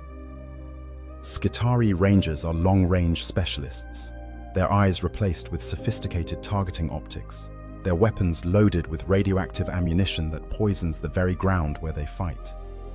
They can hunt for years or decades without rest, pursuing their targets across entire star systems if necessary. Scitari Vanguard are close assault troops, deliberately exposed to massive doses of radiation that would kill baseline humans, but which their augmented bodies can withstand. They march into battle radiating death, their mere proximity enough to sicken and kill enemies before a single shot is fired. Accompanying the Scitari are servitors, deployed in their thousands. Gun servitors lumber forward, bearing heavy weapons too large for normal humans to carry, their programming driving them to advance and fire without regard for their own survival. Labor servitors are repurposed for combat, their industrial tools turned into improvised weapons.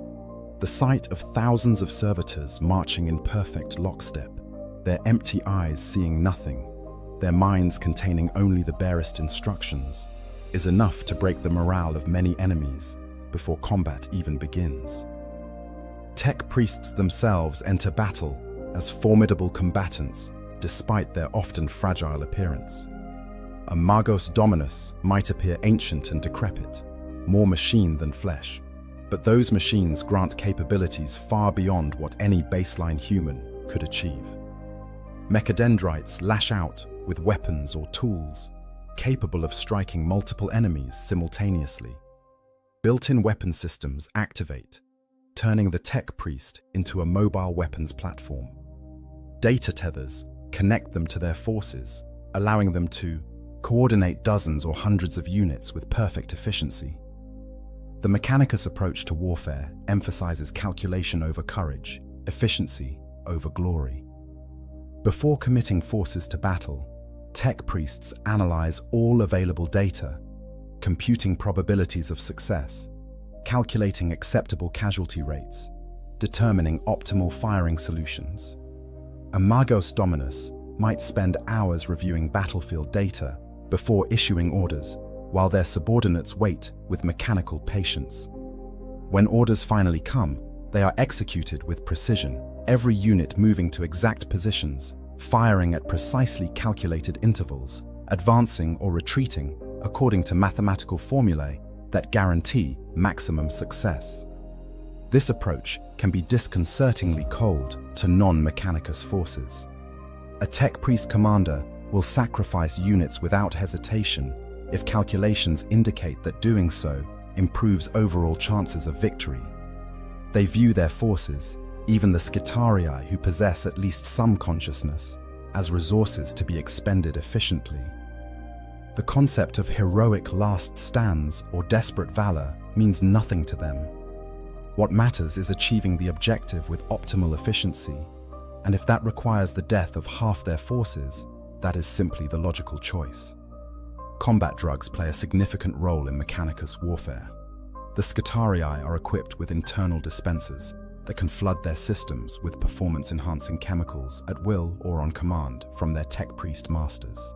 These drugs can grant bursts of incredible strength, speed, or regenerative ability, allowing Scitarii to perform feats that would be impossible for baseline humans.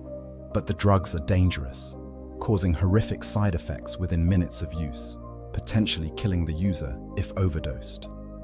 Tech priests calculate the acceptable risk and administer doses accordingly, sacrificing the long-term health of their warriors for immediate tactical advantages. The weaponry employed by Mechanicus forces is often experimental or archaic by imperial standards.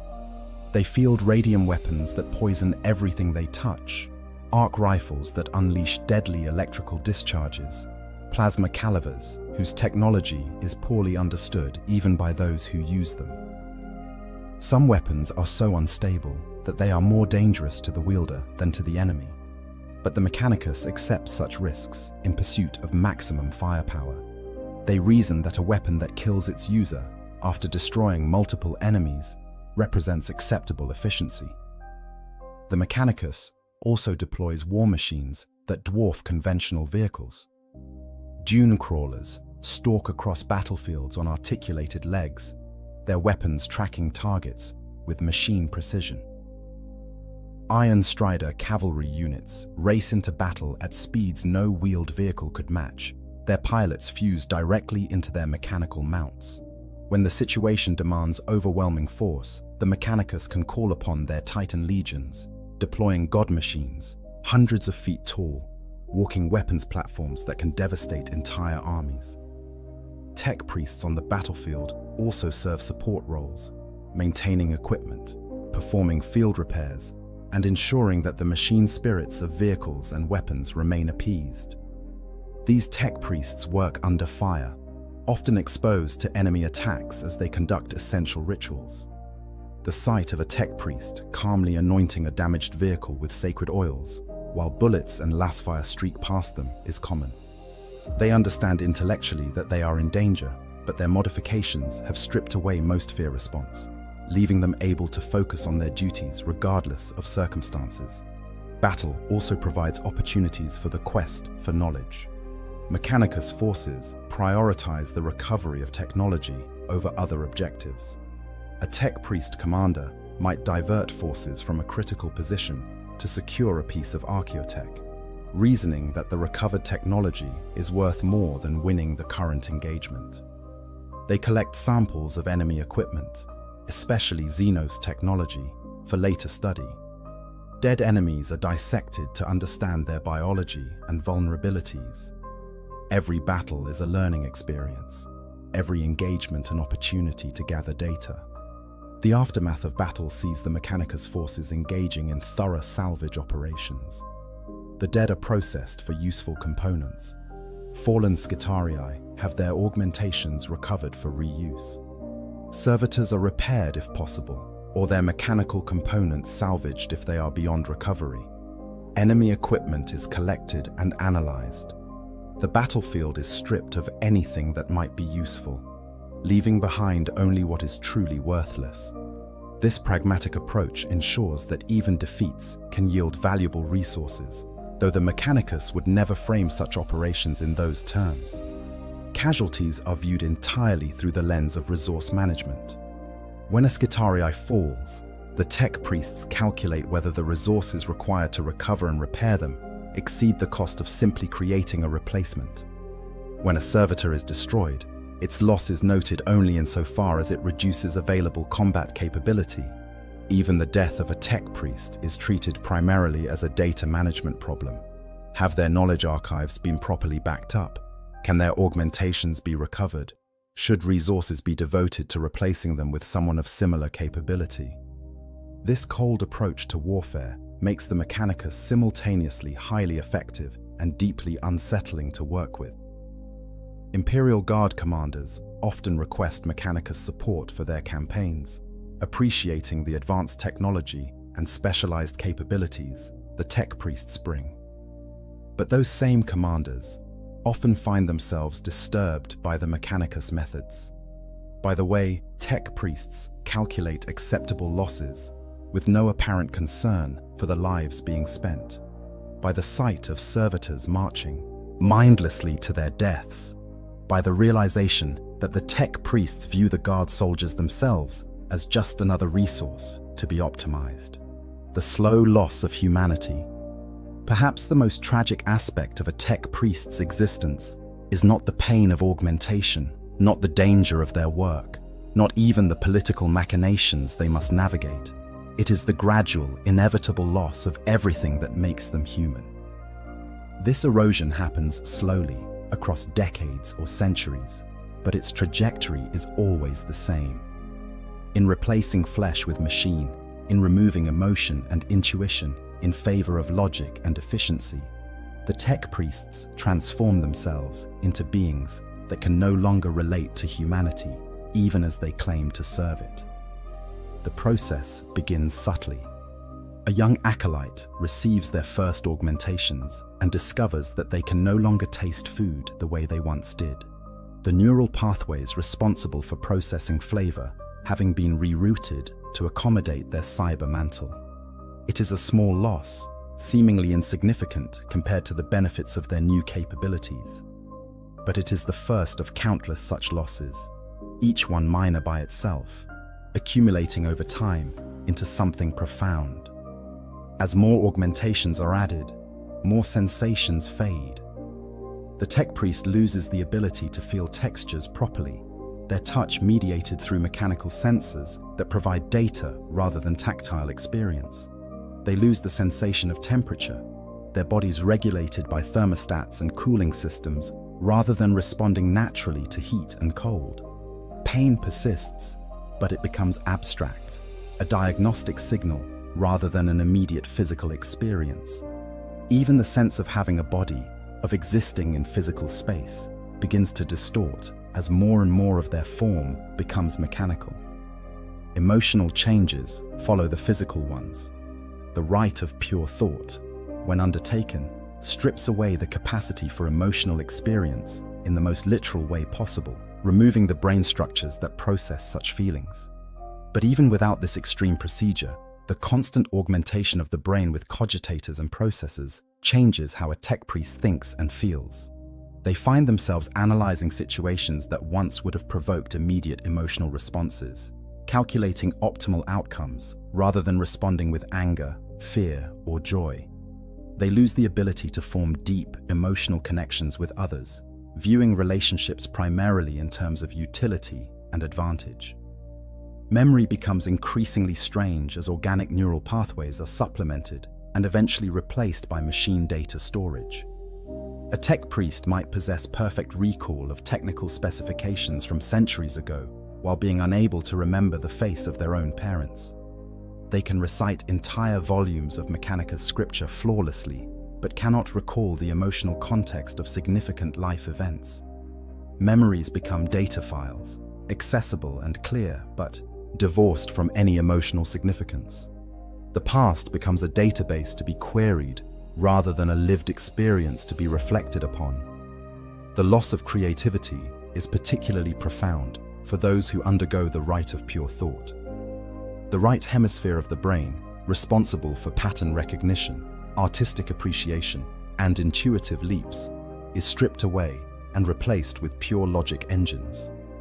These tech priests become incapable of appreciating beauty, of understanding art, of making the creative connections that drive innovation. They are brilliant at analysis, at calculation, at following established procedures, but they cannot create anything truly new. They become perfect at preserving knowledge, but terrible at generating it. Social interaction becomes increasingly difficult as humanity fades. Tech priests find they can no longer understand the emotional states of others, cannot grasp why people might act irrationally out of love or fear or anger. They struggle to communicate with baseline humans, their speech becoming increasingly technical and laced with binary cant that means nothing to unaugmented people. They lose the ability to recognize social cues, to understand humor, to engage in the normal human interactions that build relationships and communities. They become isolated not by choice, but by their fundamental inability to connect with others in meaningful ways. The recognition of this loss varies among tech priests. Some embrace it, viewing the shedding of humanity as a necessary and desirable step toward union with the Omnissiah. They speak proudly of having transcended the weaknesses of flesh, of having achieved a purity of purpose that baseline humans can never know. They see their transformation as evolution, as becoming something greater than what they were. These tech priests often become the most extreme advocates for further augmentation, encouraging others to follow their path toward complete mechanization. Others struggle with the loss, experiencing something like grief for the humanity they have sacrificed. They can still remember, in an abstract way, what it felt like to experience emotions directly, to form genuine connections with others, to create art or appreciate beauty. They understand intellectually that they have lost something important, even if they can no longer feel that loss viscerally. These tech priests might resist further augmentation, clinging to their remaining organic components, even as they recognize that doing so limits their advancement within the Mechanicus hierarchy. A few rare individuals manage to maintain a connection to their humanity despite extensive augmentation. They have not undergone the rite of pure thought, preserving their emotional capacity even as their bodies become increasingly mechanical. They consciously work to maintain relationships with others, to remember their past, to hold on to the parts of themselves that resist mechanization. These tech priests often become outcasts, viewed with suspicion by their more fully augmented peers, who see their clinging to humanity as weakness or lack of proper devotion. The oldest tech priests, those who have served for centuries or even millennia, often become barely recognizable as having once been human. They exist as minds preserved in nutrient tanks, connected to vast networks of machinery, their consciousness spread across multiple systems. They might simultaneously exist in dozens of locations, their awareness fragmented across numerous data streams. The concept of self becomes fluid and uncertain. Are they still individuals, or have they become something else entirely? Distributed intelligences that happen to have originated from a human baseline. These ancient ones often struggle to communicate with younger tech priests, their thinking having become so alien that even other Mechanicus members find them incomprehensible. They speak in riddles and mathematical formulae, their conversations more like data exchange protocols than actual dialogue. They have accumulated vast knowledge over their extended existence, but accessing that knowledge becomes increasingly difficult as their minds drift further from anything recognizable as human consciousness. The question of whether this loss of humanity matters becomes central to understanding the Mechanicus. From the organization's perspective, The answer is clear. Humanity, in the sense of emotional connection, subjective experience, and organic limitation, is something to be transcended rather than preserved. The goal is to become one with the machine, to achieve a state of being that is superior to baseline humanity in every measurable way. If the price is losing what made them human in the first place, that is not a bug, but a feature. But from outside the Mechanicus, the transformation appears tragic. These individuals begin as humans, with hopes and dreams and connections to others. They sacrifice everything they are in pursuit of knowledge and power, transforming themselves into beings that can no longer understand or appreciate the very things they once valued. They become tools in service to the Imperium, incredibly effective tools to be sure, but tools nonetheless, having voluntarily stripped away everything that might have made them more than that. The irony is that in trying to transcend humanity's limitations, the tech priests often embody humanity's worst qualities taken to extremes. They become obsessed with power and knowledge to the exclusion of all else. They treat others as means to ends rather than as individuals deserving of respect. They lose sight of any purpose beyond the immediate goals of their work. They become, in essence, sociopaths cloaked in religious devotion and armored in sacred steel, their lack of empathy and emotional connection framed as virtues rather than deficits. Conclusion: machine or man? The life of a tech priest in the Warhammer 40,000 universe is one of the most brutally transformative experiences in a setting known for its grimdark horrors. From the moment a young acolyte first enters the halls of the Mechanicus, to the day when an ancient Magos finally ceases functioning after centuries of service, the journey is one of constant sacrifice, unending transformation, and gradual loss of identity. Every augmentation, every ritual, every step closer to the machine god is simultaneously a step away from the humanity they once possessed. We have explored the toxic paradise of the Forge worlds, where the air itself is poison and the very landscape reflects the Mechanicus philosophy that flesh is weak and machine is strong. We have witnessed the brutal process of augmentation, the agonizing surgeries that transform human bodies into mechanical constructs piece by piece, procedure by procedure, until almost nothing organic remains. We have delved into the complex political landscape where knowledge is currency and betrayal is commonplace, where advancement requires not just technical skill, but political acumen and ruthless ambition. We have examined the quest for knowledge that drives the Mechanicus, their desperate search for the lost standard template constructs that represent the holy grail of technological achievement. We have confronted the dark reality of servitor creation, the systematic dehumanization of millions of people transformed into mindless cyborgs in service to imperial efficiency. We have observed tech priests in battle, their cold, calculating approach to warfare that treats living beings as resources to be optimized. And we have traced the slow, inevitable loss of humanity that defines the tech priest's journey, the gradual erosion of everything that makes them human in pursuit of mechanical perfection. The question that emerges from this examination is whether the tech priests have achieved transcendence or tragedy. They would argue that they have evolved beyond the limitations of humanity, that they have achieved a superior form of existence through their union with the machine. They have extended their lifespans far beyond normal human limits, gained capabilities that would seem like magic to baseline humans, accumulated knowledge that spans centuries or millennia. They serve the Imperium in ways that no unaugmented human could, maintaining the technology that keeps human civilization functioning, pushing back against the darkness through their mastery of ancient sciences. But the price they have paid is everything that makes life worth living. They have sacrificed emotional connection, subjective experience, creativity, the ability to appreciate beauty or form genuine relationships. They have transformed themselves into living tools, incredibly sophisticated and effective tools, but tools nonetheless.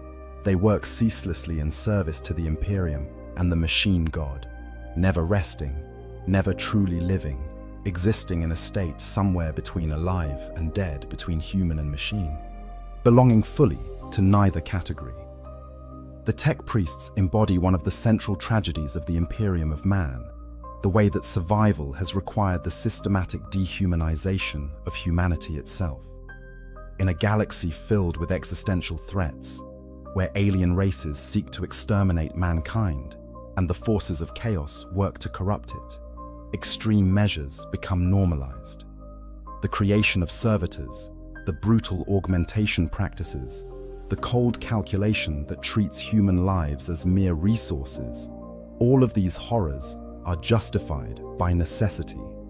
Without the Mechanicus and its brutal methods, the Imperium would collapse. The technology that sustains human civilization requires constant maintenance and ritual that only the tech priests can provide. Yet one must question whether survival at this cost is truly survival at all. If maintaining human civilization requires transforming humans into machines, if it requires stripping away emotion and empathy and creativity, if it demands the sacrifice of millions of people transformed into servitors, then what exactly is being preserved? The Imperium that the tech priests serve has become as monstrous as many of the threats it faces, perpetuating cycles of cruelty and dehumanization in the name of survival. The tech priests themselves seem largely blind to this tragedy. Those who have undergone extensive augmentation, particularly the right of pure thought, lack the emotional capacity to recognize what they have lost. They view their transformation as objectively superior, pointing to their enhanced capabilities and extended lifespans as proof of the righteousness of their path. They cannot understand why anyone would hesitate to embrace the same transformation, cannot grasp that others might value the very things they have sacrificed. Their blindness to the horror of their existence is perhaps the most horrible aspect of all. As we close this examination of the brutal life of a tech priest, we are left with deeply uncomfortable questions about the nature of humanity, the price of survival, and the limits of acceptable sacrifice. The tech priests of the Adeptus Mechanicus are tragic figures, heroes and monsters simultaneously victims and perpetrators of their order's brutal philosophy. They deserve both our pity for what they have lost and our horror at what they have become. In the grim darkness of the far future, the tech priests stand as a warning about the dangers of losing sight of what makes us human in pursuit of power and survival. They are a reminder that it is possible to win every battle and still lose everything that matters, to achieve incredible capabilities while surrendering the very essence of what makes existence worthwhile. They are martyrs to a cause that demands more than anyone should be asked to give, and they give it willingly, even eagerly, blind to the magnitude of their sacrifice.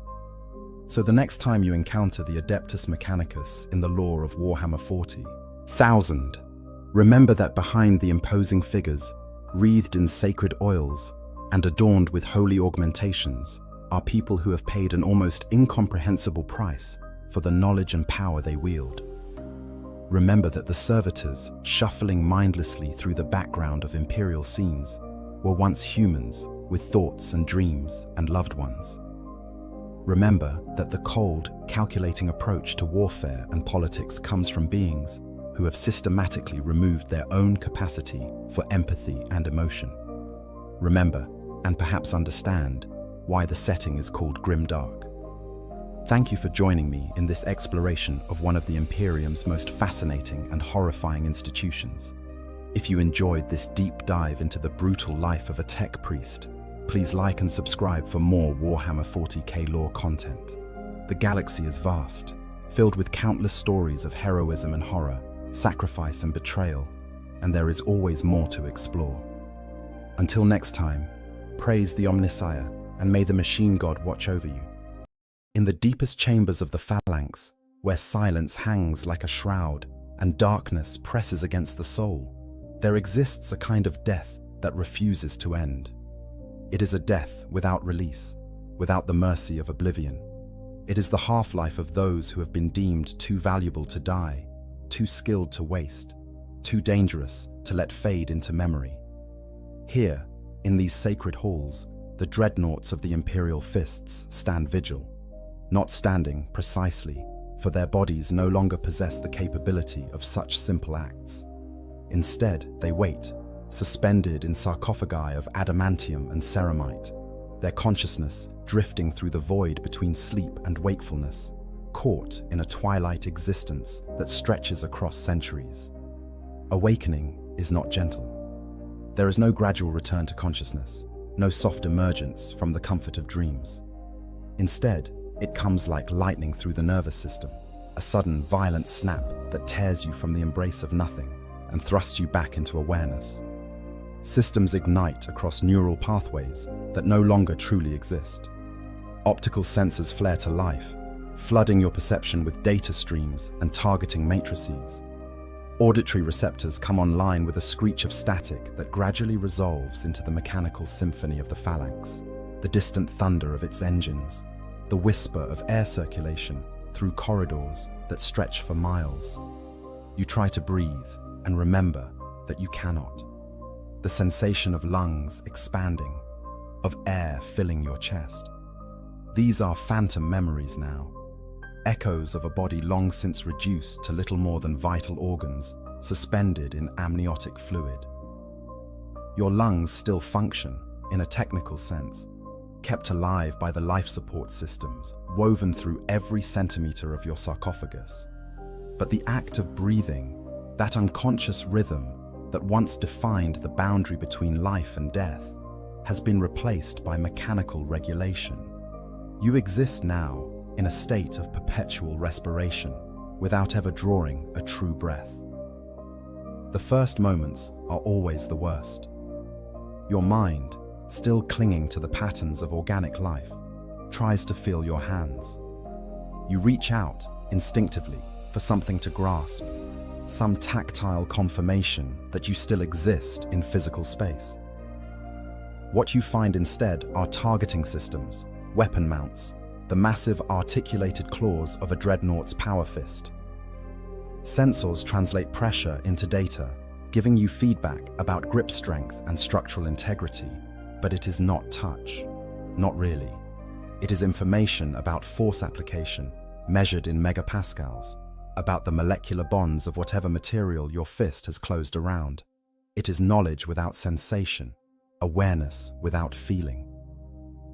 How long have you slept this time? The question surfaces unbidden, as it always does upon awakening. Time loses all meaning in the darkness between deployments. You might have been dormant for weeks, or decades, or centuries. The tech marines who maintain your systems could tell you, if you asked. They keep meticulous records of every activation, every period of stasis, every moment of your continued existence.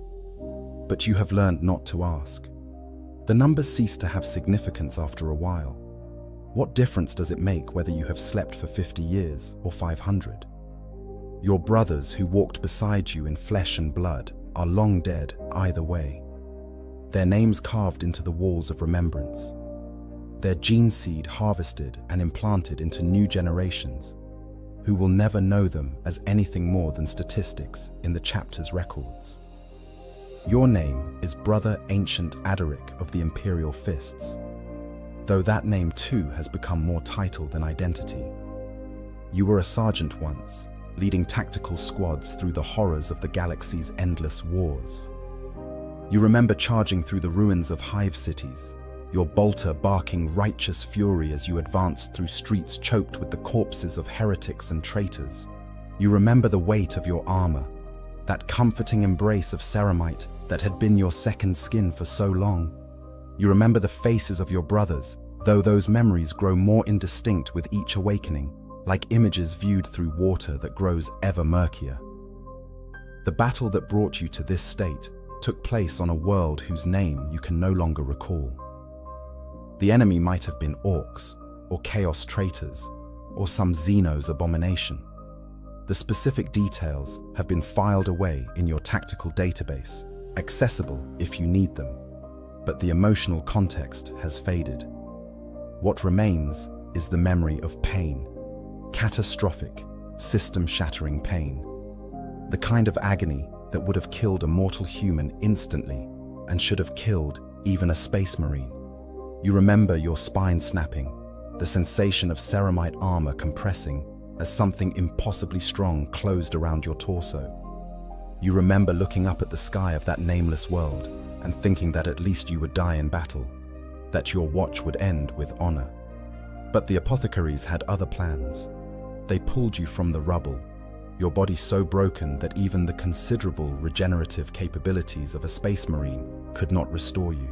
Your spine was shattered in 17 places. Your ribs had been pulverized, fragments driven into organs that were themselves ruptured beyond repair.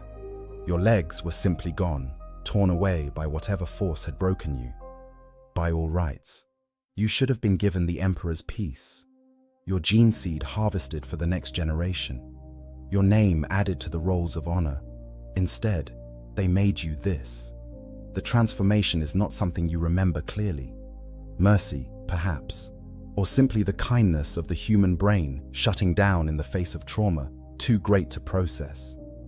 What you recall are fragments, disjointed images that surface sometimes in the spaces between sleep and waking. The tech marines gathered around you, their servo arms moving with inhuman precision. The chaplain speaking the rites of entombment, his words promising honor and eternal service. The sensation of everything you were being reduced to its most essential components, flesh stripped away until only the necessary remained. Your brain, your spine, a few vital organs, everything else discarded as no longer needed for what you would become. They lowered what remained of you into the sarcophagus while you were still conscious. You remember that much with absolute clarity. The cold embrace of the amniotic fluid, thick and viscous, filling your remaining lungs, even as life support systems took over the function of breathing. Neural interfaces burrowing into your exposed brain tissue, creating connections that would allow you to interface with the Dreadnought's systems.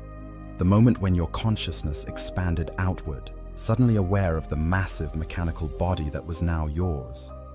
Where once you had felt fingers and toes, arms and legs, now you felt weapon mounts and stabilizers, targeting arrays and sensor clusters. The transition was not gradual. One moment you were a broken marine, the next you were something else entirely. The chaplain had called it an honor, the highest honor, he said, that the chapter could bestow. To serve beyond death, to fight for the Emperor long after lesser warriors had fallen. Your knowledge, your experience, your tactical acumen, all preserved indefinitely in this walking tomb. You would become a living weapon, a mobile fortress that could turn the tide of battle with your mere presence. Future generations would look upon you with reverence, seeking your counsel, drawing strength from your example. You would be legend made manifest, an ancient of the chapter whose very existence spoke to the Imperial Fist's endurance and determination. But they did not tell you about the loneliness. They did not speak of the long centuries spent in darkness, consciousness suspended in stasis while the galaxy turned without you. They did not warn you that memories would fade, that the faces of brothers you once knew as well as your own would become indistinct and hazy. They did not explain that you would watch generation after generation of Imperial Fists rise and fall, each one looking to you for wisdom, while you struggled to remember why any of it mattered. They called it honor, but honor is cold comfort when you are trapped in a metal coffin, unable to feel the warmth of sunlight or the touch of wind, reduced to data streams and targeting solutions. The voice of a tech marine breaks through your contemplation, transmitted directly into your consciousness through the neural link. Brother Ancient Adaric, systems check complete, all functions operating within acceptable parameters. You have been dormant for 33.7 years. Current date is 741, 40th millennium. The chapter has need of your service. Terra faces threat assessment level. Omega, Last Wall Protocol has been activated. Last Wall Protocol. The words trigger cascades of data through your consciousness. files and records and contingency plans laid down by Rogel Dawn himself in the dark days after the Horus heresy. The Last Wall is more than just a protocol. It is a promise, a covenant written in the gene seed of every Imperial fist and their successors. Should Terra itself face extinction, should the throne world of humanity stand on the brink of annihilation, then the Sons of Dawn would reunite. The successor chapters, scattered across the galaxy, would answer the call. They would reform the Legion, would become once more what they had been before the Codex Astartes divided them into separate forces. They would stand as they had always stood, as the unyielding wall between humanity and oblivion. The Last Wall has been invoked only once in 10,000 years. During the War of the Beast, when the Orcs brought their massive attack moons to the very doorstep of Terra, when it seemed that the Imperium itself would be drowned in the green tide. The Imperial fists had been all but destroyed on Ardamantua, reduced to a single survivor. Captain Corland, the last Son of Dawn, had sent out the call, and from across the Imperium they came. Black Templars, Crimson Fists, Excoriators, Fists Exemplar, Soul Drinkers, Iron Knights, all the scattered progeny of the 7th Legion, answering the summons that their Primarch had encoded into their very existence. That was millennia ago, though you remember it as if it were yesterday. Time loses its linearity when you spend centuries in stasis. Events separated by ages blur together, while moments from your distant past remain crystal clear. You remember the War of the Beast because you fought in it, because you saw the devastation that the Orcs wrought, because you stood on the walls of Terra itself and held the line against enemies who should have been impossible. The Orcs in that war were not the disorganized mobs that the Imperium usually faced. They were organized, disciplined, their boys as large as Space Marines, and their knobs towering over even Terminators. They used tactics, employed strategy, coordinated their assaults with a precision that no greenskin should have possessed. And at their head was the Beast itself, a warboss of such size and power that it had crushed Captain Corland with a single blow. But that was then. Now, the Last Wall protocol is being activated again, which means something terrible is happening. Something that threatens not just Terra, but the very survival of the Imperium. Your systems begin running diagnostics automatically, checking weapon functionality, power cell charge, structural integrity. Everything reports green. You are ready for war, as you have always been ready, as you will remain ready until the day that something finally destroys you completely. What is the threat, you ask, your voice emerging from the Dreadnought's Vox speakers, as a mechanized growl, barely recognizable as having once been human. The Tech Marine's response comes immediately. Tyranid Hive Fleet Designation Leviathan, largest tendril encountered to date. Estimated biomass exceeds previous records by factor of 6. Current trajectory puts impact with Segmentum Solar in 90 days. Fleet elements already engaged at outer system boundaries. Casualties are extreme. Tyranids. Of all the horrors that infest the galaxy, few inspire the same existential dread as the Great Devourer. They are not conquerors seeking to rule or destroyers driven by hate. They are hunger made manifest, an endless appetite that consumes entire worlds and leaves nothing behind but barren rock. They adapt, they evolve, they learn from every encounter and counter every strategy, and they are drawn to Terra like moths to flame, pulled by the psychic beacon of the Astronomicon, that great light that guides humanity through the warp, but also serves as a dinner bell for the hive mind. How many of the successor chapters have answered, you ask? The Tech Marine's response carries what might be hesitation, though it is difficult to read emotion in the flat monotone of Vox communication. All active chapters of The Last Wall answered immediately. Black Templars, High Marshal Aldred brings 3 crusades, approximately 4,000 battle brothers. Crimson Fists.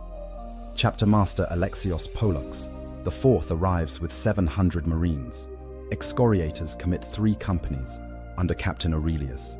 Iron Knights send their entire second company, 500 strong. Fists Exemplar are en route with 1,200 brothers. Soul Drinkers. There is a pause. Soul Drinkers were declared renegade 3 centuries ago. They do not answer. The loss of the Soul Drinkers is a wound in the chapter's honor, though not unexpected. You had heard rumors before your last dormancy of their growing instability, whispers of mutations and heresy. That they have fallen completely is a tragedy, but not one you have time to mourn. What matters now is the coming storm.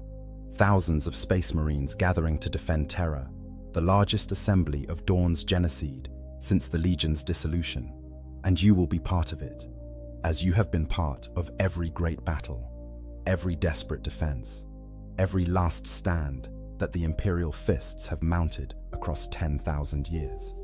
Status of the Phalanx? The question is perfunctory. You can feel the ancient fortress monastery through your connection to its systems. Sense its vast bulk hanging in orbit above Terra like a second moon. The Phalanx is more than just a ship. It is a relic of the dark age of technology, a vessel so vast that its true size defies easy measurement. Some say it is 30 kilometers long. Others claim distances that boggle the mind. What is certain is that nothing built in the age of the Imperium comes close to matching its scale or capabilities. It is the heart of the Imperial Fists, their mobile fortress, their home in the endless void. Phalanx is operating at 73% combat effectiveness, the Tech Marine reports. Recent upgrades courtesy of the Adeptus Custodes have restored systems that had been dormant for millennia. Weapon batteries are charged and tracking targets throughout the system. Void shields at maximum strength. Lord Castellan Garadon commands from the primary command deck. He requests your presence for strategic briefing in approximately 7 hours. 7 hours. Time enough to complete activation protocols, run full weapons diagnostics, review tactical data on Tyranid combat doctrine. Time enough to remember, one more time, what it means to be a dreadnought of the Imperial Fists. You begin the process of disengaging from your stasis cradle, feeling the massive clamps that have held you in place release one by one. Hydraulics hiss as your weight shifts from supported to self-sustaining. Your legs, each one a piston-driven column of reinforced ceramite and adamantium, take your weight without strain. You are approximately 4 meters tall in your current configuration, though you could crouch lower or extend to nearly 6 meters if needed. Your left arm ends in a power fist, a massive gauntlet wreathed in a disruptor field that can tear through tank armor. Your right arm mounts a twin-linked lascannon, capable of vaporizing infantry or punching through the hull of a warship. Additional weapons bristle from your chassis, missile pods and heavy flamers, giving you the firepower of an entire tactical squad concentrated in a single walking fortress.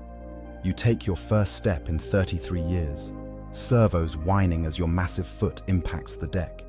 The sound echoes through the chamber, a deep metallic boom that resonates in your audio sensors. Movement is both familiar and alien. Your mind still remembers walking, that unconscious rhythm of placing one foot in front of another, the shift of weight and balance that once came without thought. But now each step requires conscious direction, commands sent to actuators and hydraulics, adjusting for the massive bulk you carry. It is like learning to walk again, every single time you wake. Though after centuries of practice, the learning process takes only minutes rather than hours. The chamber you occupy is one of dozens in the Hall of Ancients, a vast cathedral-like space deep within the Phalanx where dreadnoughts wait between deployments. The walls are carved with the names of every Marine who has been interred in a dreadnought chassis since the chapter's founding. Thousands of names stretching back through the millennia. Some you knew, brothers who fought beside you in the days when you still had flesh. Others are from ages before your time, legendary warriors whose deeds are recorded in the chapter's most sacred texts. And still others are from the recent past, Marines interred since your last awakening, their names fresh and unmarred by the centuries. As you move through the hall, you see other sarcophagi, their occupants still dormant. Brother, ancient catafalque, Entombed for over 3,000 years, his tactical knowledge so vast that the chapter only awakens him for the most dire circumstances. Sister Ancient Irinia, one of the few female Marines created during an experimental program in M35, her chassis modified to accommodate biological differences. Ancient Castellan Draco, whose sarcophagus bears battle damage from the First War for Armageddon, scars that the Tech Marines have preserved rather than repaired as testament to that apocalyptic conflict. And dozens more, each one a warrior deemed too valuable to let fade into death, each one trapped as you are in this twilight existence between life and oblivion.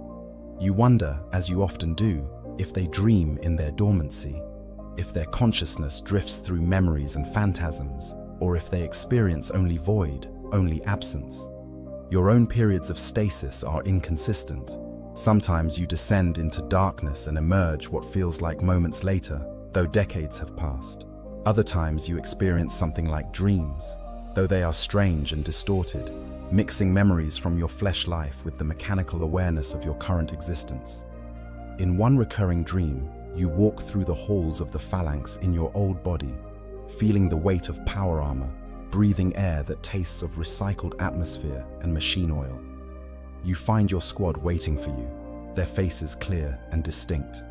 Brother Sergeant Michael, who taught you how to properly aim a bolter. Assault Marine Lucian, always first into the breach.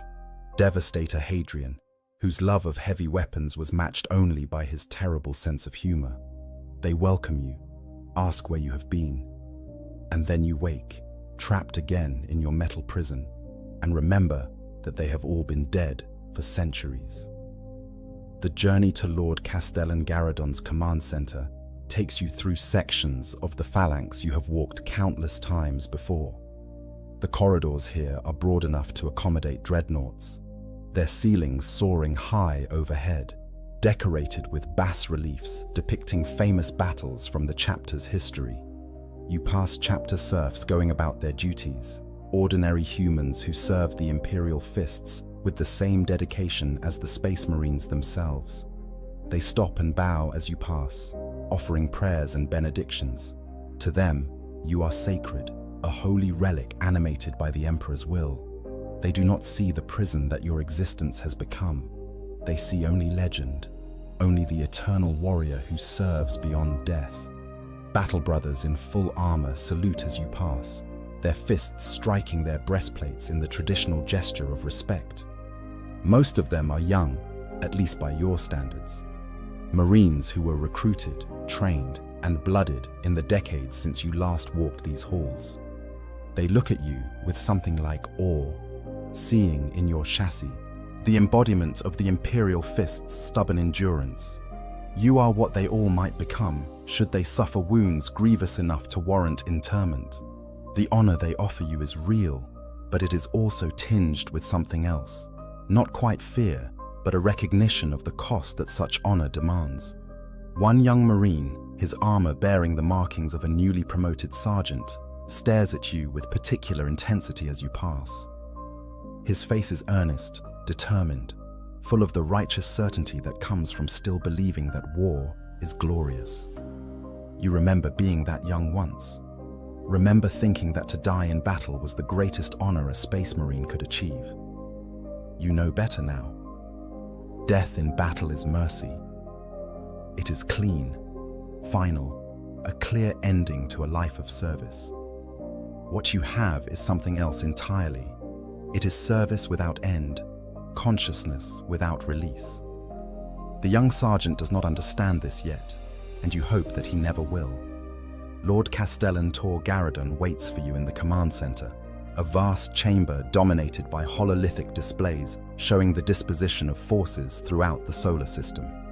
The Castellan is a warrior of considerable reputation, having led the Third Company through some of the bloodiest campaigns of the last century.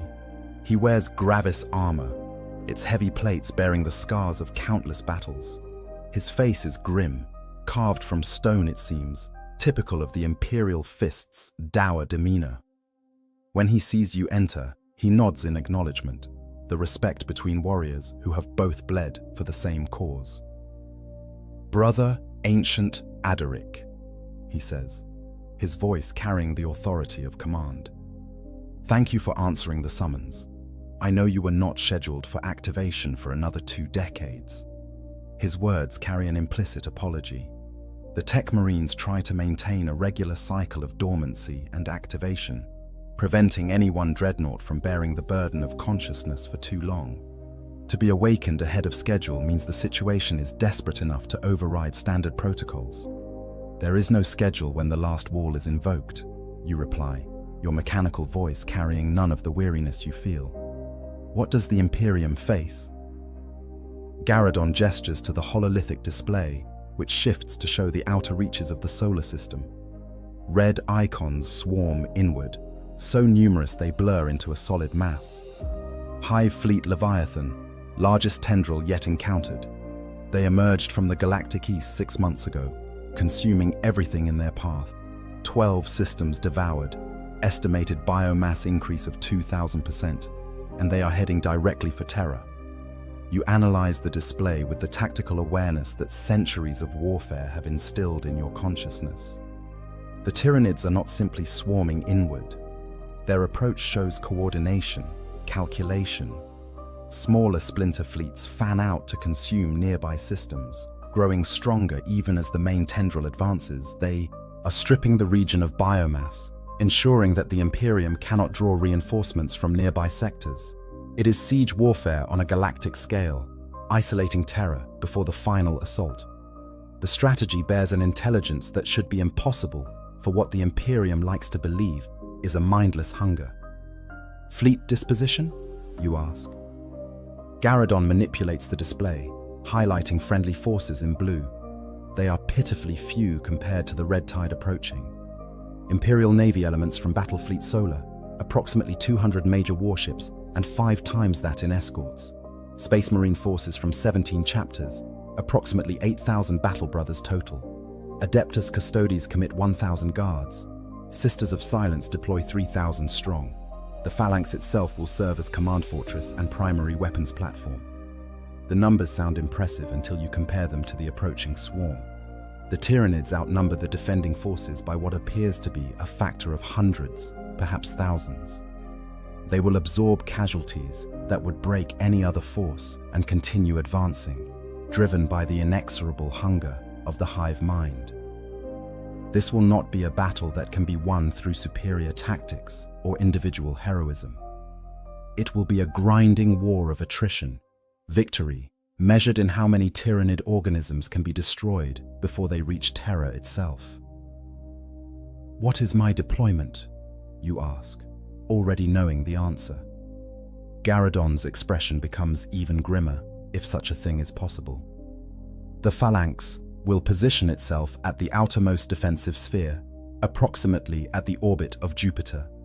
We will anchor the Imperial line, providing fire support and serving as a rallying point for fleet elements.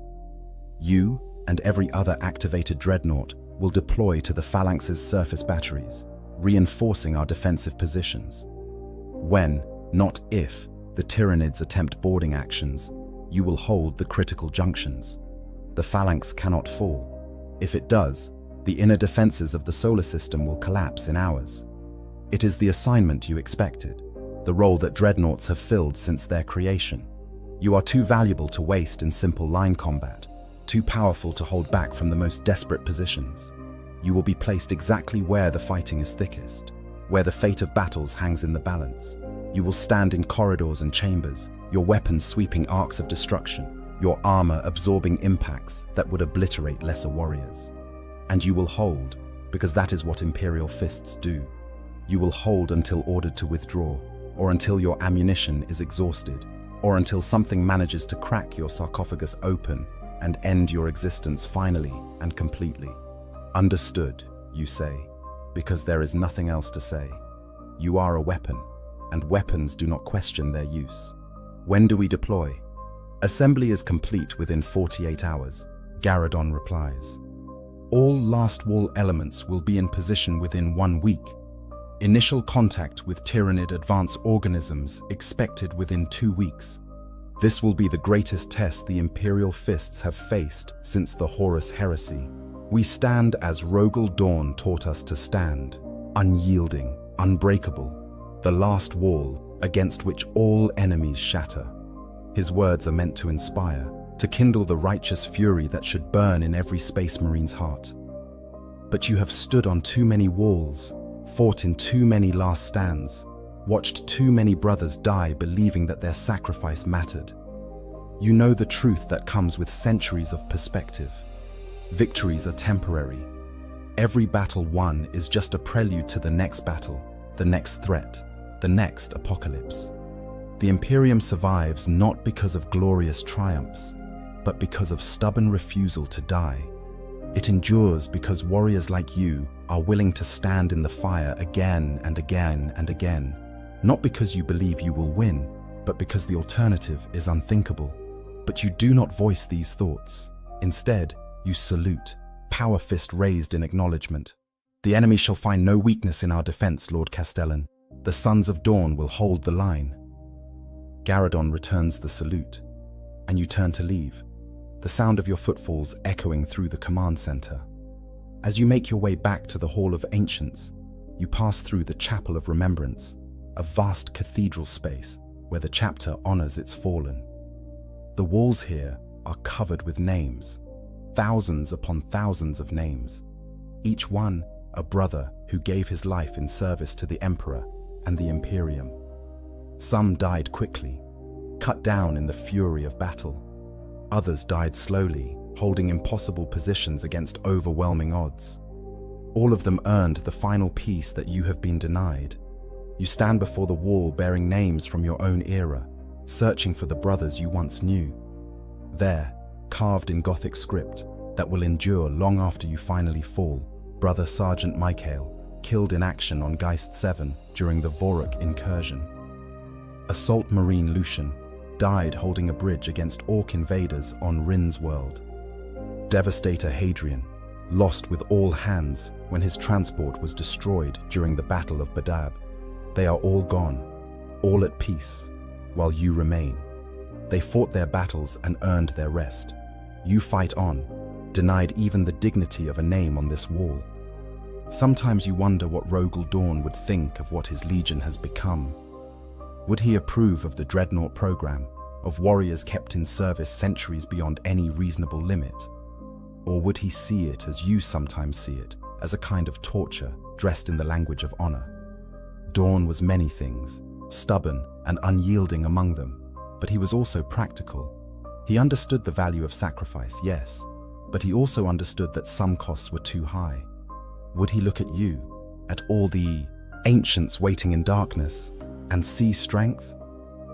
Or would he see what you suspect is the truth, that this is simply another way in which the Imperium has forgotten mercy in its endless desperation?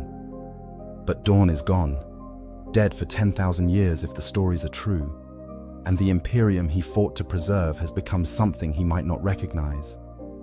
It is a dying empire, slowly bleeding out across the galaxy, holding on through sheer stubbornness and the sacrifice of those who refuse to let it fall. And you are part of that sacrifice. You and every other dreadnought, every space marine, every Imperial guardsman who stands in the trenches and dies for inches of worthless ground. You are the price the Imperium pays for its continued existence, and the cost grows higher with each passing century. You make your way to your designated position in the Phalanx's lower defensive batteries, a maze of corridors and chambers designed to channel any boarding force into killing zones. The Tech Marines have prepared hardpoints for you, locations where your dreadnought chassis can be secured to provide maximum fields of fire while minimizing your exposure to return fire. You test the positioning, running through combat scenarios in your tactical database. The corridors are wide enough for Tyranid warrior forms to advance 3 abreast. The ceilings are high enough for winged organisms to maneuver. There are ventilation shafts that could admit smaller bioforms, maintenance conduits that would need to be sealed. You catalog all of it, building a 3-dimensional model of the battlefield in your consciousness. Other dreadnoughts take up positions nearby, each one positioned to provide overlapping fields of fire. Brother ancient catafalque, finally awakened after a century of dormancy, moves with the slow deliberation of age. His chassis is an ancient mark, dating back to the Horus heresy, covered in honor markings and purity seals. Sister Ancient Arinia positions herself at a junction that would be critical if the Tyranids penetrated this deep into the phalanx. Her weapons are configured for close-range devastation, heavy flamers and frag launchers that will turn corridors into hellscapes of fire and shrapnel. Ancient Castellan Draco takes the rearmost position, his tactical wisdom making him the ideal reserve to redirect as the battle develops. You exchange vox messages with them, brief acknowledgements that carry the weight of shared experience. They understand, as no flesh-bound Marine can, what it means to wake from centuries of darkness into a galaxy that has moved on without you. They know the disconnection, the sense of being unstuck from time, existing outside the normal flow of history. Together, you are the ancient heart of the Imperial Fists, the living memory of battles fought and won, the unbreakable core around which the chapter has been built. And together, you will stand as you have always stood, holding the line against the darkness. The Pirmus. Wait for battle is always strange when you exist as a dreadnought. For organic Marines, the hours before combat are filled with preparation, with equipment checks and prayers, with the nervous energy that comes from knowing death might be imminent. But you do not experience time the same way. Your perception can be accelerated or slowed, your consciousness dilated or compressed. You can make an hour pass in what feels like seconds, or stretch seconds into subjective hours. It is a blessing and a curse, this malleability of experience. It means you need not suffer the tedium of waiting, but it also means that time becomes unreliable, that your sense of duration grows increasingly distorted. You choose to experience the wait at normal speed, processing every moment as it passes. It is a discipline you maintain, a way of holding on to your humanity, even as your flesh body withers away in its amniotic bath. You watch as chapter serfs move through the corridors, securing blast doors and activating automated defense turrets. You observe tech marines performing final checks on weapon systems, ensuring that every Lascanon and bolter will function when called upon. You listen to the Vox traffic as fleet elements maneuver into position, as thousands of vessels arrange themselves in defensive formations that will channel the Tyranid swarm into predetermined kill zones. And in the quiet moments between observations, you remember. You remember a life that seems increasingly distant, increasingly unreal. You remember joining the chapter as a young initiate, barely more than a child, taken from the recruiting worlds and transformed into something more than human. You remember the agony of the implantation process, the genetic modifications that rewrote your biology, the psychological conditioning that turned you into a weapon. You remember your first battle, the shock of actual combat after years of training, the realization that war was nothing like the glorious tales suggested. You remember earning your first campaign honor, the fierce pride you felt when your sergeant commended your performance. Those memories feel like they belong to someone else now. The boy who became a space marine, the marine who rose to sergeant, the sergeant who was nearly killed and chosen for this supposed honor. They are all you, but they also are not. You have changed so fundamentally that continuity of identity becomes questionable. Are you still Adaric, or are you simply a collection of Adaric's memories piloting a war machine? The philosophers of the Adeptus Mechanicus would have complex arguments about this question, debates about the nature of consciousness and identity that could last for decades. But you are a warrior, not a philosopher, and such questions serve no practical purpose. You exist. You fight. That is enough, or it has to be. The first signs of the Tyranid advance come 2 weeks and 3 days after your activation. Long-range augers detect the vanguard, organisms, small ship forms that probe ahead of the main swarm, testing defenses and feeding information back to the hive mind. The Imperial Navy engages them at maximum range, Lance batteries and Nova cannons creating brief stars in the void as they attempt to destroy the scouts before they can relay useful intelligence. Some are destroyed, vaporized by weapons that could crack planets, but others survive long enough to transmit their data, and the swarm adjusts its approach accordingly. The main fleet arrives 3 days later, and it is vast beyond comprehension. Bioships by the thousands, each one a living vessel grown by the Tyranids for the specific purpose of war. They range in size from small organisms barely larger than fighter craft to massive capital ship equivalents that dwarf Imperial cruisers. They move with organic grace, adjusting course and speed with fluidity that no mechanical ship could match. And they are surrounded by clouds of spores and smaller organisms, creating a living minefield that any attacking Imperial vessel must navigate. The battle for the solar system begins in earnest when the Tyranid fleet crosses what the Imperial Navy designates the engagement line, the outermost boundary of Terra's defenses. Warships on both sides open fire at ranges measured in astronomical units, weapons unleashing destruction that would sterilize continents. The void lights up with lance strikes and plasma torrents, with bioacid sprays and electromagnetic pulses. Ships die on both sides, Imperial vessels torn apart by Tyranid boarding organisms or dissolved by corrosive attacks, bioships exploded by correctly placed torpedo spreads or burned to ash by macro-cannon bombardments. The Phalanx enters the battle like a titan among mortals, its weapons systems unleashing firepower that exceeds that of entire fleets. Its lance batteries can vaporize bioships with single shots. Its macro-cannons fire projectiles the size of hab blocks, each one capable of punching clean through a Tyranid capital ship. Its Nova cannons create miniature supernovas, detonating at calculated distances to incinerate everything within thousands of kilometers.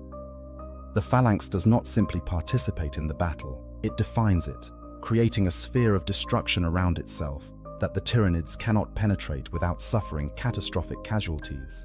But even the Phalanx has limits, and the Tyranids are infinite. For every bioship destroyed, 3 more advance to take its place.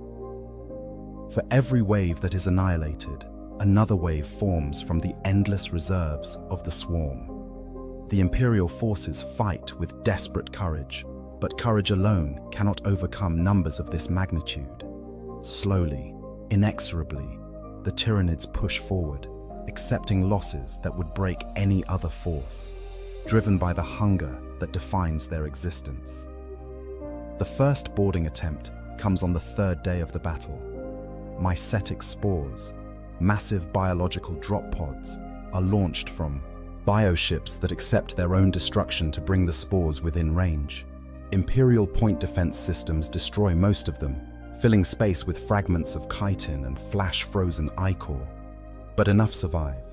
Enough reach the Phalanx's hull and attach like parasites, burning through layers of armor with bioacids, disgorging their cargoes of Tyranid warrior forms directly into the fortress monastery's corridors.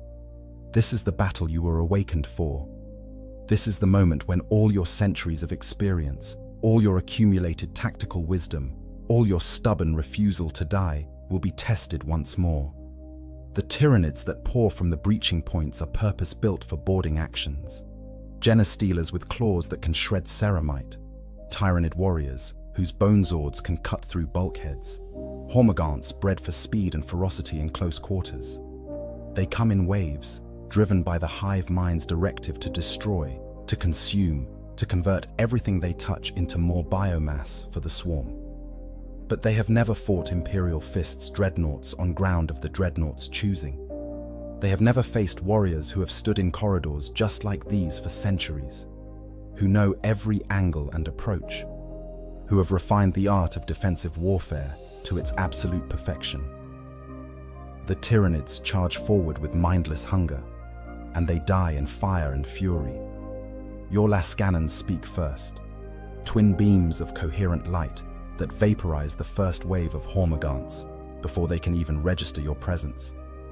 The creatures simply cease to exist, reduced to ionized gas by weapons designed to kill armored vehicles. Behind them, Tyranid warriors attempt to take cover, but there is no cover in these corridors, not from weapons like yours. Your targeting systems track multiple threats simultaneously, prioritizing based on danger assessment, and your weapons respond with mechanical precision. Another burst of Lascanon fire, and a Tyranid warrior's torso explodes, its bioplasma spraying across its companions. Your heavy flamers engage, filling the corridor with promethium-fueled flames that turn Keaton to ash and boil Tyranid ichor in their veins. The Tyranids adapt. Of course they adapt. That is what they do, what makes them so dangerous.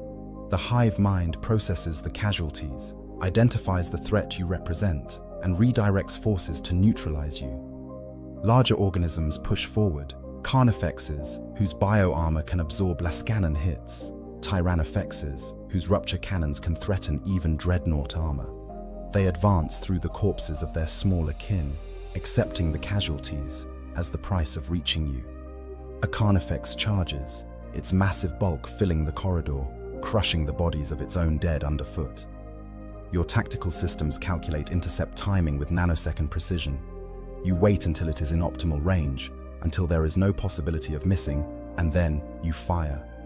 Not with your Lascanons this time, but with your Power Fist. The massive gauntlet swings forward with all the force that hydraulics and your dreadnought's mass can generate, connecting with the Carnifex's skull with an impact that generates a shockwave felt through the deck plating. The disruption field around your fist tears apart molecular bonds, and the Carnifex's head simply disintegrates, reduced to its component atoms. Its body, driven by residual nervous system impulses, takes 2 more steps before collapsing. But the Carnifex was just the vanguard. Behind it comes something worse. A Tyranid Prime, a synapse creature that coordinates the swarm's actions, its intellect a direct extension of the hive mind itself. It moves with purpose rather than instinct, analyzing your position, calculating angles of attack. It directs smaller organisms to flank you, using them as shields while it maneuvers for a killing strike. This is what makes Tyranids truly dangerous. Not their individual strength, but their coordination, their ability to operate as a single organism with millions of components. Your response is immediate and overwhelming. You have fought synapse creatures before. Know that they must be eliminated as quickly as possible, or they will turn a mindless swarm into a coordinated military force. Your weapon systems achieve full lock, targeting solutions calculated and verified.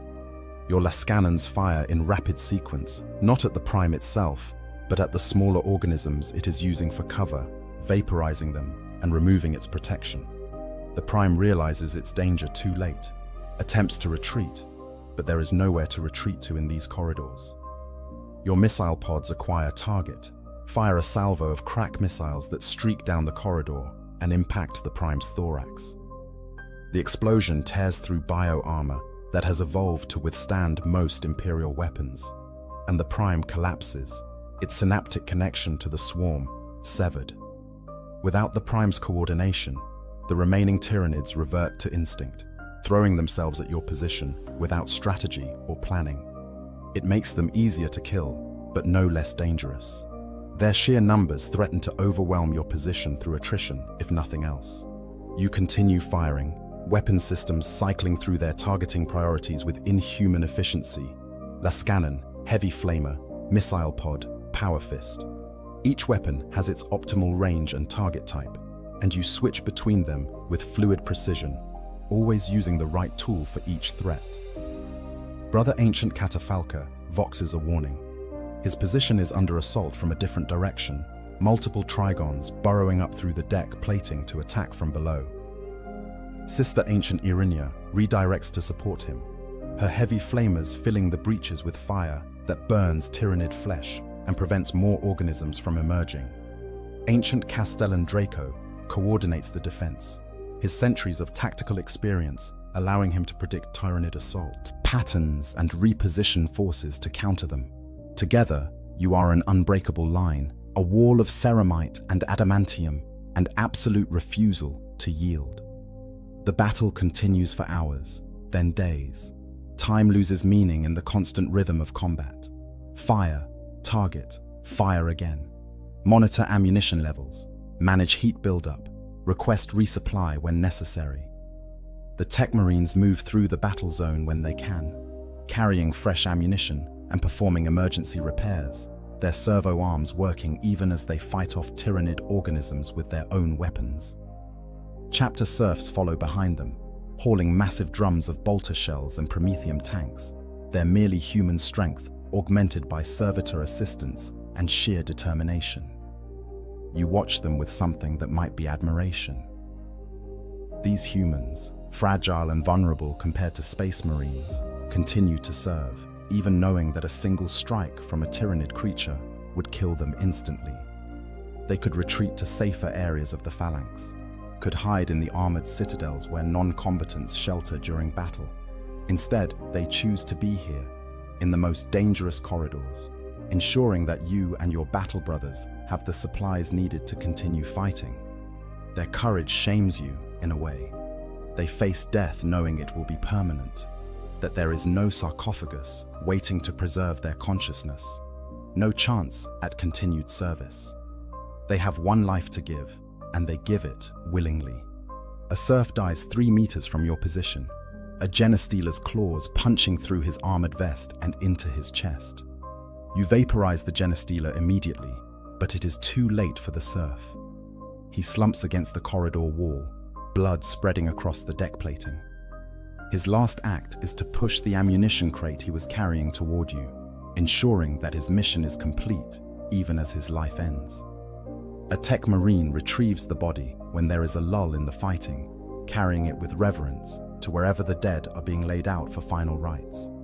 The serf's name is added to the rolls of honor, another Imperial citizen who gave everything in service to the Emperor. The assault on your section of the phalanx finally breaks after 72 hours of continuous combat. The Tyrannids withdraw, pulling back to regroup and redirect forces to other attack vectors. You stand in a corridor ankle-deep in Tyrannid corpses, your armor scored and pitted by acid and bioweapons, your ammunition reserves depleted to 30%. Around you, the other dreadnoughts are in similar condition, their chassis bearing the marks of intense combat, their weapon systems glowing with waste heat. But you have held. Not a single Tyrannid organism has passed your position. The breach they created has been contained, the section sealed, and Tech Marines are already working to repair the hull damage and restore defensive systems.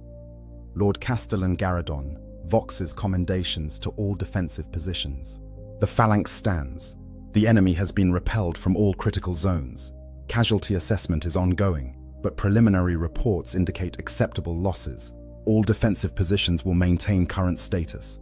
Resupply and reinforcement protocols are active. The next assault will come within 18 hours. Make ready. His voice is steady, unshaken by the carnage that has filled the phalanx's corridors. This is what it means to be Imperial fists. To stand against impossible odds, take catastrophic casualties, and consider the result acceptable if the line held. Acceptable losses. The phrase rings hollow in your consciousness. Acceptable to whom? The chapter will rebuild, will recruit new initiates to replace those who fell. The Tech Marines will repair the damage, restore the systems. In time, the evidence of this battle will be scrubbed away, reduced to statistics in combat reports and names on memorial walls. But for those who died, for the Space Marines and chapter serfs whose lives ended defending these corridors, the loss is absolute and permanent. They will not be remembered as individuals, but as numbers in casualty assessments, as acceptable costs in an endless war. You find yourself thinking, not for the first time, about the nature of the Imperium you defend, this vast empire that spans the galaxy, that encompasses millions of worlds and trillions of souls. What is it really but a machine for converting human lives into continued existence? Every day, billions die in its name. Soldiers in trenches, sailors on warships, workers in manufactorums, all ground down to keep the machine functioning for one more day, one more year, one more millennium. And at the end of all that sacrifice, what is preserved? A dying empire that grows weaker with each passing century, that loses more than it gains, that survives only because there is no alternative. But these thoughts are dangerous, and you push them away. You are not a philosopher or a politician. You are a weapon, and weapons do not question the hands that wield them. You exist to serve, to fight, to stand in corridors like this and kill the enemies of the Imperium until something finally destroys you. That is your purpose, the only purpose you have left. The time for questions ended when they sealed you in this sarcophagus. Now there is only duty, only the next battle, only the eternal vigil that will not end until your consciousness finally gutters out like a dying star. The resupply process is mechanical, efficient. Tech Marines connect directly to your systems, downloading diagnostic data, identifying components that need replacement or repair. Servitors bring fresh ammunition, loading it into your weapons with practiced precision. A tech adept performs a blessing ceremony over your chassis, anointing it with sacred oils and reciting the prayers that maintain harmony between your organic consciousness and the machine systems you inhabit. You tolerate these ministrations because they are necessary, because the Tech Marines' faith in the Omnissiah and the machine spirits has proven effective even if you do not share it. While your systems are being serviced, you access tactical updates from across the battle zone. The Phalanx is one engagement among thousands occurring throughout the solar system. The Imperial Navy fights a running battle through the outer planets, using Jupiter's gravity well to slingshot around and strike at Tyranid bioships from unexpected angles. Space Marine forces conduct boarding actions against the largest bioships, attempting to destroy them from within. Adeptus Custodes deploy to critical defensive positions, their individual prowess enough to hold locations that would require entire squads of regular Marines. Sisters of Silence move through the battle zones, their psychic null field disrupting the synaptic connections that the hive mind uses to coordinate its forces. But despite all this effort, despite the incredible courage and sacrifice of the defending forces, the Tyranids continue to advance. They are an avalanche of flesh and chitin, unstoppable in their hunger, willing to accept casualties that would break any other force. The defensive spheres are collapsing one by one, the Imperial forces falling back toward Mars, toward Luna, toward Terra itself. The last wall is not holding. It is simply delaying the inevitable. The thought comes unbidden, heretical in its implications. What if there is no victory possible here? What if the best the Imperium can hope for is to buy time, to bleed the Tyranids enough that they withdraw to recover their losses? What then? How many more must die in the meantime? How many Space Marines? How many Imperial Navy sailors? How many chapter serfs and guardsmen and ordinary citizens must be fed into the maw of this war before its conclusion? But again, these are not questions you can afford to contemplate. Your role is not to question strategy or weigh the value of lives against objectives. Your role is to stand in a corridor and kill everything that approaches. So that is what you will do when the Tyranids attack again, and when they attack after that, and for however many more assaults come, until either they are stopped or you are destroyed. It is a simple role, perhaps the only thing about your existence that remains simple. The 18 hours before the next assault pass, in what feels like moments. You spend the time in a state of reduced awareness, consciousness dimmed to conserve mental energy, though you do not fully enter stasis.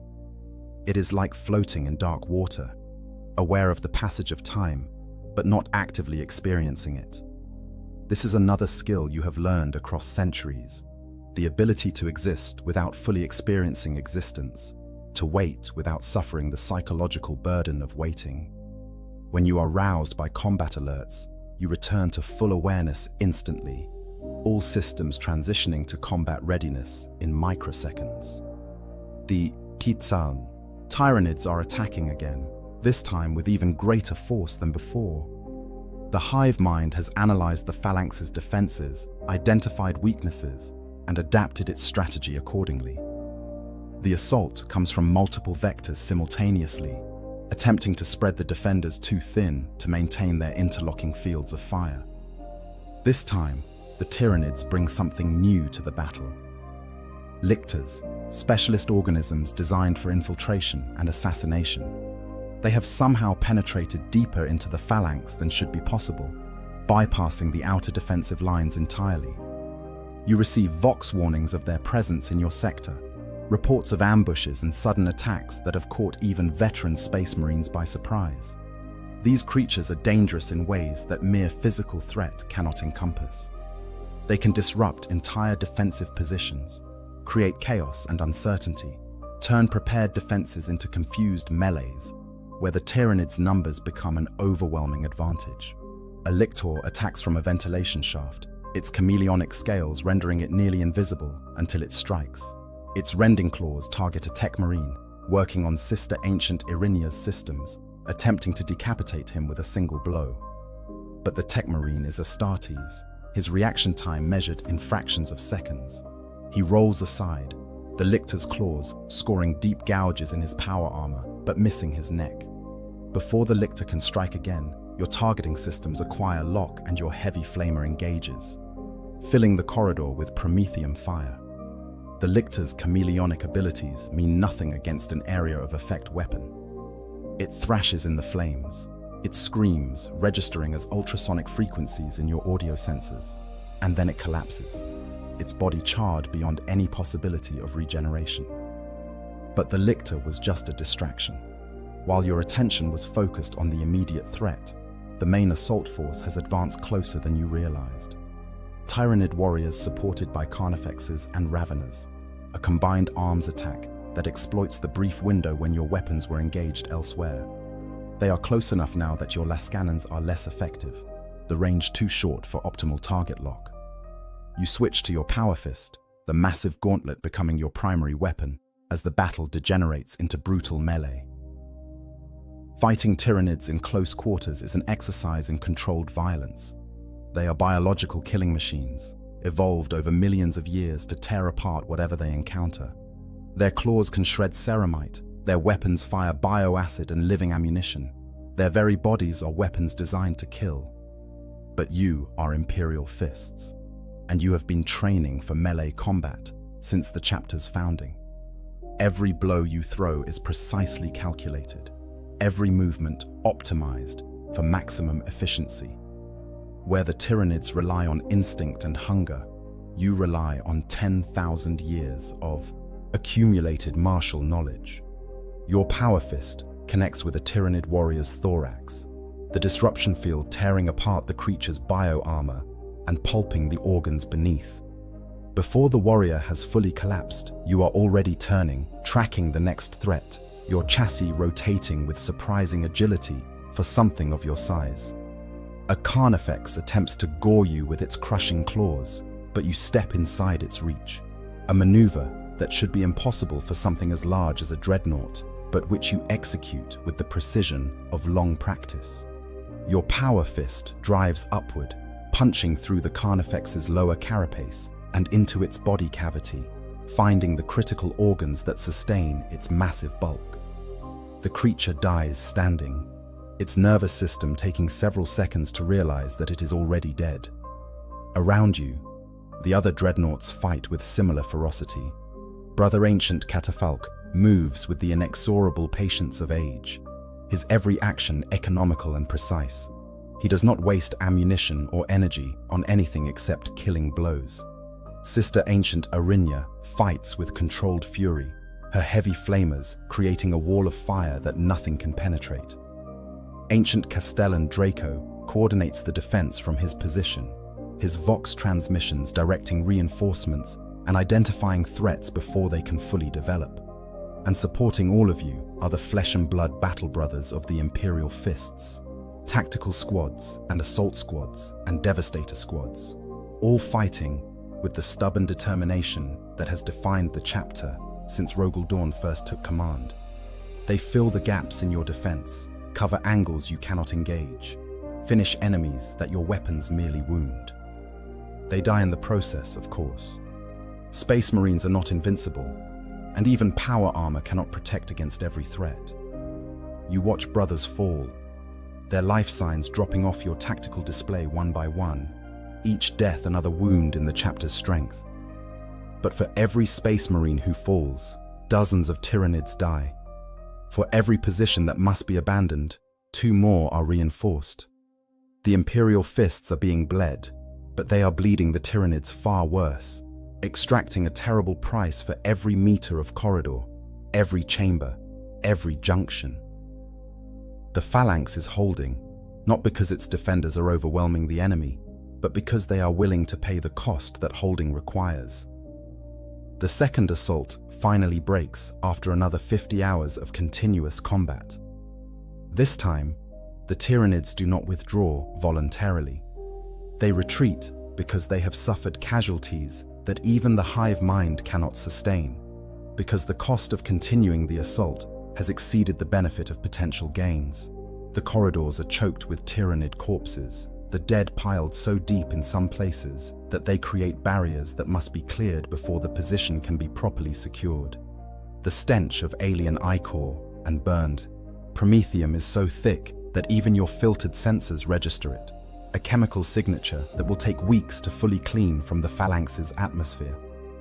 You stand in the aftermath, your chassis so covered in Tyranid blood and ash that your original yellow livery is barely visible. Your power fist is damaged, several fingers locked in position from combat damage. Your Lascanon array is partially melted from sustained fire, requiring extensive repairs before it will be combat effective again. Your ammunition reserves are at 12%, critically low, but enough for emergency defense if another attack comes before resupply can be completed. Lord Castellan Garadon's voice comes across the Vox network, and for the first time, you can hear strain in it, the weight of days of continuous combat, beginning to tell even on a Space Marine's considerable endurance. All positions, status report, damage assessment, casualty counts. We need numbers, brothers. We need to know what we have left. The reports come in from across the Phalanx, and the numbers are sobering. 37 Space Marines killed in action, 19 more so critically wounded that their return to combat status is measured in months rather than weeks. 643 chapter serfs dead. Extensive structural damage to 3 primary defensive zones. Multiple weapon systems offline or operating at reduced capacity. The Phalanx has held, but the cost has been severe. And outside, in the void beyond the Phalanx's hull, the battle continues. The Imperial Navy is being slowly overwhelmed, warships dying faster than they can inflict equivalent damage on the Tyranid bioships. The defensive spheres have collapsed to within the orbit of Mars. The Red Planet itself is under assault, its forged temples fighting off Tyranid landing forces, while the Adeptus Mechanicus attempts to evacuate critical technology and personnel. The last wall is crumbling, not through any failure of courage or skill, but simply because the Tyranids are too numerous, too adaptable, too relentless. If you were capable of despair, this would be the moment for it. But despair is a luxury that requires hope, and you abandoned hope long ago. You exist in a state beyond such emotions, focused entirely on the next moment, the next threat, the next battle. Hope would be a distraction. Fear would be a weakness. Instead, you exist in a kind of null state, aware of the deteriorating situation, but not emotionally invested in it. You will fight, because fighting is what you do. You will hold your position, because the alternative is unthinkable. And if the Phalanx falls, if Terra itself falls, then at least you will fall with them, finally achieving the true death that has been denied you for so long. But Garadon is not ready to concede defeat. None of the Imperial fists are. To do so would be to betray everything that Rogel Dawn built, everything that the chapter has stood for across 10,000 years. The Vox network crackles with orders, with planning, with the stubborn refusal to yield that defines the Sons of Dawn. New defensive positions are being established. Reinforcements are being requested from Terra itself. The custodians are committing more forces, stripping the Imperial Palace of Guards to bolster the Phalanx's defense. Even the Sisters of Silence are deploying in force, their presence disrupting the synaptic links that allow the hive mind to coordinate effectively. And in the deepest chambers of the phalanx, in sanctums that have not been opened in millennia, ancient weapons are being awakened. Volkite culverins from the dark age of technology, their deflagration effects capable of incinerating entire swaths of tyrannid organisms. Conversion beamers that can reduce bioships to their component atoms. Grav weapons that can create localized gravity wells strong enough to crush anything caught within them. The phalanx is revealing secrets that have been hidden even from most Imperial fists, deploying weapons that the Mechanicus barely understands, let alone can reproduce. You are moved to a new position, one closer to the phalanx's core, where the most critical systems are housed. This is the absolute last line of defense, the position that must be held regardless of cost. If the Tyranids reach this far, the phalanx is effectively lost. So this is where the most powerful defenders are positioned. You and a dozen other dreadnoughts, supported by 2 entire companies of Imperial fists in Terminator armor, backed by automated defense systems and fields of fire that leave no angle uncovered. Brother Ancient Catafalque takes position next to you, his ancient chassis bearing damage from the previous engagements. "It comes to this," he says, his mechanical voice carrying undertones of something that might be satisfaction. "The last wall within the last wall. If we hold here, the phalanx survives. If we fall, everything falls with us." "Then we hold," you reply, because there is nothing else to say.